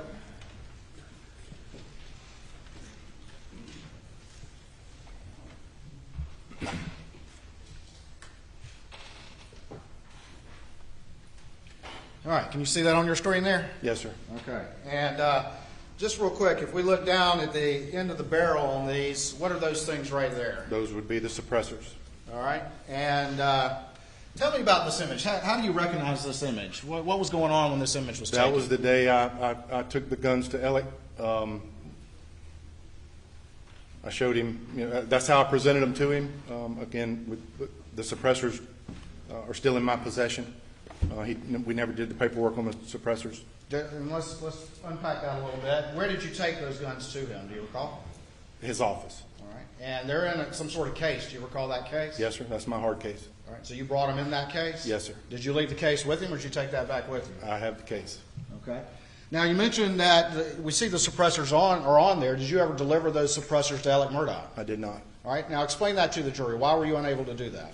To possess an NFA item, a National Firearms Act restricted item, where the federal government restricted the possession of short-barreled rifles, machine guns, suppressors, and short-barrel shotguns, you have to apply for a tax stamp through the federal government. It's a background check system that allows for the possession once you pass the background check. Okay. And had Alec completed that additional paperwork? No, we never completed it. Is that, for the suppressor, is that additional paperwork in addition to what it takes to normally get the rifle? Yes. Okay. What was y'all's discussion, if any, about that paperwork and completing it and all the rest of it? We had some random discussions. I'd egg him from time to time, hey man, let's get the paperwork going, and he was going to put them in a trust, which was an entity which would own the items, and we never got it all put together. because of the special legality about suppressors, is it common for people to set up a trust, a legal trust that actually owns those suppressors? Yes, it is. And that was the paperwork that needed to be completed?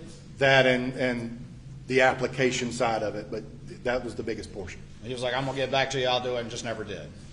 Did he pay for those suppressors? He did. All right. He just never received them? Correct. Where are those suppressors to this day? They're in my inventory at my business.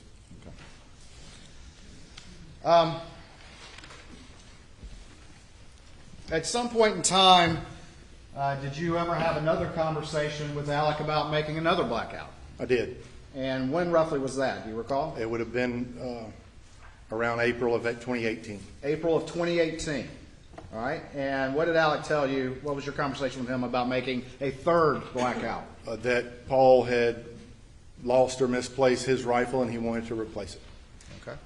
And did you ultimately make him a third blackout? I did. Did this particular rifle, did you put any optic on it? I did not. All right. Did Alex say, don't put an optic on it because he already lost the other one? Yes. Those optics are fairly expensive? They can be, yes, sir. All right. And roughly how much were the thermal optics that we see on this particular picture that's on the screen, the exhibit I previously had admitted? $1,500 to $1,800 each. All right. So the third one did not have an optic on it? Correct. Right. And did you ultimately provide that weapon? I did. All right. Well, tell me how you provided that. Did Alec pick it up or did somebody else pick it up? He did not. When I let him know it was ready, he said he was unavailable and Maggie would come pick it up. Okay.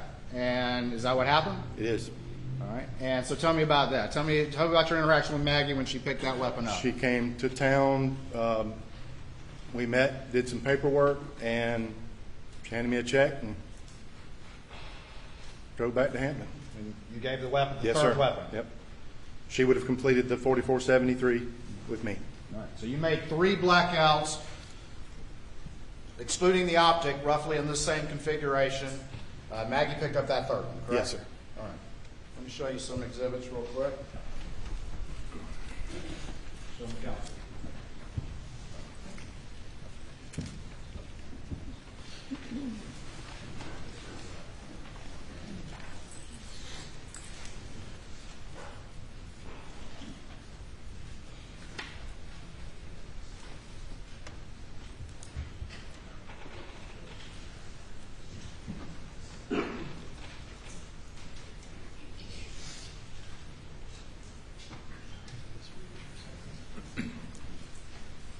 All right, let me show you what's been previously marked for identification with States 247, and I'm going to have you flip through those and just first tell me generally if you recognize the documents in States 247. I do. All right, tell me what those are. The first would be the original check from Alec for the first 2 firearms, cancel check to me. Second would have been the third from Maggie, cancel check to me. The third and fourth page would be the firearm log. We'll talk more about that in a minute, but that's part of your firearm log, is that Yes, correct? yes, sir. All right, and then I'm going to show you what's been marked as, hold on, I'm going to staple this.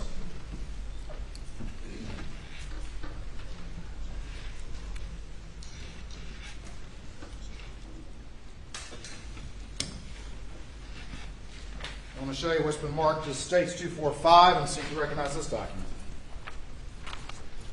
I do. All right, tell me what that is. It is the original 4473 from the first 2 firearms to Alec. All right, let me see this back real quick. Your Honor, this time we would move States 245 and 247 into evidence. Admitted. All right. Put these up on the screen. All right, this is States Exhibit 247, and we're looking now at the first page. Describe to the jury what that is, please. That is the cancel check from Alec for the original 2 firearms. For the original 2? Yes, sir. And what's the price on that, please? I can bring it to you if you can. I got it. $9,188. All right, and what's the date on that, please? I'm sorry? What's the date on that? 12/23/16. And is this a record that you kept in accordance with your FFL obligations? The check, no, sir. We retrieved that from my bank. Got it. All right. Go to the second page of this exhibit. Do you recognize that? Tell me what that is, please. That is the check for the third replacement 300 blackout to Maggie Murdaugh. That's the check she wrote to me. All right, and what's the amount on that one?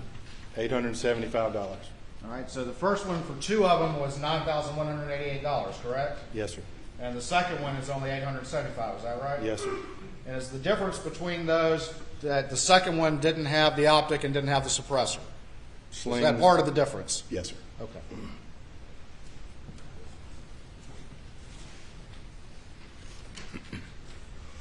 All right. Before we get to the rest of that exhibit, let me go to 245, and I'm going to show you this. This is what now? That is the 4473 for the first two 300 blackouts. All right. And if we see down here in little letters it says Form 4473, is that right? Yes, sir. And these are all the questions that you have to answer to buy a firearm? Correct. Okay. And whose name do we have on this? Richard Alexander Murdaugh.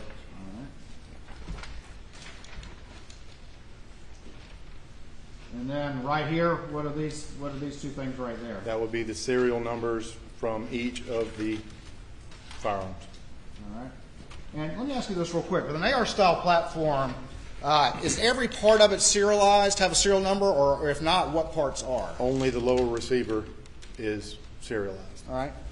And when you talk about the lower receiver, let me take this back up. Point to me what we're talking about on this picture. This portion of the firearm. Okay. And I'm going to put it back on the screen. I'm going to point to what you just did and tell me we got it right, okay?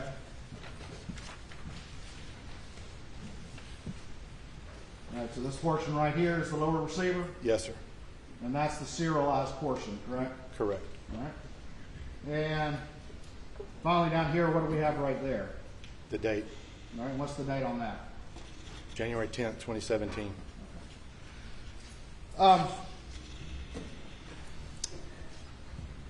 After these murders happened, did you ever get a call from SLED agent Jeff Croft? I did. Is that somebody you knew prior to this? Yes. Known him from growing up in Barnwell or living in Barnwell? Through my law enforcement career, him at the county and our kids were in school together. Did you have a conversation with Jeff Croft? Yes. Did Jeff Croft ask you to provide him anything? He did. And what did he ask you to provide him? The paperwork you've just submitted, the 4473 and the canceled checks. When you initially responded, did you send him the paperwork for all three blackouts that you made for the defendant? Or Not initially, I don't think so. I don't recall exactly. So just the first two? Just the first two, yes, sir. All right. And did you have a subsequent conversation with him some point later in time? Yes. And what was the nature of that conversation? There was a third, and through an audit, I was able to backtrack and provide what I did on the third. All right. So there was an inquiry made as to where there was a third one, and you said, yes, there was a third one. Correct. Do you have all your paperwork for that third one? No, sir. The 4473 is unaccounted for. All right. So you went back looking and you couldn't find it? Correct. All right. How did you make any efforts, though, to determine which one that gun must have been? Well, based on the canceled check, the date of it, and the only missing exit from my log, it would have been 111, I believe. Is that? All right. I'm going to take you back, Exhibit 247, and have you look at the last two pages of that exhibit and explain to me what you're talking about. So each firearm that comes in is numbered and described. It's a receipt and disposition form. Mm-hmm. And what was different about 111? It was blank. Okay. So did you do some process of elimination here? I did. You looked at the date of that check in April of 2018 for the third blackout? Correct. Yes, sir. And looked in your log, and this was the one that didn't have any other information in it? Only one of many years that it could have even been. All right. I'm going to put this up on the screen. And is this 111 right there that you're talking about? Yes, sir. Okay. And then we go over to the second page, and if they were laying next to each other, it's like a logbook? Correct. And if these pages were laying next to each other, this was the blank one, correct? Yes, sir.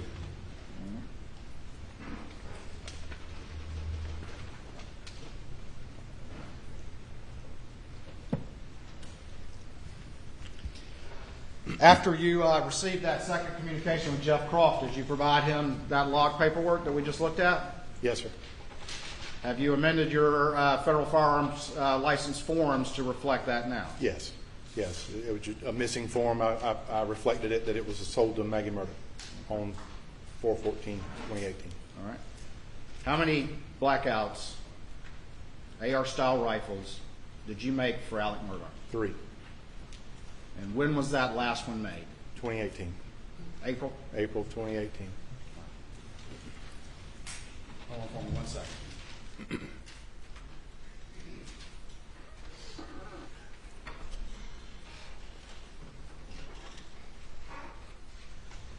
All right. Thank you, Mr. Bedingfield. Answer any questions the defense may have, please. Let's hear from you.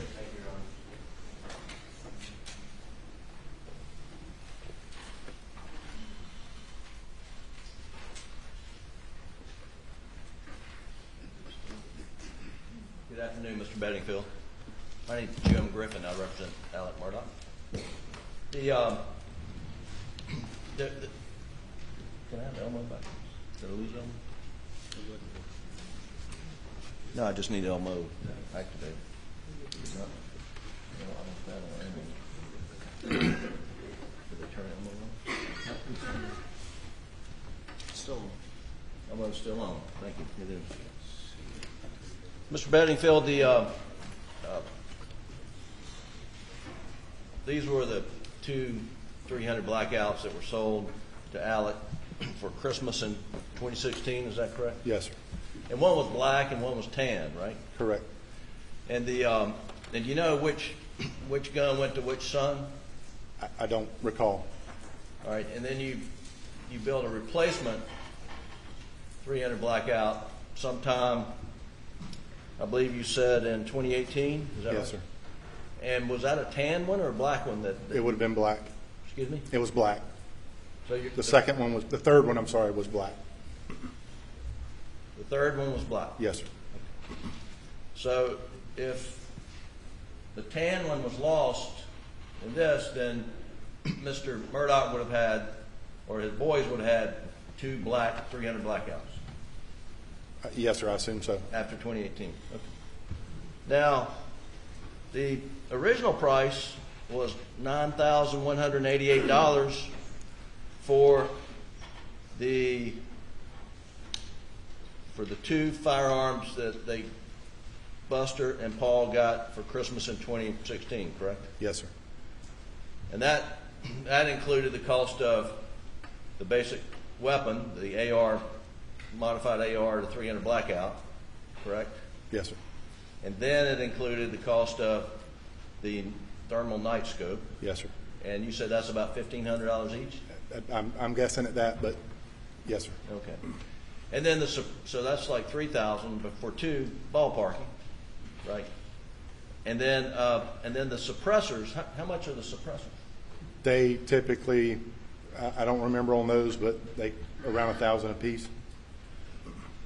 So that's another $2,000. So, but Mr. Murdaugh never took possession of the suppressors because it required some trust or some more paperwork. More paperwork. Okay. And but now the replacement that was purchased in 2018 was only $875. Did you build the replacement? Yes, sir. Did the price go down in 2018? Well, the lack of accessories and the Cerakoting was included in that as well. Slings on this rifle, on the ones we're looking at here, were included in the first one. So, a stripped down model of was the replacement 2018 just stripped down model as basic as you could buy? Pretty much, yes, sir. Similar configuration. As far as I remember, it was a free-floated 16-inch 300 blackout. Okay. And you assembled the ones in 2016 and the one in 2018. Is that right? Yes, sir. And did you get the component parts from Palmetto State Armory? I'm not sure exactly where they would have come from. The lower receiver would have been, yes, sir, but the upper components, I would source those out from different vendors. I'm not sure where they would have come from. And when you Well, let me ask you about the, I guess, the ejector. Do you know what that is? Ejector? Yes, sir. And is that upper portion, lower portion? Upper. And is it housed in a, or do you put the ejectors in separately, or does that come? In a bulk carrier group. They would be already pre-assembled in a bulk carrier group. Okay, and do you know where you bought the ejectors for the 2016? No, sir. Do you know where you bought the ejectors for the 2018? No, sir. Okay. Do you keep ejectors in stock? I wouldn't, no, sir. That they would typically be already pre-assembled in the bulk carrier groups on AR-15 style guns. Right, but do you buy in bulk the pre-assembled bulk No, sir. carrier? As someone requests something, I'll source it out, see where I can find it, and build it. Order parts to put together. Are 300 blackouts sold without having to have someone like yourself build it? Yes. Okay, and who carries 300 blackout if I wanted to leave here, go buy one this afternoon? The most common in the state of South Carolina is Palmetto State Armory. So they assemble That's them where themselves? I was a dealer for them, and I was buying parts for them on a lot of builds as well. And how long have you been selling or building 300 blackouts? I've been in the business since 2016, so there's a lot of other guns I've built as well. And this list that you had, I'm not going to go through it, but it is Exhibit 247. I'll just put it up on Elmo right quick so I don't mess it up. Thanks. And we don't need to publish anybody's name there, but are all those 300 blackouts or just various? Various. 45 caliber 9mm multi for the lower, 4 10-shot guns, 243 rifles. Okay, take that up. And you said these are used, and that you recommended that these 300 blackouts be used for hog hunting? Yes, sir. And is that, in this part of the state, are wild hogs kind of a nuisance to game management, property management? A severe nuisance, yes, sir. And explain that, please, sir. They do a tremendous amount of damage to property and crops in this part of the state. How so? They root, as pigs do. They root up crops and woodlands and yards. They're very destructive. And is that a common problem throughout the Low Country? Yes, sir. And have you recommended to a number of customers to 300 blackout to root out the nuisance hogs? I have. Do you have any estimate how many 300 blackouts you've sold over the last 4 or 5 years? No, sir. I wouldn't. I've a little over 600 firearm transfers. I wouldn't know. Think it's more than 100? I don't know. It's a lot, but I don't know how many. All right. Okay. You mentioned that you and Alex Murdaugh are related? Is that Yes, right? sir. How are you related? Our grandmothers were sisters. Okay, and does that make, and your... I call us second cousins. We're cousins. Your fathers were first cousins, right? Correct. Okay. And over the years, you spend time with Alec and the boys? I have. Not a lot with Alec, mostly with John Marvin. And have you been camping with Alec and the boys I think they had a big, Dad used to host a big camp every year? I have. And you been fishing with them? Not much. Been hunting with them? No, sir, not Alec. Okay. I have with John. Right. You've known Alec for quite some time? My entire life. Are you, a gift of some $8,000 is a pretty nice gift for 2 boys, right? Yes, sir. Did you ever observe Alec around his sons? What kind of relationship they had? I have. And how would you describe their relationship? It was always good. When he called me, he was excited about getting these for his boys. And it was a big Christmas for them, I Yes. take it. Okay. All right. 1 second, Your Honor.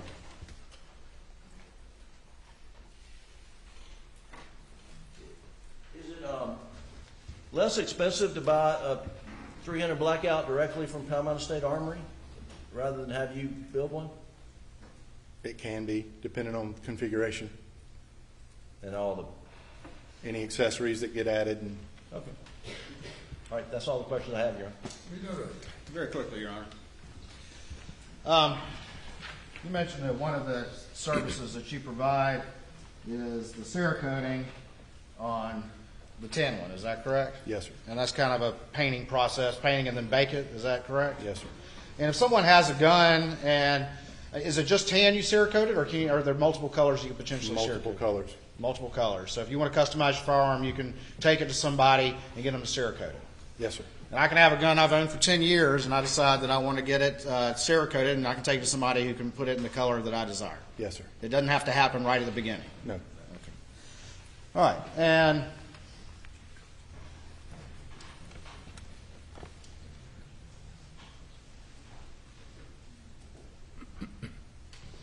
looking at right here on page, the third page of State's Exhibit 247, we have right here multiple calibers of gauge. Is that correct? We have caliber of gauge listed. Is that correct? Yes, sir. And we have a number of different ones right here. That's 45. Yes, sir. Is that 45 ACP? Colt 9. Yes, sir. All right. 9, is that 9 millimeter? Yes, sir. All right. Then we have, what does that say right there? Multi. Yes, sir. What does that mean? The lower receivers are stamped multi-caliber when they're sold as bare receivers. 410, that's a shotgun round? Yes, sir. All right. 243, that would be? A 243 center fire rifle. All right. 223 right there? Yes, sir. And the 9 millimeter right there? Yes, sir. All right. So you're in the business of assembling multiple different calibers. Is that correct? Well, yes, but most of what is on this page are entire firearms that were shipped to me. Gotcha. All right.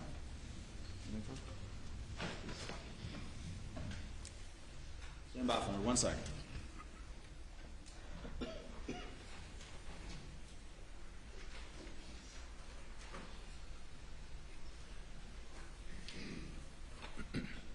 All right, nothing further, Your Honor. Thank you. Anything further? Thanks, sir. Call your next witness. State calls Lieutenant Britt Dove for SLED.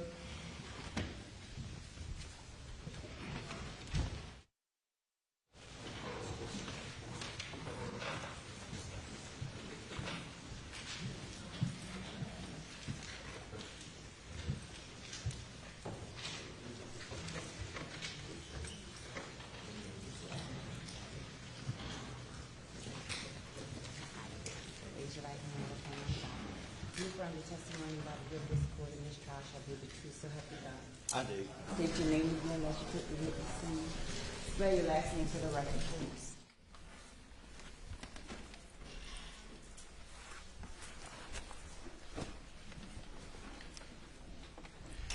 Britt Dove, D-O-V-E.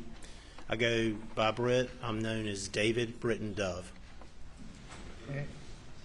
And Lieutenant Dove, where are you currently employed, sir?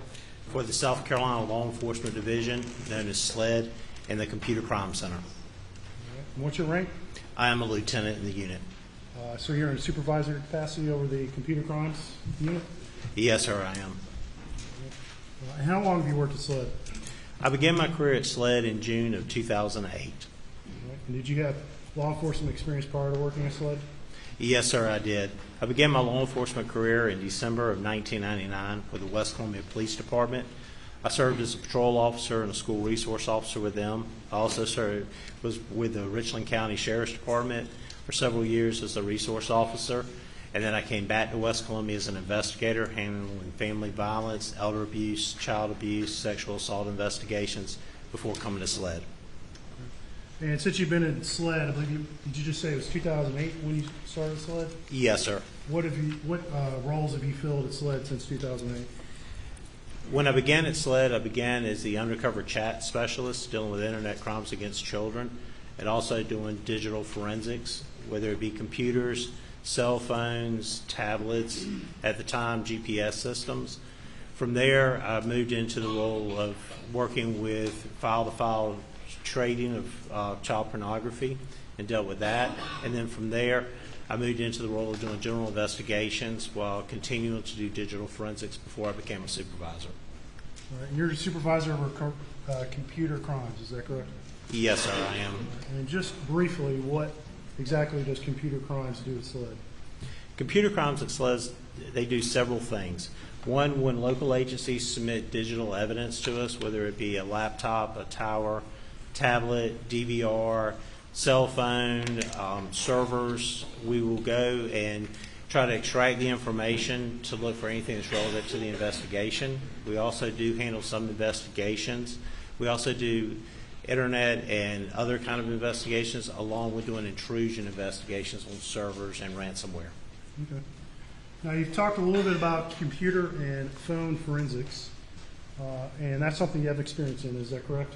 Yes, sir. All right. Give the jury a brief description, and we'll get into more details later as we go through some of the evidence, but what is computer forensics and what is phone forensics, and how are they different? Computer forensics, when we receive a computer, whether it be a laptop or a tower, it's going to be treated the same way. We're going to attempt to remove the hard drive from it, connect the hard drive to a physical write blocker, which is a piece of hardware that we connect it to. We also use a software write blocker. That way we can extract the information and get a bit-by-bit forensic copy of all the addressable area on the drive. And then that way, that's what we work off of, is that copy, so that we can then do not disturb the original evidence when we're looking to see what's on there. Cell phone forensics are a little bit different. You can't remove necessarily, especially with the newer ones, you can't go and remove a hard drive from the cell phone. So many times what we have to do is connect the cell phone to hardware devices, whether it be Celebrite, Gray Key, Axiom, or one of the other ones out there. Once we connect it, then we will extract the information from that and then work off that information that's extracted from that in order to do the examinations. Okay. All right. And have you had training over the years in computer and phone forensics? Yes, sir, I have. All right. Can you briefly describe to the jury some of the training you've had? Yes, sir. If I may refer to my notes. I am currently a certified Celebrite operator. I'm a Celebrite certified physical analyst. I'm certified in advanced smartphone analyst with Celebrite. I'm certified with, used to be Black Bag, Mobilize operator. I'm certified as a blacklight examiner, and I've also received certification for Axon, investigative, certified operator, and examiner. I'm currently a member of the Secret Service Task Force. I'm also a member of the FBI Cyber Working Task Force, and also the FBI InfraGuard, along with the South Carolina Internet Crimes Against Children Task Force. I've received training from Celebrite to receive these certifications and been tested on those. I've also received training with the National White Collar Crime Center for basic data recovery and acquisition, identifying and seizing electronic evidence, encryption, metadata and EXIF tags, electronic law enforcement seminars, basic computer skills for law enforcement, network intrusion response program, introduction to cell phone investigations, virtual currency, blockchain tracing and cryptocurrency anti-money laundering, and the future of preserving digital evidence. I've also attended the National Computer Forensic Institute with the Secret Service and received training in the basic computer evidence recovery, basic network investigative training, point of sale training, advanced forensics training, network intrusion response program, digital evidence investigations, MAC forensics training. I've also received training from Access Data, also known as FTK, and Internet Forensics. I've received training from Texas A&M, their School of Engineering Extension Services, through FEMA for forensic or digital forensics basics, network assurance, information security for everyone, cyber incident analyst and response. Also received training from HIDA courses at Atlanta, Carolinas, the Social Media Resource Investigations, Black Bag as technology, where I received training to become a certified mobilized operator. Also with basic technology for autopsy 8-hour online training, which is a forensic tool to use for computers. Intro to DFIR, the divide and conquer process. I've attended magnet forensics virtual summits for pattern of life analysis, timeline user generated activities. Virtual summit, taking a bite out of a Chromebook analyst. Virtual summit, taking the first steps into Windows and memory forensics. Virtual summit, the evolution of ransomware, attack, investigation, response, and prevention services. That's just to name a few. I have several more pages of them if you'd like me to read them. I think that should be sufficient for now, anyway. Have you been qualified as an expert in court before? Yes, sir, I have. In what areas? I've been qualified as a computer forensic expert and also as a cell phone forensic expert. All right. Approximately how many times have you been qualified in court? 6 times total. All right. Your Honor, at this time, the state would seek to introduce Lieutenant Dove as an expert in cell phone forensics. As a defense. No objection. He is so qualified as an expert in the field of cell phone forensics. You may proceed. Thank you. All right, Lieutenant Dove, a few minutes ago you briefly kind of discussed the process of extracting data from cell phones. Is that correct? Yes, sir, I did. All right, let's get into a little more detail of that process. First of all, when you receive a cell phone in a locked state, are you able to access the files on that phone? No, sir. We're not able to access all the files on there. Why is that? Because with modern cell phones, when they are in a locked state, the files are encrypted on there. They usually use 256-bit encryption, and they're based with the Apple phone, for instance, they're based at a file level encryption so that you are not able to pull the file out and look at it until you decrypt it or unlock the file. All right. And once the phone is unlocked, you're then able to access the data, correct? Yes, sir, we are. What is a phone extraction, first of all, and then what's a phone extraction?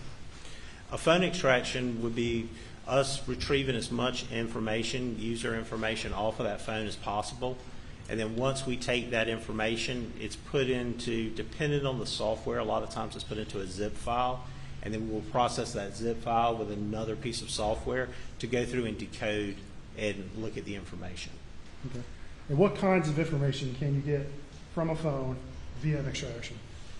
There are several different types of extractions. One is an advanced logical extraction, which is kind of the surface level, what you would see on your phone if you looked at it.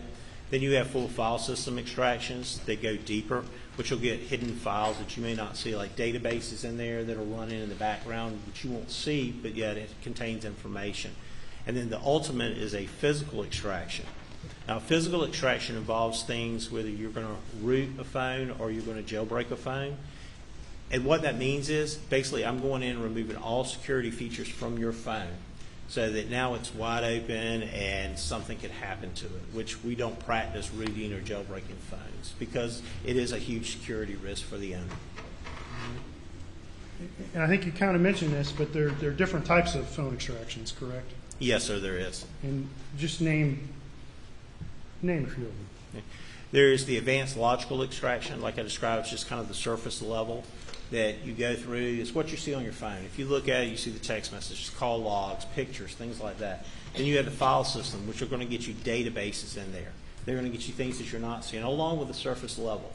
And then, of course, you have the physical, which ultimately gives you programming ability to the phone. So there's 3 general categories or types of extractions. Is that correct? Yes, sir. Okay. All right. And imagine in doing this in your computer lab, you have access to multiple types of software to help you extract and process this data off these phones. Is that correct? Yes, sir, we do. All right. And what's some of the software you use to help you with these phones? Some of the software we use, we'll use Celebrite, whether it's their UFED Touch, which is a hardware device to extract information. They have a 4PC version, which is it sits on your laptop or your computer. We'll use that to extract. There's also Axon by Magnet Forensics that we'll use to extract stuff too. And then Celebrate also offers several other things. The one we'll use a lot is Gray Key, which we use to extract information from iOS devices or from Android devices. Okay. And how do you decide what software to use on what device? It really depends on what we're looking for and the state of the device when we receive it. If we receive a phone that we have a passcode to they're just looking for call logs and pictures, the investigator, sometimes we'll just use Celebrate for PC or Physical Analyzer, and we'll just do advanced logical extraction for them. Most of the time, though, we always try to get a full file system because there's additional stuff we can see and look at besides just that surface level stuff. So if it's an iOS and Android, sometimes we'll use Gray Key. If it's one of the other ones, sometimes we'll reach out to the Secret Service if we're not able to and use Celebrate Premium. And we'll talk in more detail about each phone later, but in terms of your testimony today, we're going to focus on 3 different phones, and that's Maggie's, Alex's, and Paul's. And you've been able to process all those phones in your lab, is that correct? Yes, sir, I was. Just for Maggie's phone, what types of software did you use to process her phone? For Maggie's phone, I used several different softwares. I did the extraction with Gray Key in order to get the full file system, like I described. That way it gets more of the databases, more of the surface level stuff. From that, I used Celebrate Physical Analyzer to go in and do the decoding and to analyze and look at the phone and the information on there. I also used Axon by Magnet Forensics. I used their tool to help validate what I was seeing with the Celebrate stuff. And why do you use the 3 different types of software in this? Why did you use 3 different types of software on Maggie's phone? Gray Key is primarily just an extraction device. Okay. It's a piece of hardware like a box that you would connect to, and it helps to extract the information. It doesn't do any of the decoding or any of the analyzing of it. I used Celebrate Physical Analyzer to go through to decode and do the analyzing. What I was finding on that, I want to validate that what I was seeing was being decoded properly and was right, so I ran through a separate piece of software so that I could see, and if it's getting the same information, then I know that both are decoding properly. So, for example, if you find a particular text or photo that has a certain timestamp on using Celebrate, you want to check on Axiom to see if it has the same timestamp. Is that something you'd look for? Yes, sir. Correct. And what would that tell you if you saw they had the same timestamp? If it told me it had the same thing, they would have validated each other, that both were working properly and decoding the information properly.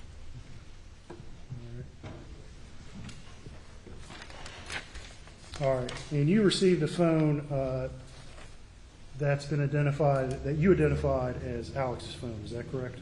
Yes, sir, I did. We'll get into the details of you receiving it a little later. What pieces of software did you use to analyze Alex's phone?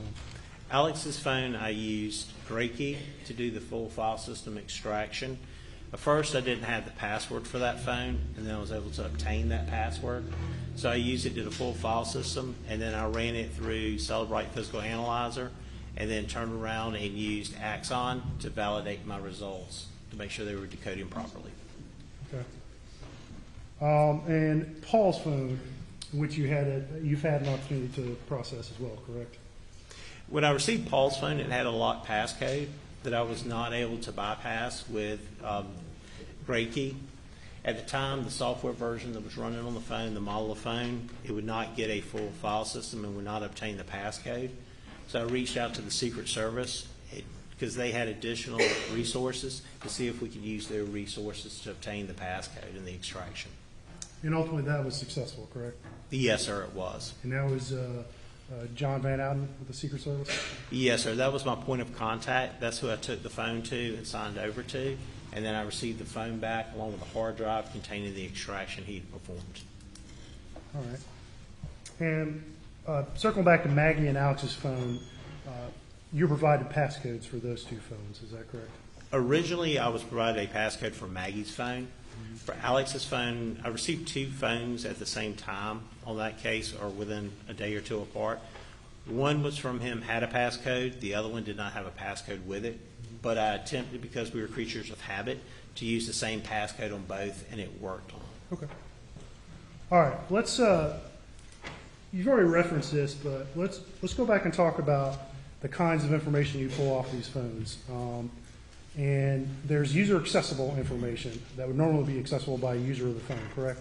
Yes, sir. And let's run through real quick again. What are some examples of that type of information? That would be call logs, voicemails, photos. If you wanted to pull up and see things you had saved, like your alarms that you had on your clock setting, if you'd set any of those kind of things you would see on there. All right. And in a nutshell, that kind of information, if you just opened up the phone itself, that's kind of the information you could go and see for yourself if you just went through the phone, correct? Yes, sir. All right. But there's other types of information on the phone as well. Yes, sir, there is. And that's information that a simple user can't necessarily access. Is that correct?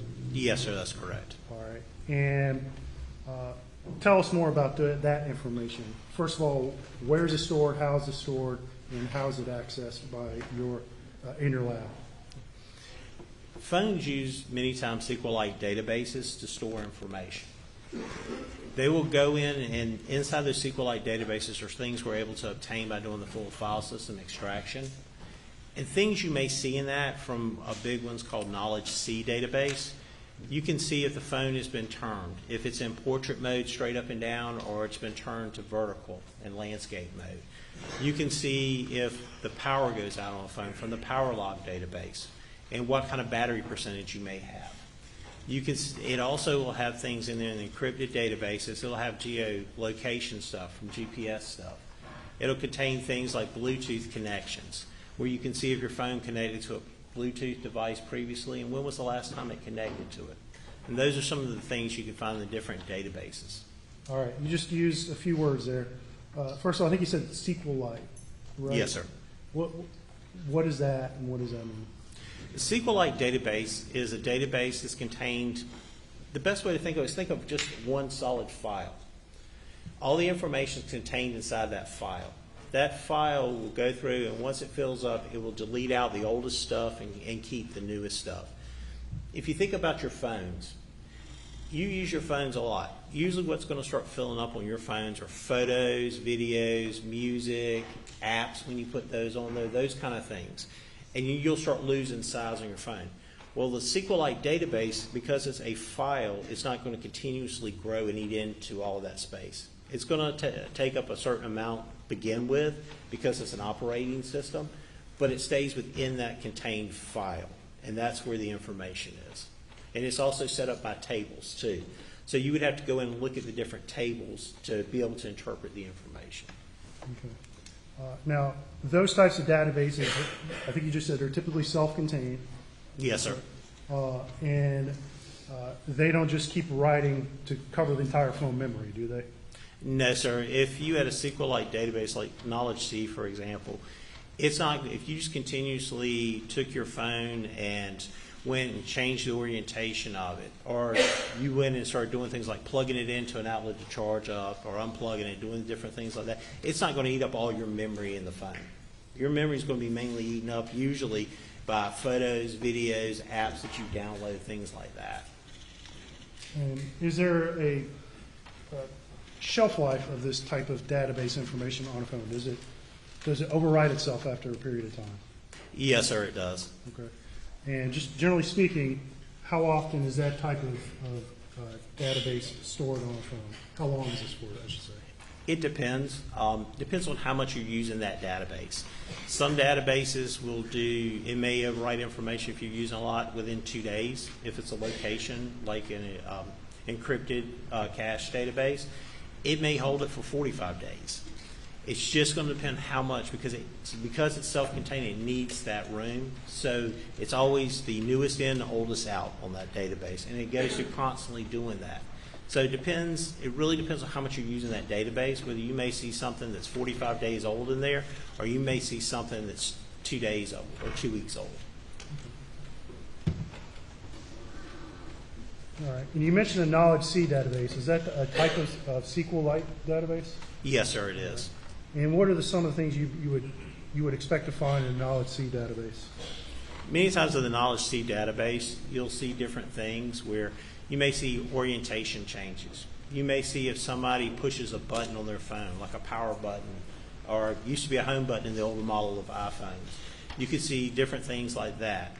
You can also see things that will talk with the power log database where it'll show you the percent of battery life you have left. If you plug it in, you start charging it. It'll go through and look at all those kind of different things to see, or just a few of the things it'll look at.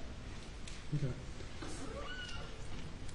All right, and you mentioned location storage, and that's a type of Knowledge C database, correct? Yes, sir. All right, so it's not unlimited storage for location points on a phone, correct?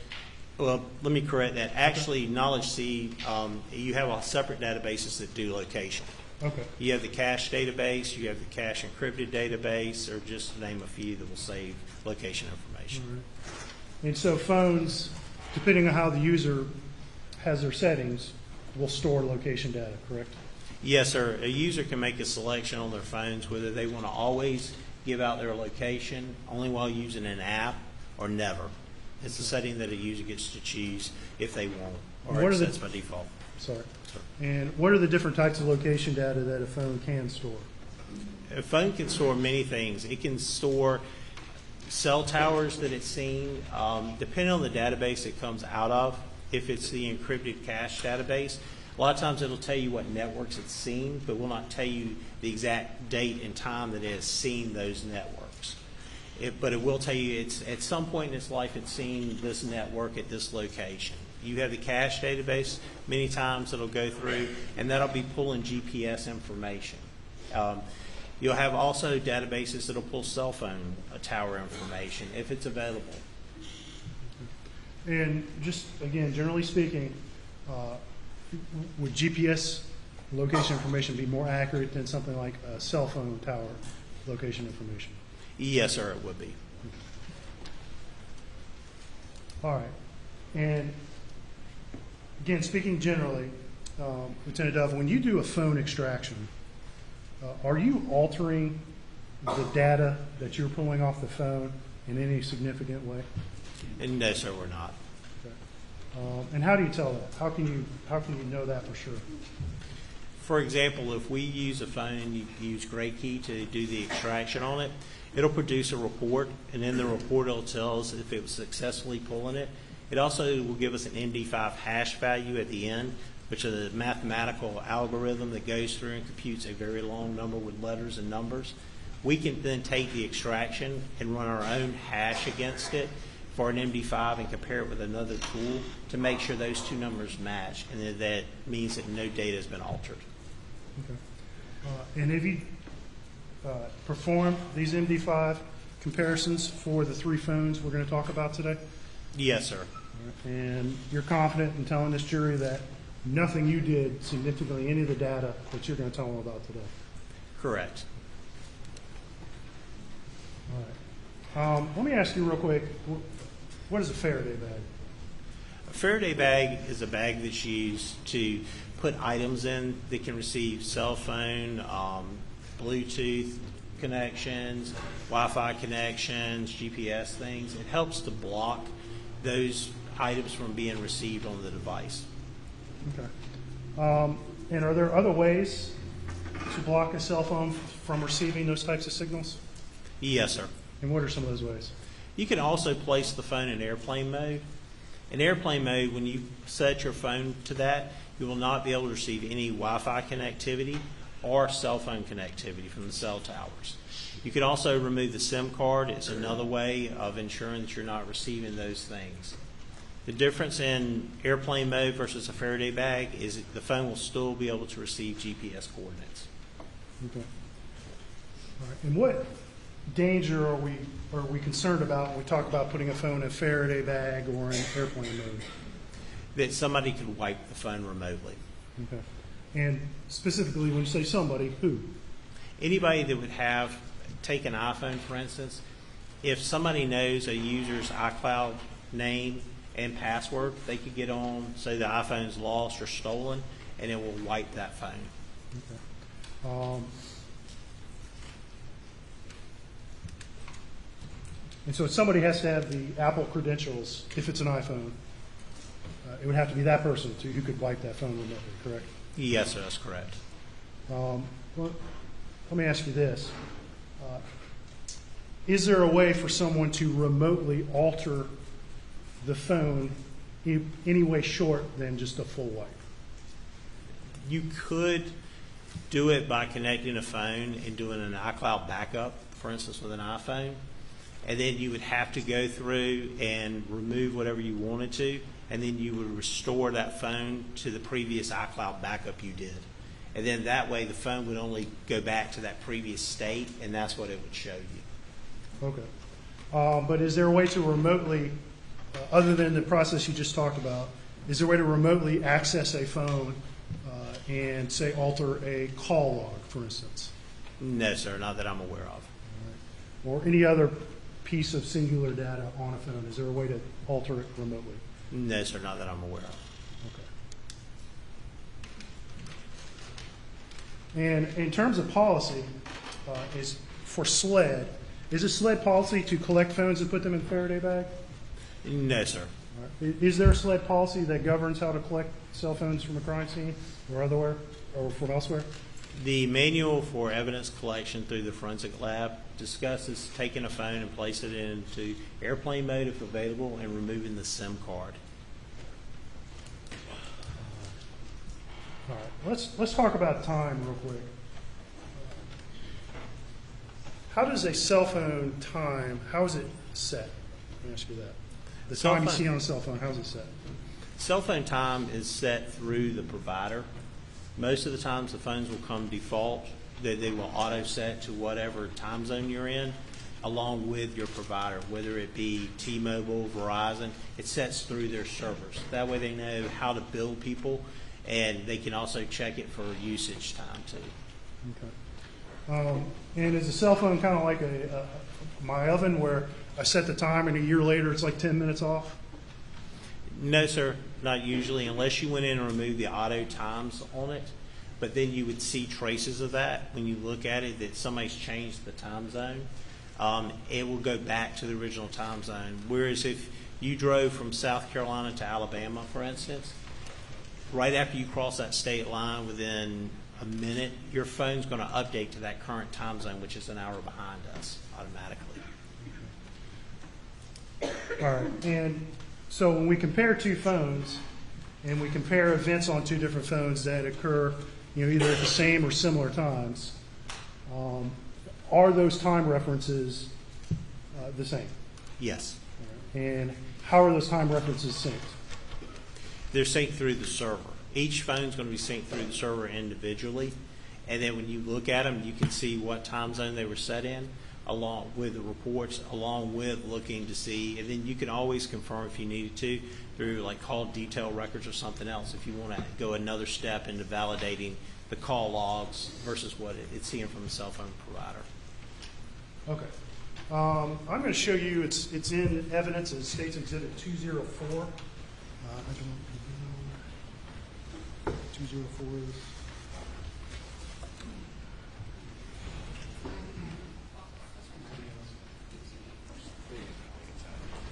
It's not ideal.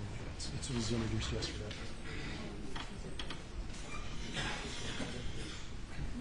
Stand for a moment.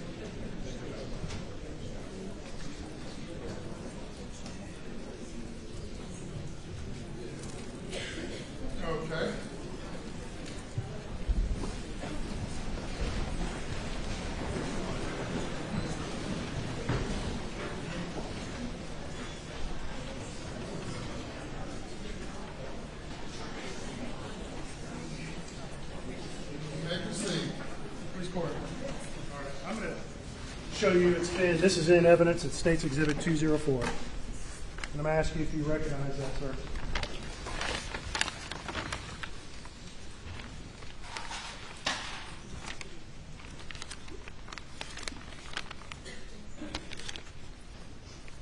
Yes, sir, I do. All right. And what is that item? This is an iPhone that we received in case 7021-0204. It was item 1 that, after being processed, belonged to Maggie Murdaugh. Okay. And you received that phone. Do you recall when you received that phone? I would have to check my notes on the actual date. It was in June. I believe it was June of 2021. I received the phone from our evidence intake at SLED. Okay. And what did you do when you first received the phone and you went to examine it? When I received the phone, I returned to our unit where our evidence vault is held. I logged the item in to evidence. One of the processes we have when we log items in is we take photos of the item as it comes in. If it's got a cracked screen to it, we'll photograph that. If it doesn't have it, we'll photograph that. Once the item then is photographed, we'll go through, we'll process the phone as far as for evidence, where we'll go in, we'll look at the phone, we'll pull the SIM card out if it hadn't been pulled out, we'll check the IMEI number, we'll log it into our system, we'll place stickers on the phone and on the bag itself. Once that's done, then we'll take it to our evidence vault and sign it into a shelf in our evidence vault. Okay. I'm going to show you what's been marked as State's Exhibit 277. Do you recognize that, sir? Yes, sir. This is a photo I took when I examined this item. All right. And that item being? Item 1, the iPhone belonging to Maggie Murdaugh. And at this time, State would move to introduce Exhibit 277 to evidence. Admitted. And I'm going to show this. Are we up on the elbow? We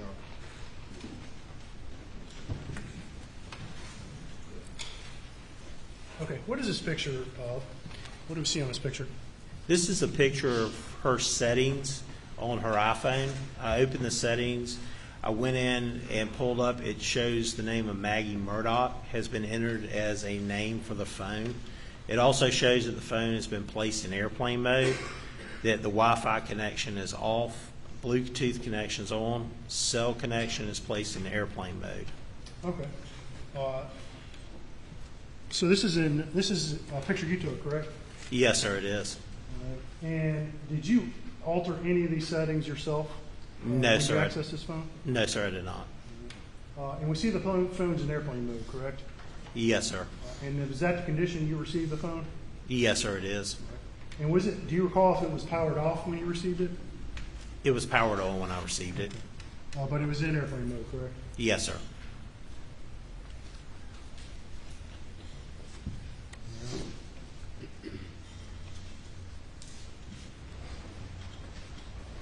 I'm going to show you State's Exhibit 276. Do you recognize that, sir?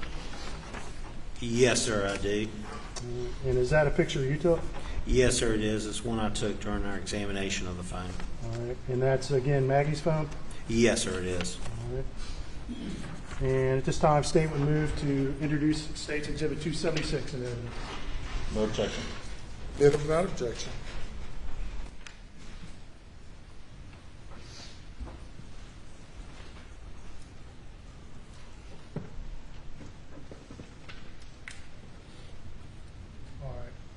And real briefly, what is that picture of? This is a picture of one of the screens on the phone that show the different apps on there. It also shows on there that there has been notifications received to those apps, such as CVS Pharmacy. It shows the little number 1 there that has been received a notification to that app. All right. And when you see a notification like that, what does that mean to you? What does that tell you? That they have been, one, that they have their notifications turned on, because if you go through and set your apps not to notify you, then you won't receive them or see them.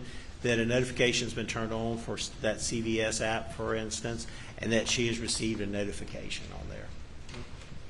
All right. I'm going to show you, it's been marked as States Exhibit 275. And do you recognize that, sir? Yes, sir, I do. What is that? This is the location service from Maggie Murdaugh's phone. During my examination, I pulled this up, and it shows whether apps and different things, if one location service was turned on, but then two, if it was always running, if it was only while the app was being used, or it was set to never. And at this time, State would move to introduce Exhibit 275 in evidence. Considered without objection.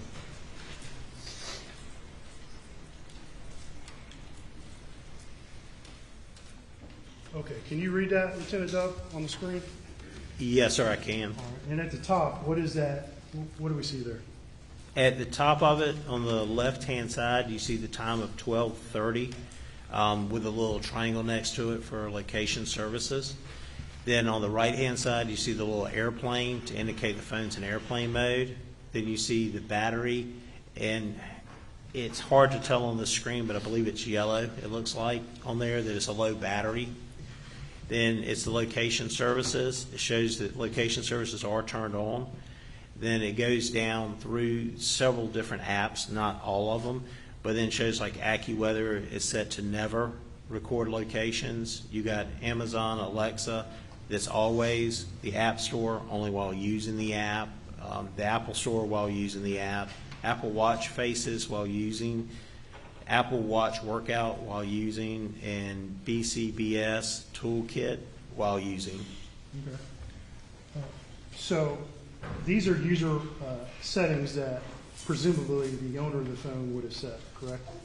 Yes, sir.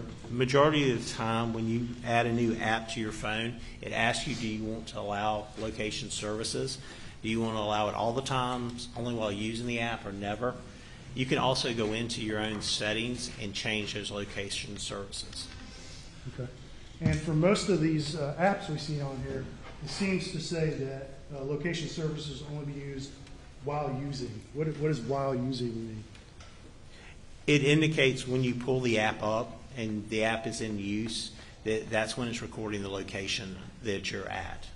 Whether it's running in the background or you pull it up and then close it completely out.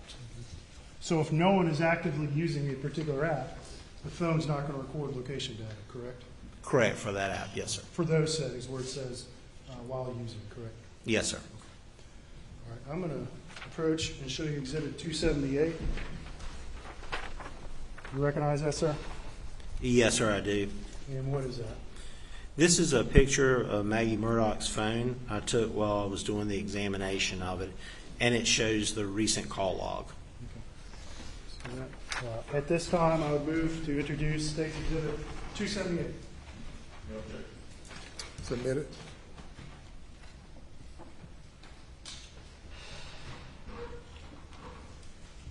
And this is the recent call log from Maggie Murdaugh's phone, correct?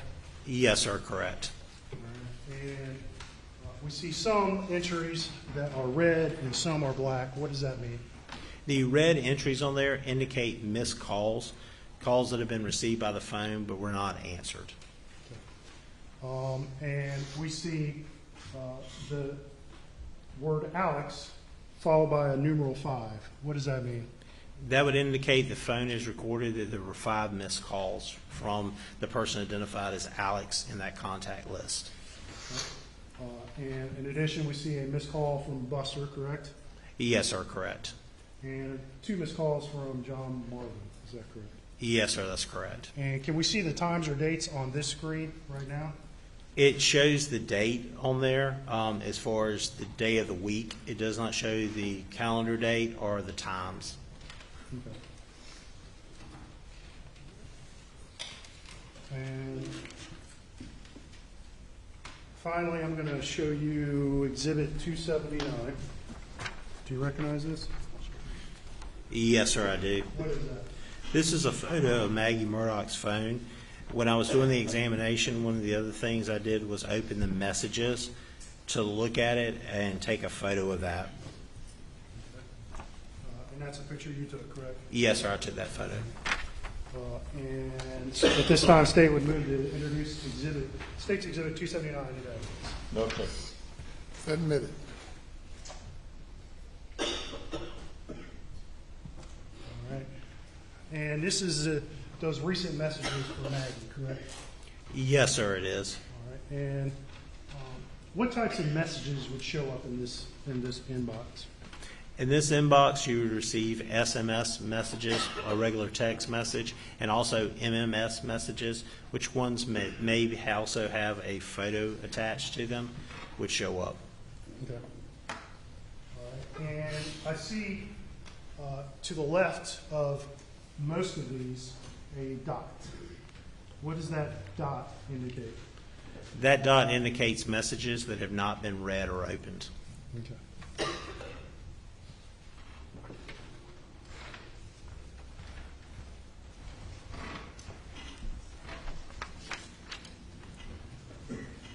Okay. So after you took those processing pictures of Maggie's phone, what did you do? I continued to process the phone. I took the gray key extraction I did with the phone. I ran it through Celebrite Physical Analyzer, went through it, looked for information relevant that may help the investigators, also to see what kind of things were going on the day of June 7th, 2021. And then from there, after I finished that one, that's when I ran the extraction through Axon to try to see if I could validate what I was seeing. Okay. And you mentioned it, but this was a full physical extraction on Maggie's phone? It was a full file system extraction. Okay, full file system. Okay. And you processed it in Cellbrite? Yes, sir. And does Cellbrite produce a full file system report? Yes, sir, it will. All right. And explain to the jury what that is and what it does. A full file system report from Celebrite is going to have everything that it can decode and then put in a readable format for you. It's going to give you things like your health database stuff, like to show you your steps that you're taking, your calls that you've made or missed or received, your emails, your text messages. It's going to tell you if you connect it to a Bluetooth device. It's going to tell you if you went and were in a certain area, you have geolocation information, such as GPS information. It's also going to tell you if you have mobile payments in there, where you can look and see what cards you had in your mobile payments. Just to name a few, it will pull thousands of pages of information if you ran a full one and pulled it. It'll also give you the configurations of apps. Also give you the databases too in that report. Okay. And you just mentioned it, but a full Cellbrite report is rather large, correct? Yes, sir. Depending on the size of the phone and how much information is on the phone, I have seen them run over 148 gigs in size for one report. What is a gig? A gig is a measurement that is used for data. Most phones nowadays, when you get them, are going to go 64 gigs as your smaller end, and they go up from there to 128 or 256 or even a terabyte now. It's how much data it'll hold. And phones, let's say just new models the phones that Apple's selling, what's a common size that's sold by Apple today? Most of the time, people will acquire a 126 or 128 gig size. Then the next size up is the 256. This full-size Cellbrite report that you produced for Maggie's phone, do you recall how large it is? No, sir, not the full file system. I don't. All right, but it's large, correct? Yes, sir. It's if I remember correctly, it's probably about 68 gigs in total size. And if you wanted to print everything in that report, could you approximate how many pages it would take? No, sir. I would be venturing to guess. Looking at the timeline, for instance, in a report like that, you're probably talking about 9,000 pages just for the timeline section of that report. All right. I'm going to show you a box. I think the marker's on the inside, so you might need to open it up, but it's State's Exhibit 280. You can open it up and take a look at it.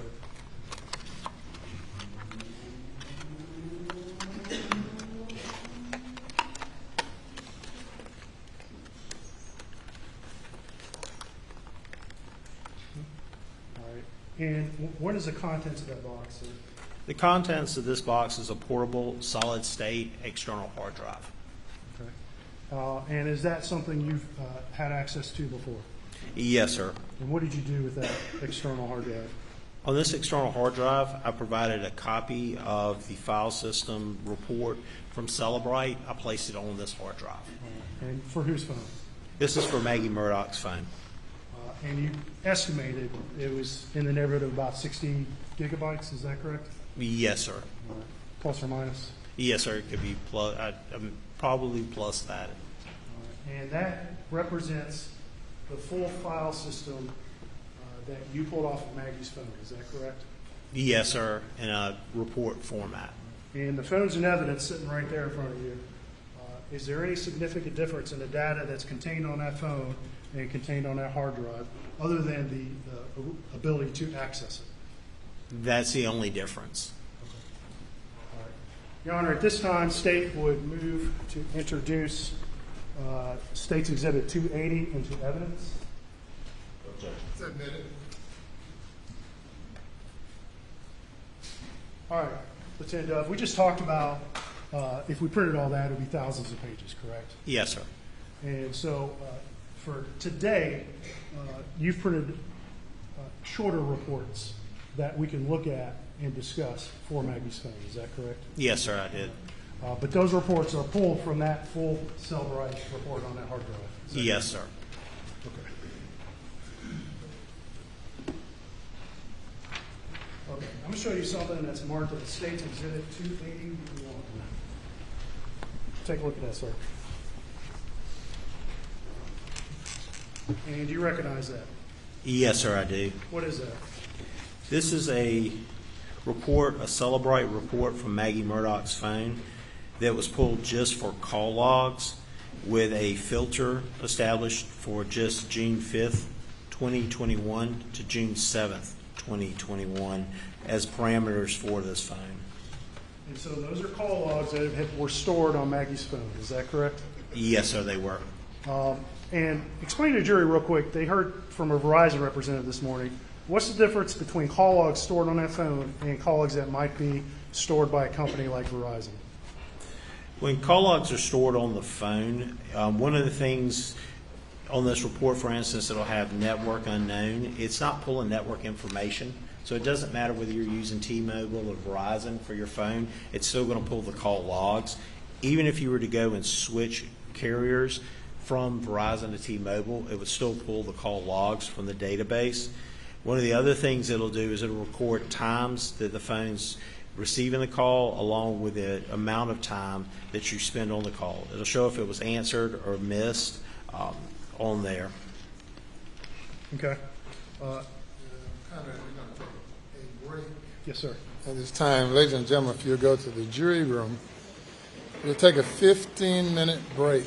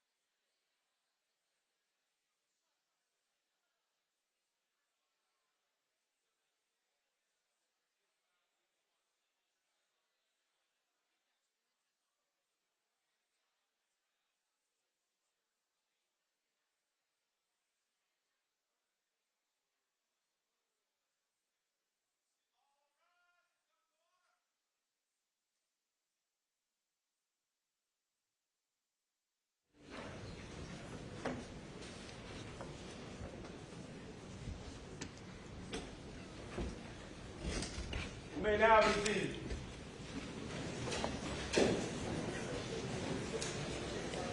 If you'll bring the jury, please.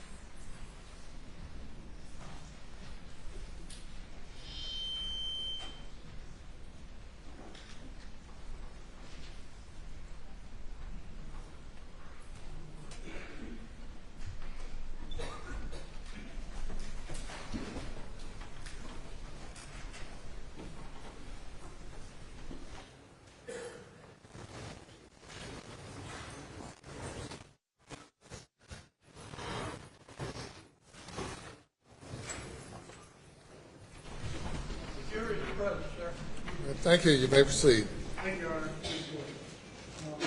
And Judge Dove, I believe we were discussing State's Exhibit 281 before the break. Is that correct? Yes, sir, that's correct. And what was that again?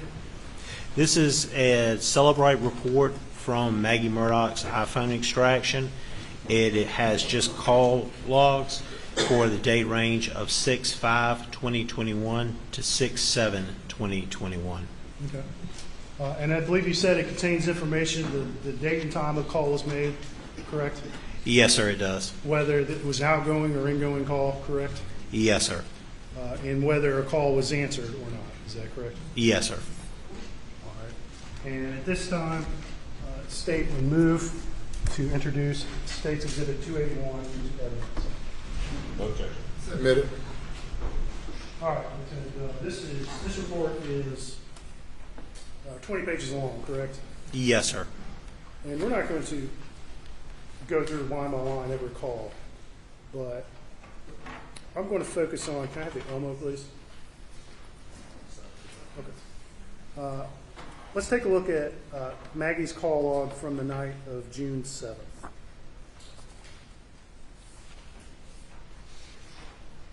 All right. Can you read that from your screen up there, sir? Yes, sir. I can read down to item 8 on that. Okay. And actually, we're going to go back a little bit more in time.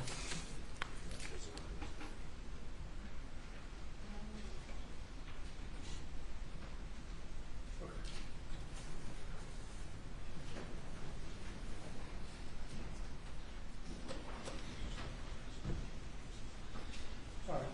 And let's look at line 14 on this report. Do you see that, sir? Yes, sir, I can. All right. And first of all, when I say line 14, what am I referring to on there? On the left-hand side of the picture, there's a column, and when you build a report, it adds the numbers just to make it easier to keep track of in that report. If you added this report with another piece of item, whether it's text messaging or voicemails, it would change the numbers. Okay. And on line 14, what is that data entry? What does that represent? It represents a call that was outgoing on this phone. All right.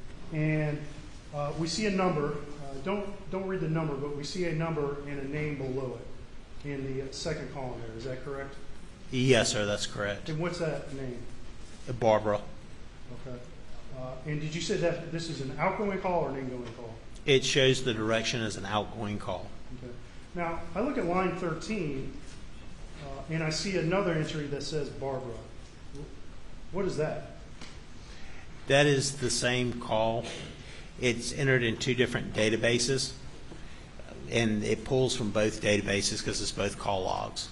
All right. And so there's two databases for call logs on Maggie's phone? Is that what you're saying? Yes, sir. And just briefly, what does that mean? There's two different logs. There's several different SQLite databases in a phone, and it's going to contain the information in different places. One may be recent calls. One may be calls that are considered past the recent step that's set in the database, so that it's going to be in the call logs, but it's not going to be in the recent. Sometimes you'll see them in both databases, recent and the call logs. Okay. All right. And so what time is that call that you see on the entry there, lines 13 and line 14? At line 13, it's on 6/7/2021 at 7:50, 19 seconds p.m. -4 UTC. Okay, so that's 7:50 p.m. Eastern Time, correct? Yes, sir, it is. And in the next column, we see a number, and it says 246. What does that mean? That is the duration of the call. Okay. So at 7:50 p.m., Maggie placed a call to Barbara. Is that correct? That lasted 2 minutes and 46 seconds. Yes, sir, that's correct. And we see a slight time difference between line 13 and line 14. It's about 4 seconds. And that's just simply the different way the different logs record the data? Yes, sir, it's because they're going into different databases, so there is a lag in that. But your testimony today is, what is the exact time that call was placed to Barbara? That call was placed to Barbara at 6/7/2021 at 7:50, 19 p.m. Okay.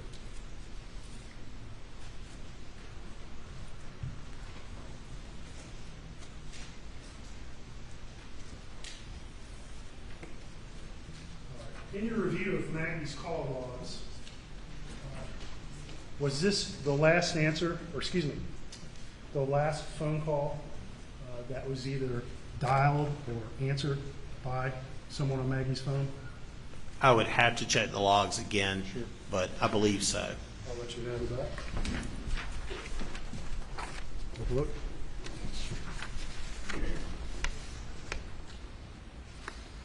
Yes, sir, that's correct. That's the last answered call or one that was shown in the direction of outgoing. All right. No more outgoing calls that night, correct? No, sir, June 7th? correct. And no more answer calls the night of June 7th. Is that correct? Correct.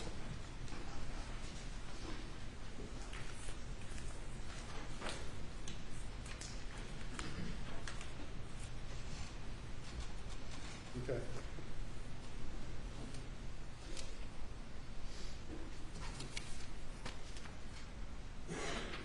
Okay, we're going to look at lines 9 and 10. I don't know if you can see that on your...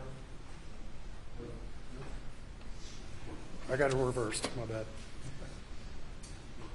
There we go. Okay, let's look at lines 9. You can't quite see the line. You can see line 10, correct? Yes, sir, I can. And there's a staple there, but above that should be line 9, correct?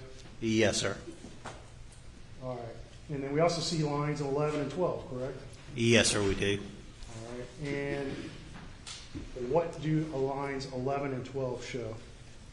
They show that the phone from Maggie Murdaugh received a phone call from 1-803-942-1227. On line 11, it has the name Alex associated with it. Shows the direction as incoming. Okay. And was that call answered? No, sir. Okay. And again, we see 2 line entries for the same call. Is that correct? Yes, sir. However, there's a difference. One line's line 11 says Alex, and line 12 says PA. Is that correct? Yes, sir. But they're the same number, though, correct? Yes, sir, they are. And again, briefly explain why we see a Alex and a PA between those 2 lines. Because they're 2 separate databases that these are entered into. And when you set up your contact list, you can go through, and if you wanted to set a name for either a spouse, a child, or a good friend, you can set it how you want it to be. And that's going to show up from the contact side of it. Okay. But it's the same call, correct? Yes, sir. It's the same call, same phone number that it was received from. Okay, let's look at line 10 and 9 directly above that. Again, the 9 is slightly obscured, but what do we see there? What activity do those two lines represent? Those two lines show calls from 1-803-942-1227. Line 10 has it as PA. Direction shows an incoming call, and it shows it as a missed call. Okay. And again, it's Alex and PA, but it's the same number ending in 1227, correct? Yes, sir, correct. And you've had an opportunity to examine a phone associated with 1227, correct? Yes, sir, I have. And whose phone is that? That was Alex Murdaugh's. And again, that time is what?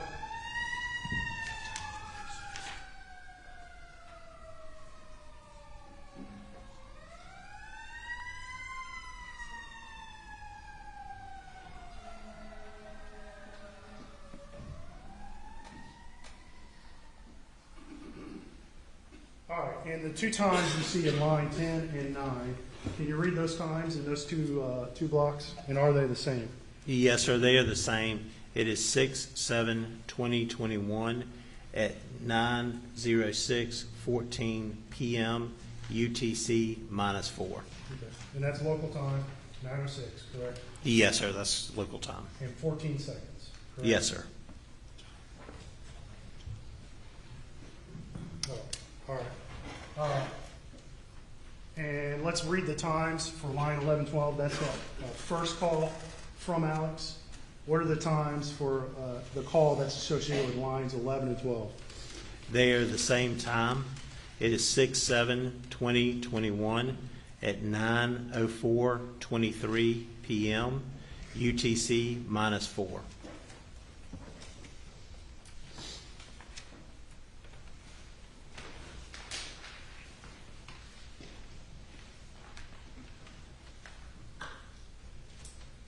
All right, we're going to talk about a few more lines here. Let's talk about lines 7 and 8 on this report. I mean, what does this information show? It shows a phone call of 1-803-942-1227. On line 7, it has the name of Alex. Direction shows incoming, and it shows that it was a missed call received on 6/7/2021 at 9:06:51 p.m. UTC -4. All right. And again, those are two lines associated with the same call, correct? Yes, sir. And so just reviewing, within the space of about 2 minutes, you see 3 separate calls from Alex's phone incoming into Maggie's phone. Is that correct? Yes, sir, that's correct. All right. And after that 9:06:51 call on line 7 and 8, what's the next call you see on this log? Moving up the call log, the next call I see is from 1-803-942-1227. On line 5, it has the name of Alex. The time received on that call is at 9:45:32 p.m. UTC -4. All right. And that's lines 5 and 6, correct? Yes, sir. For the same call, correct? Yes, sir. All right. And finally, let's talk about lines 3 and 4. What information do you see there?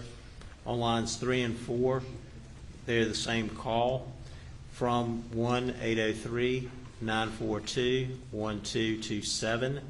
On line 4, it shows it as PA. Direction is an incoming call, and it was received at 10:03:58 p.m. UTC -4 as a missed call. All right. And to clarify, these last 5 calls from Alex, were any of them answered? No, sir. And previously, we looked at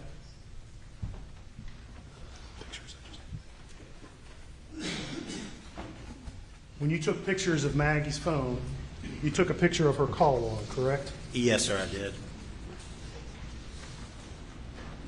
All right. And I'm showing you again, I'm going to put it up on the screen. It's been admitted, Exhibit 278.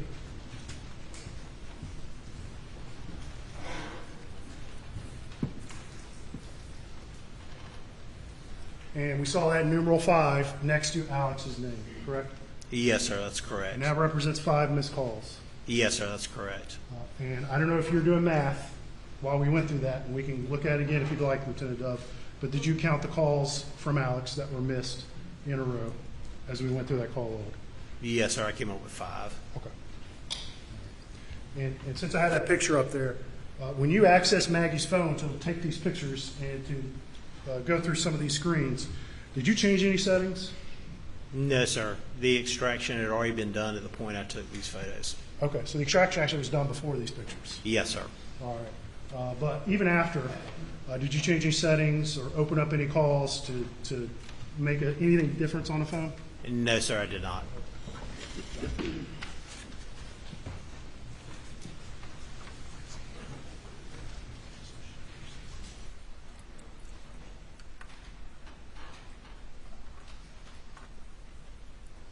And just looking at Maggie's call log on the phone itself again, this is still 278.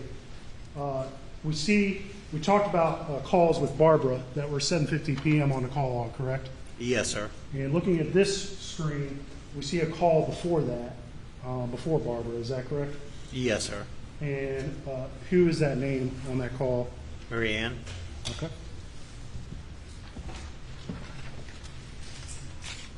And was that a completed call? Yes, sir. It shows as a completed call, not a missed call. Okay. And can you look at the screen, and maybe you can't, can you tell from this screen itself whether it was an incoming or outcoming call?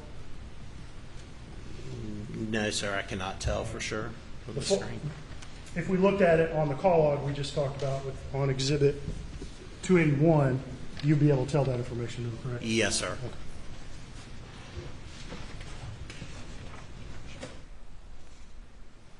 All right.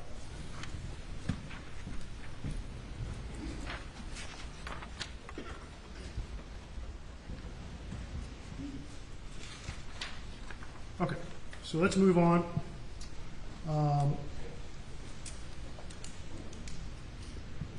Let's talk about Maggie's text message report.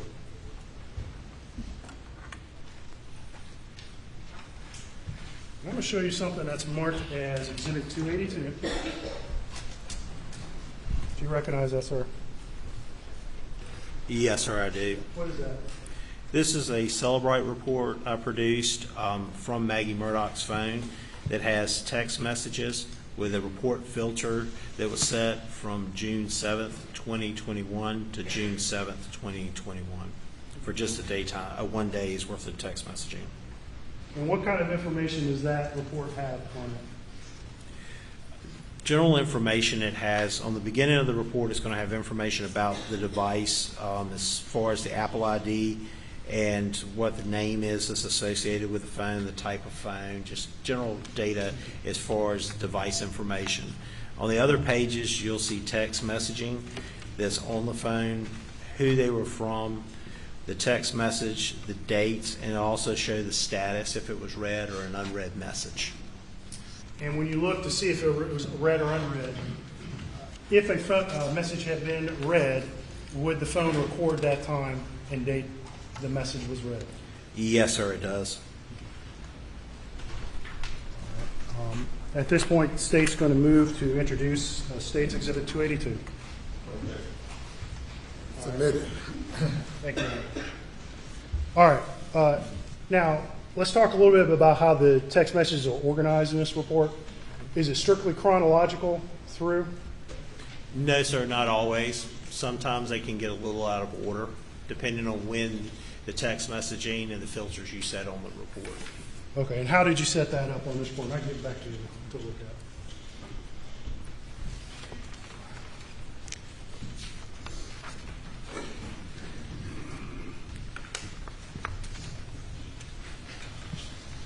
On this report, it appears to have pulled chronologically, but it's also pulling instant messages versus chat messages, and they are coming from different databases. Okay. So if it came from a different database, it's separate, but all the SMSs should be in chronological order, correct? Yes, sir. All right. So let's look at a few things here.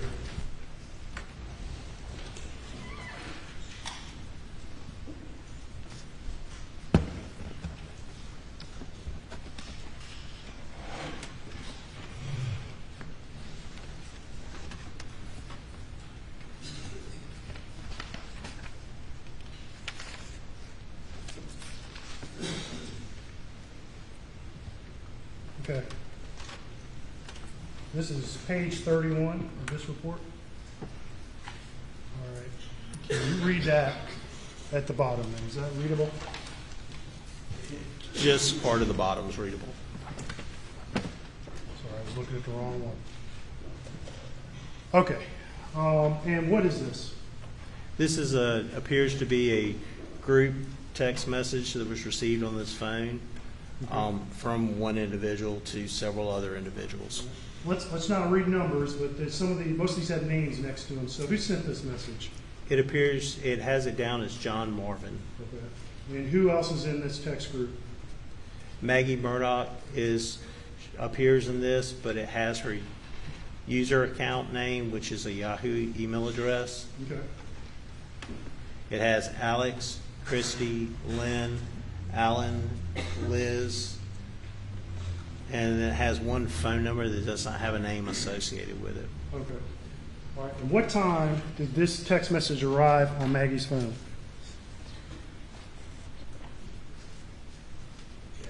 It appears that the text message was received 6/7/2021 at 8:31 p.m. UTC -4.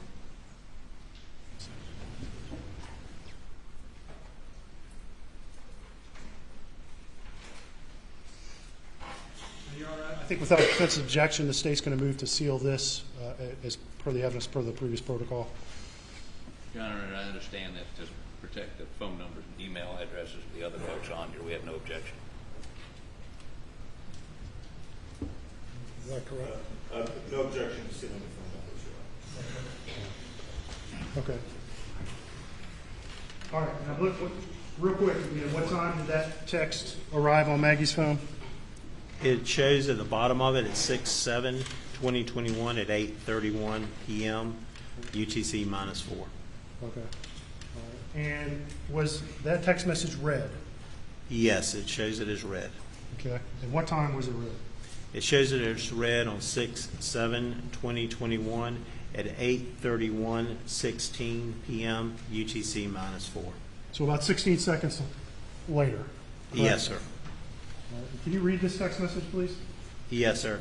It says, I plan to go over to visit Dad tomorrow afternoon. Is anyone else planning to go? All right. And that's from John Marvin, correct? Yes, sir. And we're not going to go back and look at the previous text in this thread, but what is the general topic that they're discussing, just for context for the jury? It appears that they are talking about going to visit Dad tomorrow and trying to find out if anybody else plans to go over with them at any time. And this is a response to a series of texts about Randolph, Alex's dad, and his health, correct? Yes, sir.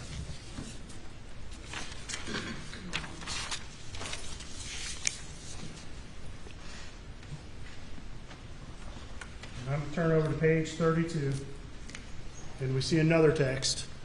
And this is that same text group, correct? Yes, sir, it is. And this is another text that arrived on Maggie's phone, correct? Yes, sir, it did. Who sent that text? It looks like Lynn G. All right. And what does it say? It says, I'm in court all week with an emoji. Okay. All right. Was this text read? Yes, sir. It shows it as read at 8:49:27 p.m. UTC -4 on 6/7/2021. Okay.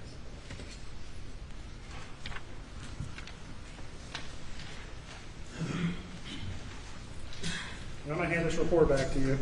We'll have you help me find. I believe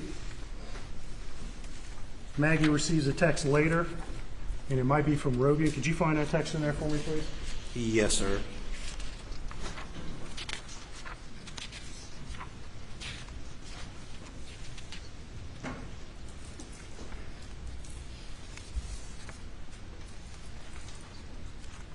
Yes, sir. I've located it. Okay. What time did that text arrive on her phone? That text arrived on 6/7/2021 at 9:34:14 p.m. UTC -4. Let me see.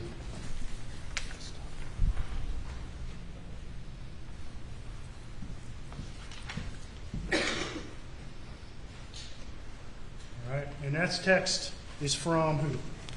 That text, it says it's from Rogan.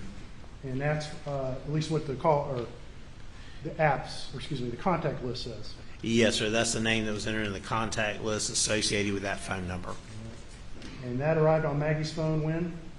On 6/7/2021 at 9:34:14 p.m. UTC -4. And was that text ever read? No, sir. It appears as a status of unread. Okay. Now let's be clear about something, Lieutenant Dove.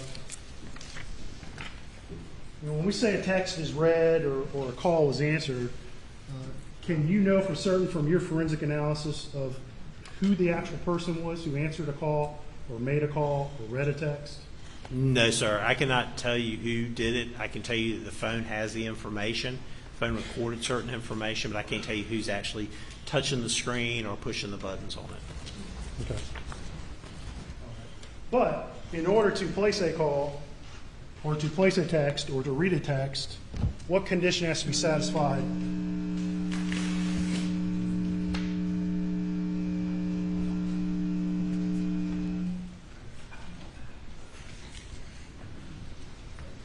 All right, we'll continue for now.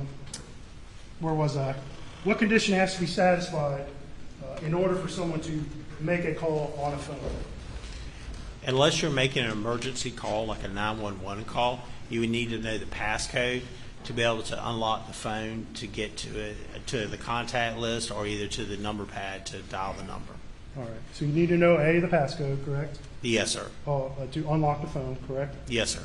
And are there other ways to lock these phones or unlock these phones?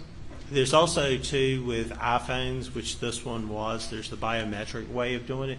If you set a face unlock, where instead of having to enter your passcode every time, you can look at it, the camera will activate, and then it'll unlock via your face.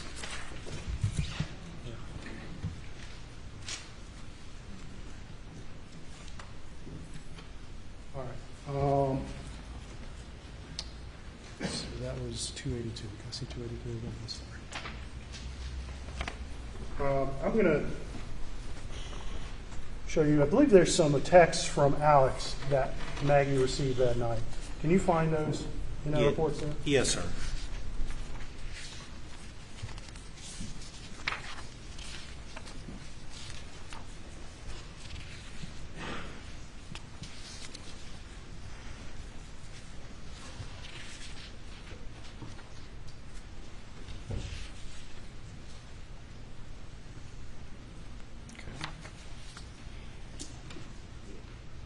Yes, sir. I found the text thread. Okay. All right. What's the beginning?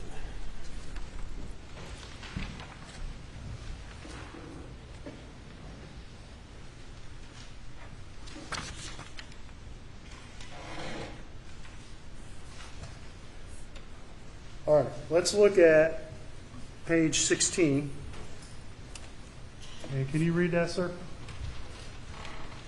Are you referring to the bottom text on that one? Yes. Yes, sir, I can. Okay. All right. And who's that text from? It's from Alex. All right. And it was sent to Maggie's phone, correct? Yes, sir, it was. At what time did that arrive on Maggie's phone?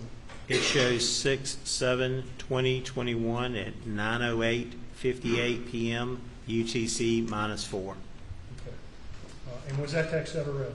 No, sir. It shows the status is unread.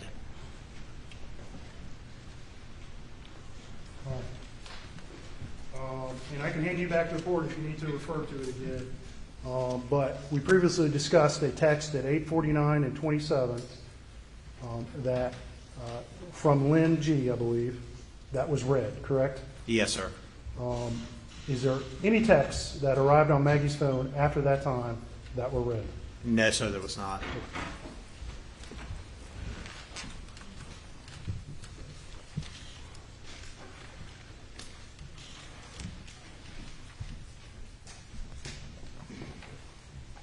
Okay. And I'm going to hand you, it's been marked as State's Exhibit 282. And I'm going to ask if you recognize that, sir. Yes, sir, I do. What is that? This is a Cellbrite report that I produced from Maggie Murdaugh's phone. It has on there device events from her phone with a date range filter placed on it for the day of 6/7/2021. Okay. All right. And what kind of information is contained in that report?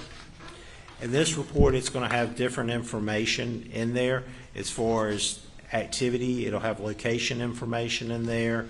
It'll also have whether the phone was unlocked, if it was locked, if there's orientation changes. It'll also pull if it was plugged in, whether to a car or to the wall to charge. And these are all, most of this is information that's stored in those databases we discussed previously, correct? Yes, sir. Most of this information is in the Knowledge C database. Okay.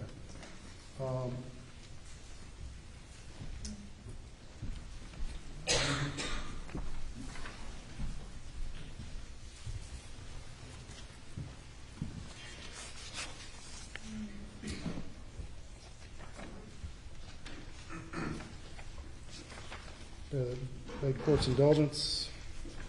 And how many pages is this report? I don't remember offhand. I think it could be 87. I can't remember if that's the 87-page report that I produced for that one. Okay.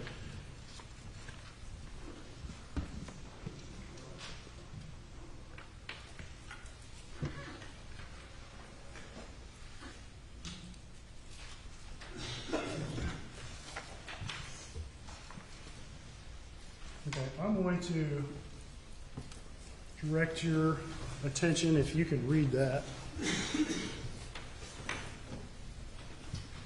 to line 4336. Do you see that at the bottom, sir? Yes, sir, I do. And what information is contained on line 4336? It has, the first column has the number, then it has device events. The next column that's populated has a date of 6/7/2021, 8:17:15 p.m. UTC -4 start time. Then the column, 2 columns over, it has unplugged, and this information was obtained from the Knowledge C database. What does unplugged mean? It would indicate that the phone was unplugged, whether from a vehicle or from a wall or a computer that it was charging.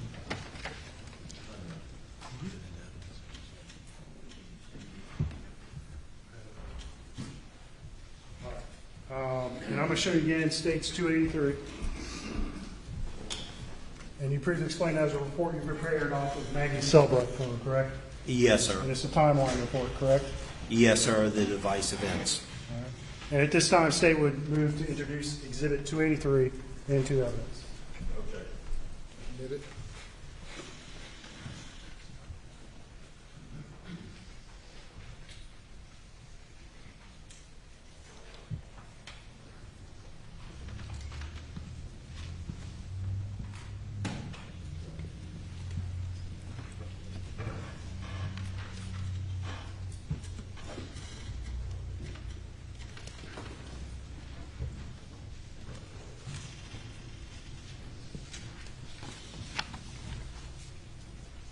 Okay, I'm going to direct your attention to line 4354.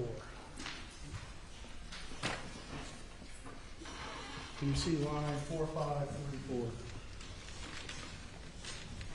Yes, sir, I can see 4354. And what's the date and time associated with that log? 4354, the date associated is 6/7/2021 at 8:30:23 p.m. UTC -4. And what is that data entry? That entry shows Poshmark buy and sell fashions. Would that be a website? Yes, sir. And what does that indicate to you was occurring on his phone at that time? That it was possibly running in the background. Okay. Would this be a website that had been previously accessed on his phone? Yes, sir.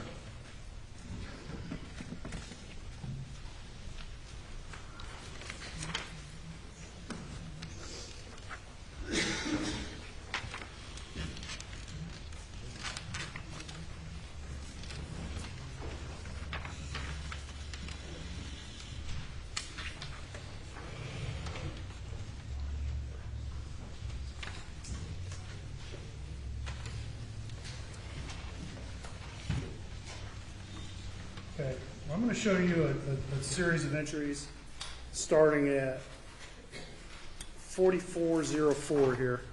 I want to see if you can read that up there. Can you read 4404? Yes, sir. All right. And above that is 4403, correct? Yes, sir. And what is that line entry we see at 4403? It shows that the display was on, and that was obtained from the knowledge seed database. Okay. And then, and that, this is all June 7, 2021, correct? Yes, sir. And the time on that one is at 8:49:20 p.m. UTC -4. It shows as a start time. Well, let's talk about that for a minute. Display on. What does that mean?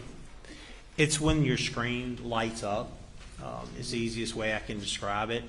And there can be a variety of reasons why it would light up. All right. Well, let's talk about some reasons. Why don't you list some, please? If you receive a notification, whether it's a call, a text message, if you have it set to receive notifications from an app, like the CVS app that was previously on there, you receive those notifications, your screen, if it's your phone sitting down and not being used, it'll light up to let you know that you received the notification. It can also light up if you have too much vibration sometimes. If you're walking around tossing your phone up and down, sometimes it can light up. There's various reasons what could cause it to light up. Could bumping the phone light up the screen? Yes, sir, it could. Could picking a phone up light up the screen? Yes, sir. So, of those reasons you gave, some of them sound like there could be human caused, correct? Yes, sir. And some of them sound like could be processes that are on the phone itself and requires no external human interaction, correct? Correct. All right. So, bumping a phone, that's a human interaction. If someone physically bumps a phone, correct? Yes, sir. But if a notification comes in and the screen lights up, is that something necessarily the user caused? No, sir. So it could just happen on its own? Yes, sir. Okay. So let's look at line 4404, the line below that. And I think we've got the date established, but what time is that line at on line 4404?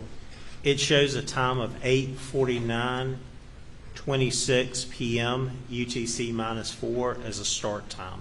Okay. What kind of data entry is that? It appears to be an SMS or a text message that the phone was processing. Okay. And then below that, on line 4405, we see a device event, correct? Yes, sir. And at the same time, correct? Yes, sir. And what does this say? It says that was the 8:49:26 p.m. is an end time, and it shows device locked. Okay. Well, let's look at 4406 below it. What kind of event is that? That shows an event of the device unlocked. Okay. So the phone's unlocked at 8:49:26, correct? Yes, sir. Okay. And then at line below that, 4407, we see the display is back on, correct? Yes, sir. It shows display on. Well, what did we just previously talk about that happened at 8:49:27? That's when a text message was received. Was it received or read at that point? I would have to go back and look at the report. I believe it was read. Okay. It was read? Yes, sir.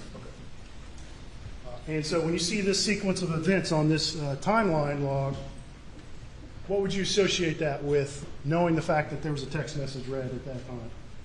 That a text message was received on the phone, that the phone was unlocked to read the text message. Okay. And I think I might find that report again, which is, just to refresh your memory, 279.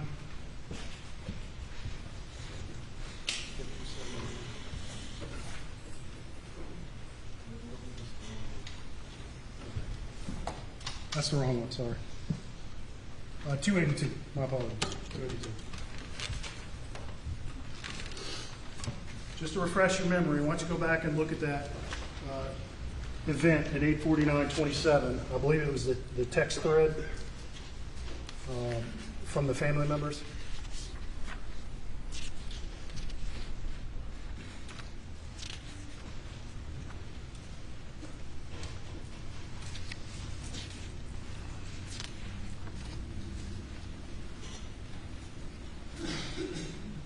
Yes, sir, I found it. And what time did that text message arrive on the phone?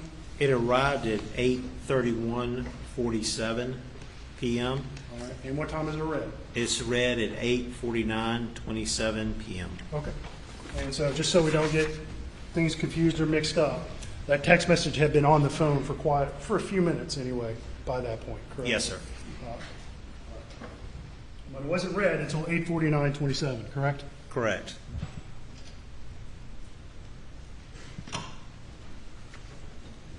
All right, let's keep going here for a minute. All right, let's look at line 4409. Do you see that line on your screen, sir? Yes, sir. Okay. And what is this line? What does this represent? This is a line that indicates the start of an orientation change of the phone. Okay. And what is an orientation change? An orientation change would be if you take your phone, it's considered portrait if you're holding it straight up. If you turn it to the side, it's considered landscape, and that would be changing the orientation of it from straight up to sideways. So what can cause an orientation change? It would have to be somebody moving the phone. As far as if I'm holding my phone up to talk to somebody or to look at something on there scrolling, and then I hold it down by my side, it's going to cause it to change orientation. Or if I rotate it in my hand to watch a video, it's going to cause an orientation change. So could picking up a phone to read a text message cause an orientation change? Yes, sir, depending on where you're holding it to start with. And can you think of any process on a phone that will cause an orientation change to log other than a human holding the phone? No, sir, not that I've seen. Well, one possibility I'm going to ask you about is if, say, a phone's dropped, could that cause an orientation change?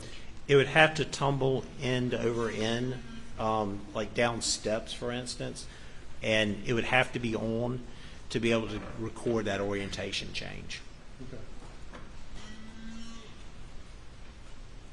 All right.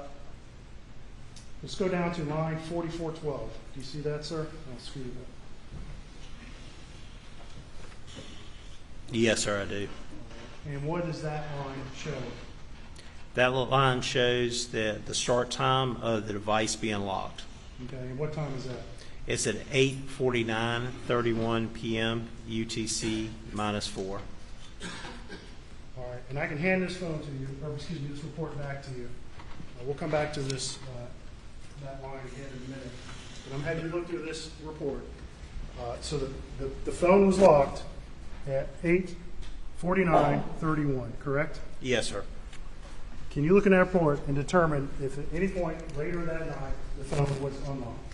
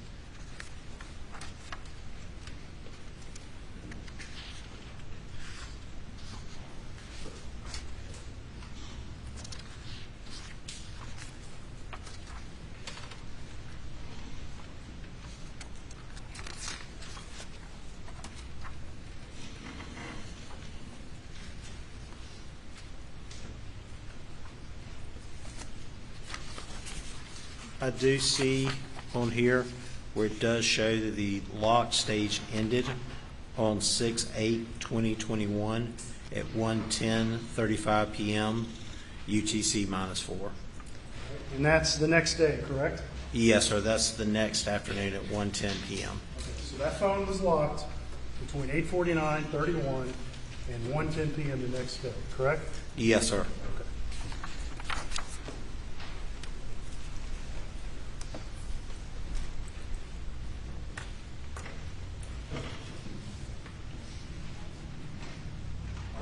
All right, and I'm going to go right back to look at line 4414.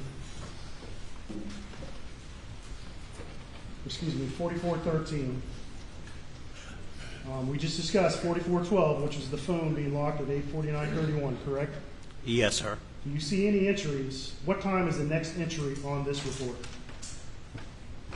Could you repeat which number you're looking at? On line 4412, we see the phone is locked at 8:49:31, which is what you just testified to, correct? Yes, sir. What time is the next event on this log? The next event on the log shows a display off at 8:53:08 p.m. Okay. Is there anything that occurred on this report between those two times on this phone? Not on the device activities report or the device event report. Okay. And at 8:53:08, what do we see? We see that it's the end time for the display off. Okay. And that's line 4413. Yes, sir. And then we see at 4414, what happened? It's an orientation change. Okay. And then 4415, what happens? The display comes on. Okay. You just said it was an orientation change, correct? Yes, sir. And what does that, from your expert opinion, tell you is going on with this phone? It's an end time for an orientation change from the landscape. In my opinion, the phone's going from being landscaped, being held like this in a position like this, to going into the portrait position, which is up. And you previously testified that there's only a very small number of things that can cause an orientation change, correct? Correct. And it's most likely that that's a human cause event, correct? Correct.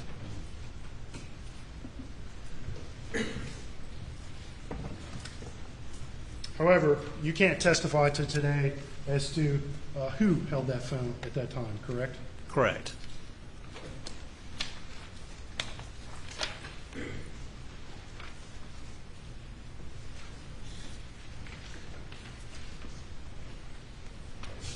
All right.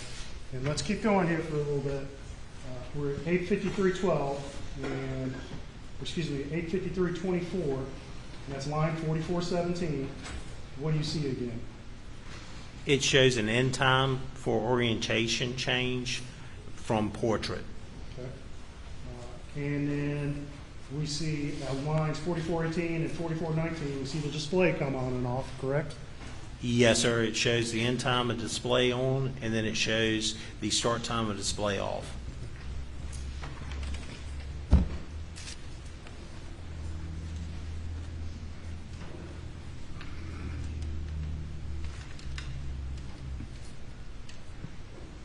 We'll go to the bottom of that page and we'll look at lines 4428 and 4427. What do you see there?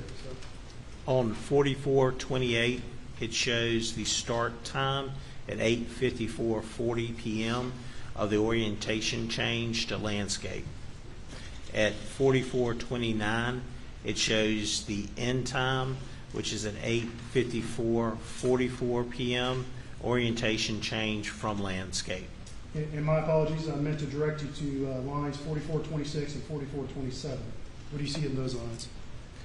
On those lines, it shows at 8:54:34 p.m. It shows the start time of the camera in the phone. All right. And how long is that camera on for, that you can tell? It appears to be on for 59 seconds. Or, yes, 59 seconds. I'm sorry, 1 second. 1 second. I'm sorry, doing math sometimes gets me. It's okay. All right, so that camera's on for 1 second. In your opinion, what does that tell you is happening on this phone? It appears the phone's being moved and the camera's activating in the background to see if it would recognize somebody's face that would unlock it. So the phone is attempting to face unlock, correct? Yes, sir, that's what it appears. But you just specified that after 8:49:31, the phone never unlocked, correct? Correct. So with this camera entry, does the phone successfully unlock? No, sir. Now, can you tell us what that camera was looking at? Do you have any data that would suggest specifically what the camera was looking at? No, sir. I don't know what the camera was being pointed at. So you could be looking at the ground, Yes, sir. the sky, Yes, sir. somebody's face other than Maggie Murdaugh? Yes, sir. But if that camera had seen Maggie Murdaugh's face, what would you expect to happen? I would expect for it to unlock.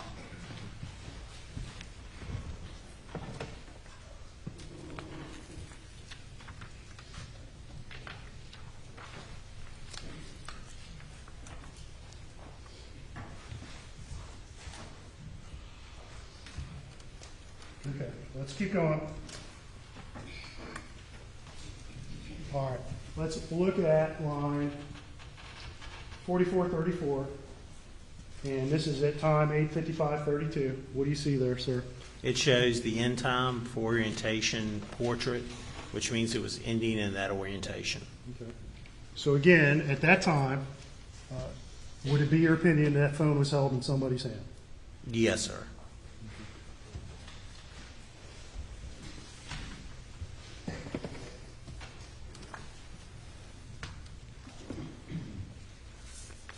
Okay, and let's look real quick at the bottom of that page, and that's line 4441.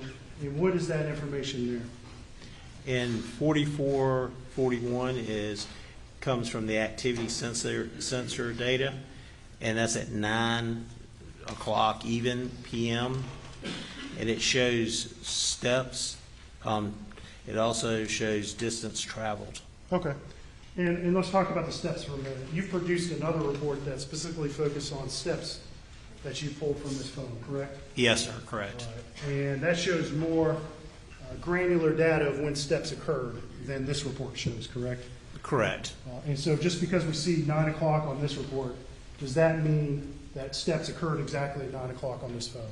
No, sir. It's the 2 after the 9 o'clock on that, which means it would be a range as far as example would be like 9 to 10 for the total steps. And you prepared another report that would show specific steps during a specific time range, correct? Yes, sir. Okay.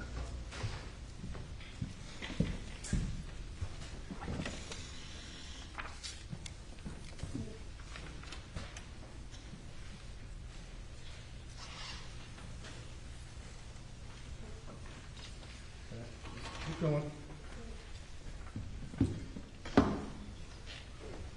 All right, let's look at line 4447. What do you see there? 4447 shows from the call log database an incoming call at 9:04:23 p.m. Okay, and who's that call from? It's from phone number 1-803-942-1227 PA. And that's the call that we discussed in Maggie's specific call log, correct? Yes, sir, it is. And that's at 9:04:23, correct? Yes, sir.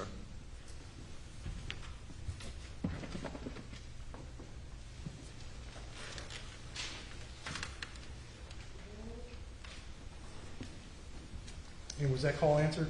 No, sir. It showed no time that call was answered. All right, let's look at the bottom of that page, line 4454. At 9:06:12, what do we see there? At 9:06:12 shows the start time of an orientation change to portrait. Okay. And again, in your opinion, what does that tell you about whether this phone is in someone's hand? In my opinion, it would be in somebody's hand that was changing it from landscape up to portrait, lifting it. And that's at 9:06:12, correct? Yes, sir.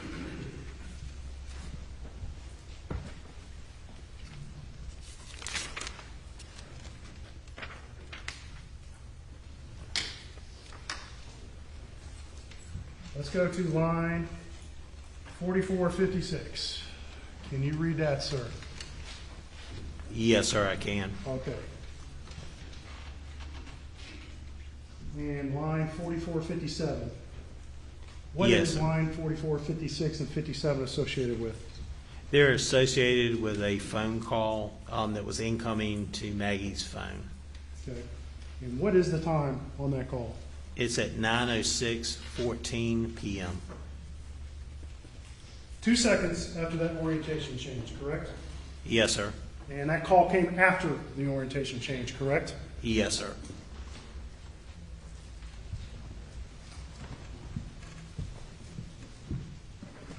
And again, you can't tell us whose phone, or your digital forensics can't tell us whose hand that phone was in at that point. Correct. All you could tell us was the phone was locked at that point, correct? Yes, sir.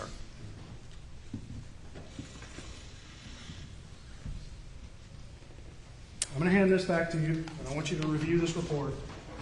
And I want to have you tell us if that is the final orientation change in 906-12 or not. See if you see any further orientation changes after that point.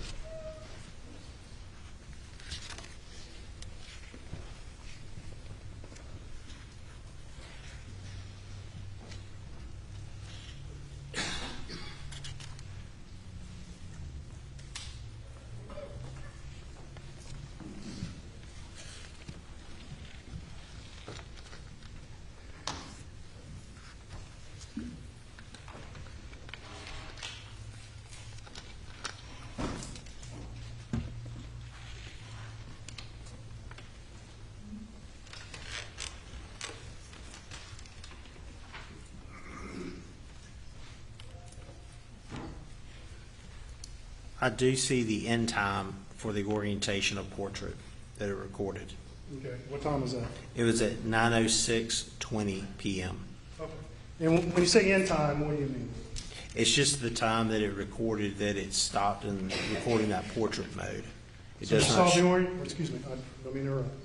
Please finish. I'm sorry. I was going to say I don't see any orientation change to landscape after that in this report. Okay. So at 906-12, the orientation change starts, correct? Yes, sir. At 906-14, there's an incoming call from Alex, correct? Yes, sir. And after that point, you do not see any more orientation changes, correct? Correct.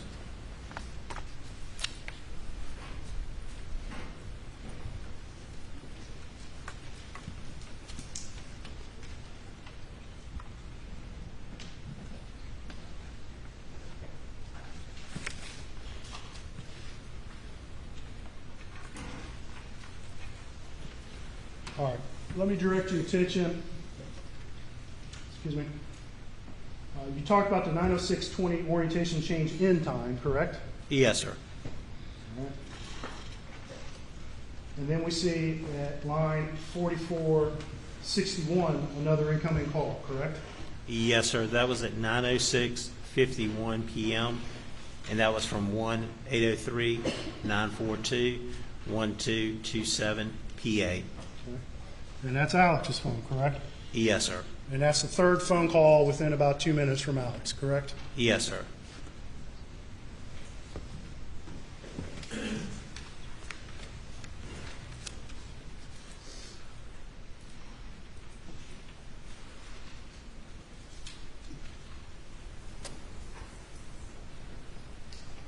All right.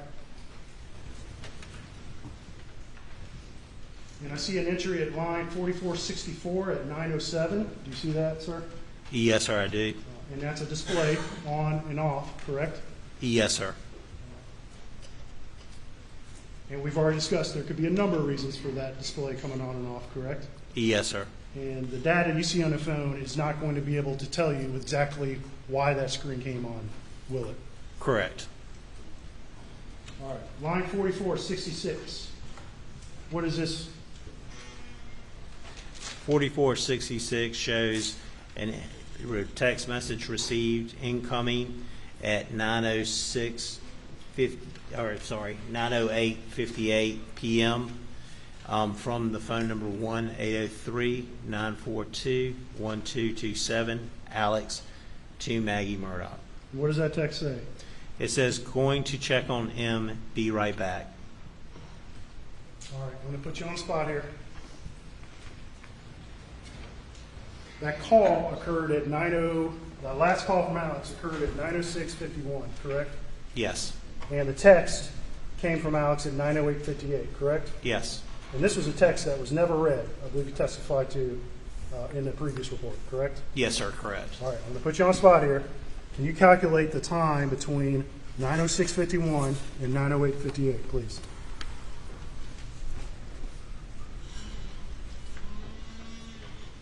Take your time. If you need a pen, we can get you. It appears to be 2 minutes and 7 seconds. There's 2 minutes and 7 seconds between that call from Alex to that text from Alex, correct? Yes, sir, correct. Thank you.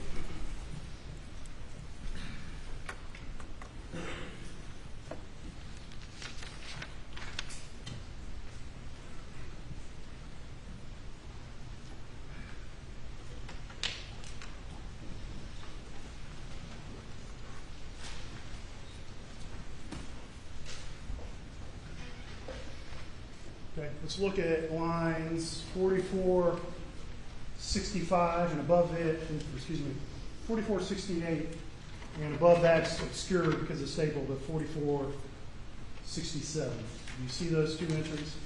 Yes, sir. And we see that's, mobile SMS at 9:08:58. Is that a data entry that's associated with that incoming text from Alex we just talked about? Yes, sir, it is. And what time is that again? It's 9:08:58 p.m. Okay. What's the next entry on that log? The next entry on the log is at 9:31:44 p.m. Shows an end time of display off. And I'm not going to ask you to do the precise math this time, but roughly how many minutes is that between 9:08:58 and 9:31:44?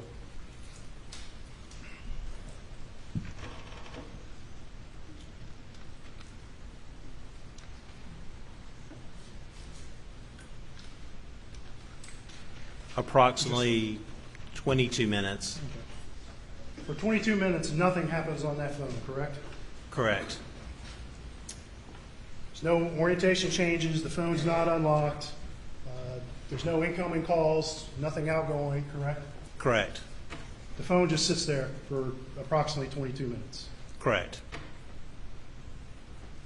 All right. And what do we see start happening at 9:31:44? We see that the display comes on is the start time of that. All right.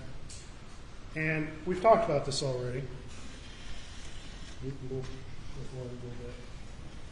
We see the display come on and off a few times in that short span of time at about 9:31 p.m., correct? Yes, sir. But it's just a display coming on. Do you see anything associated with that display coming on? No, sir, not until approximately the 9:34:14 p.m. We'll get to that in a second. But at least for this display coming on, there seems to be no cause for that, correct? Correct. And you previously testified the screen coming on doesn't tell you a whole lot, does it? No, sir. It could be the phone is being bumped or moved in some way, correct? Yes, sir. It could be the phone's just sitting there and there's some sort of automatic process that causes that phone to light up, correct? Correct.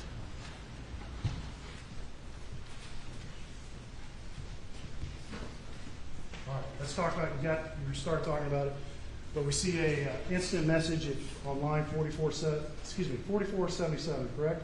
Yes, sir. And that's at what time? That's at 9:34:14 p.m. And which contact is that from? It shows the contact of Rogan. And what does that text message say? It says, "Tell Paul to call me." All right, and you previously testified about this in her text message log. Was that text message ever read? No, sir.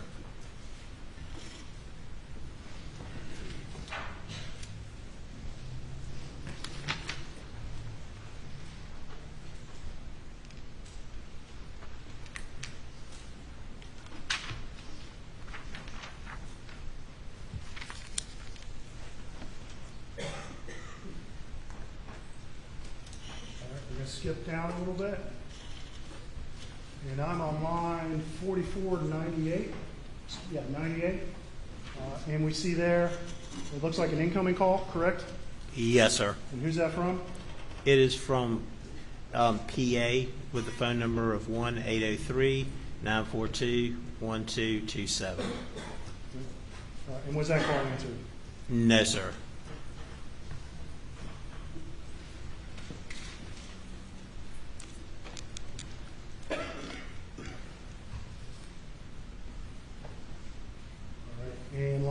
4503.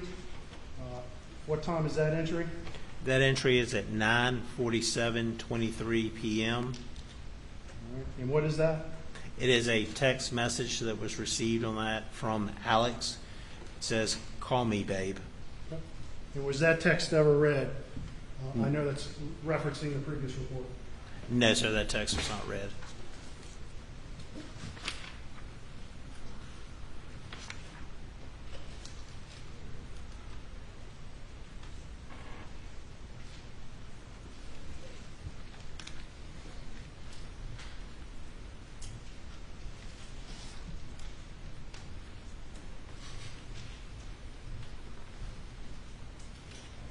I'm going to hand this report back to you, and I want to have you look at the next few pages.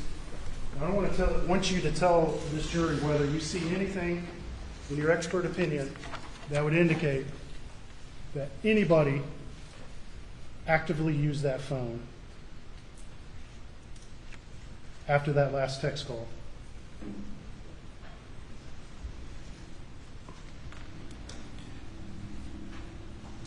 Not on 6/7/2021.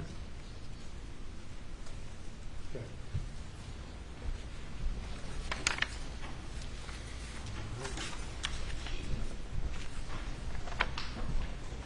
Okay, I'm going to hand you what's been marked as State's Exhibit 284. Take a look at that and tell us what it is, please.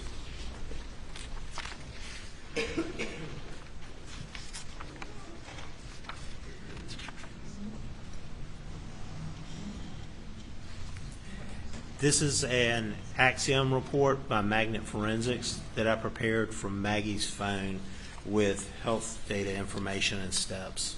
Okay. So that includes steps from Maggie's phone, correct? Yes, sir.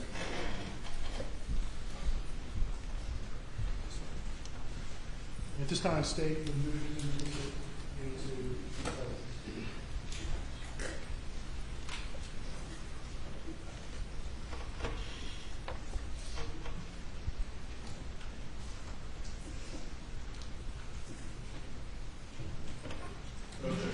It's admitted.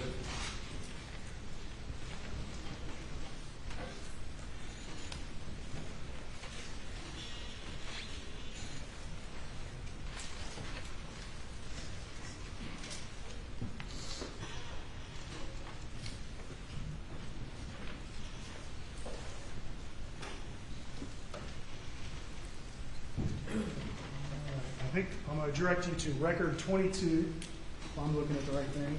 Nope. Record 23, excuse me. All right, record 23. What information does this record tell us?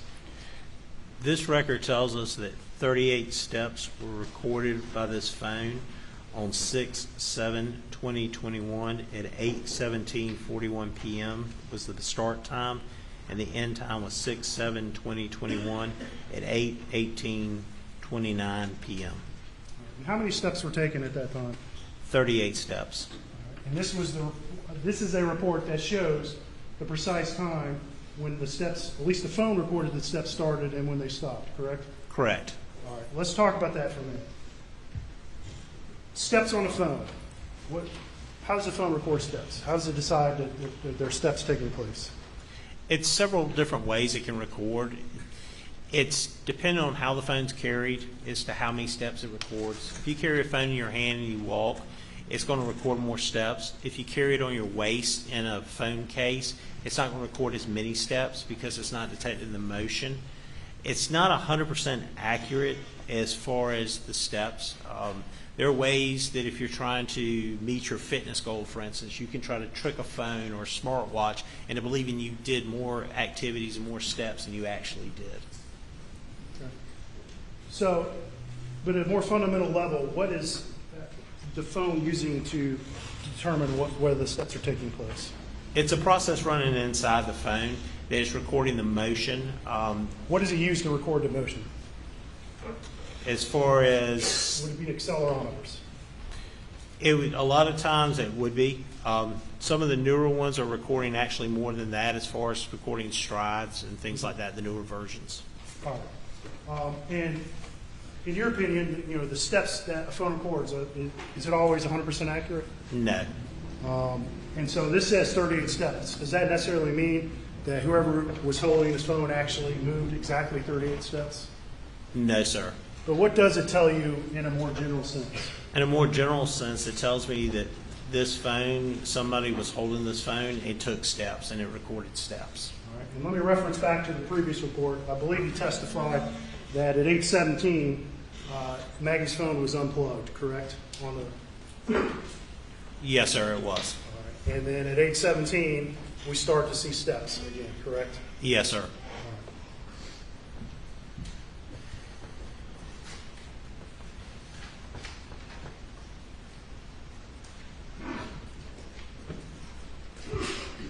All right, let's look at record 25. All right, and what does this show, record 25? This shows that 43 steps were recorded by the phone. At 8:40 p.m. was the beginning, and it ended at 8:33:28 p.m. Okay. All right, and let me point out something real quick. The entry above that, which is record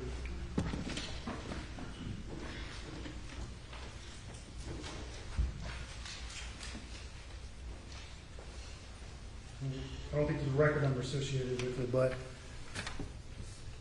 it says 8:10. Wrong one. My bad.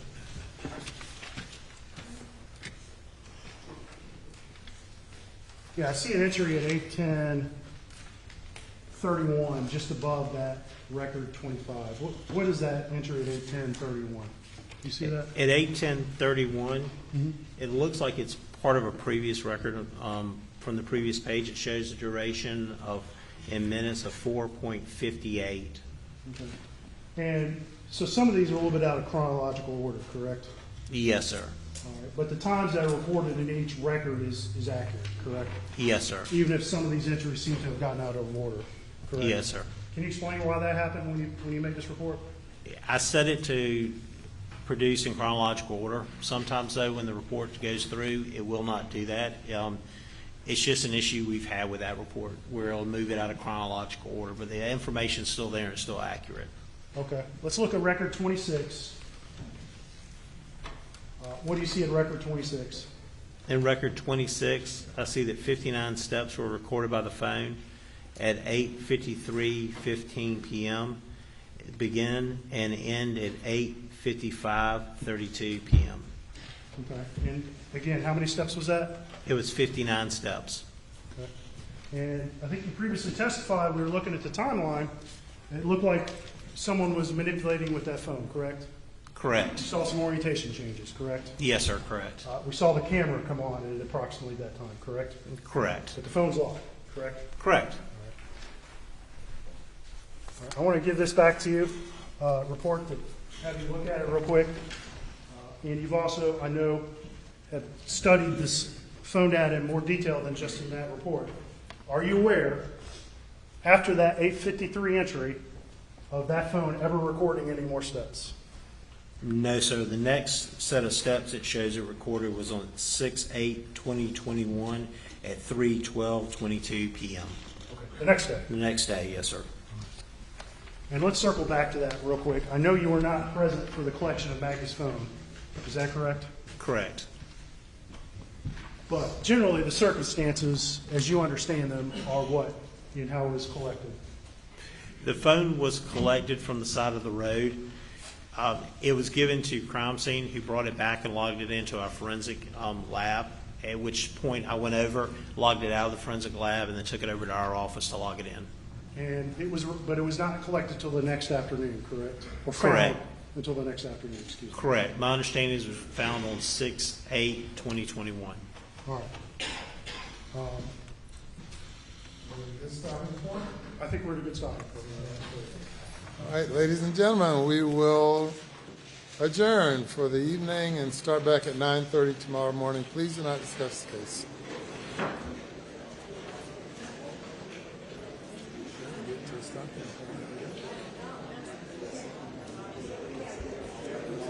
Get to a good start.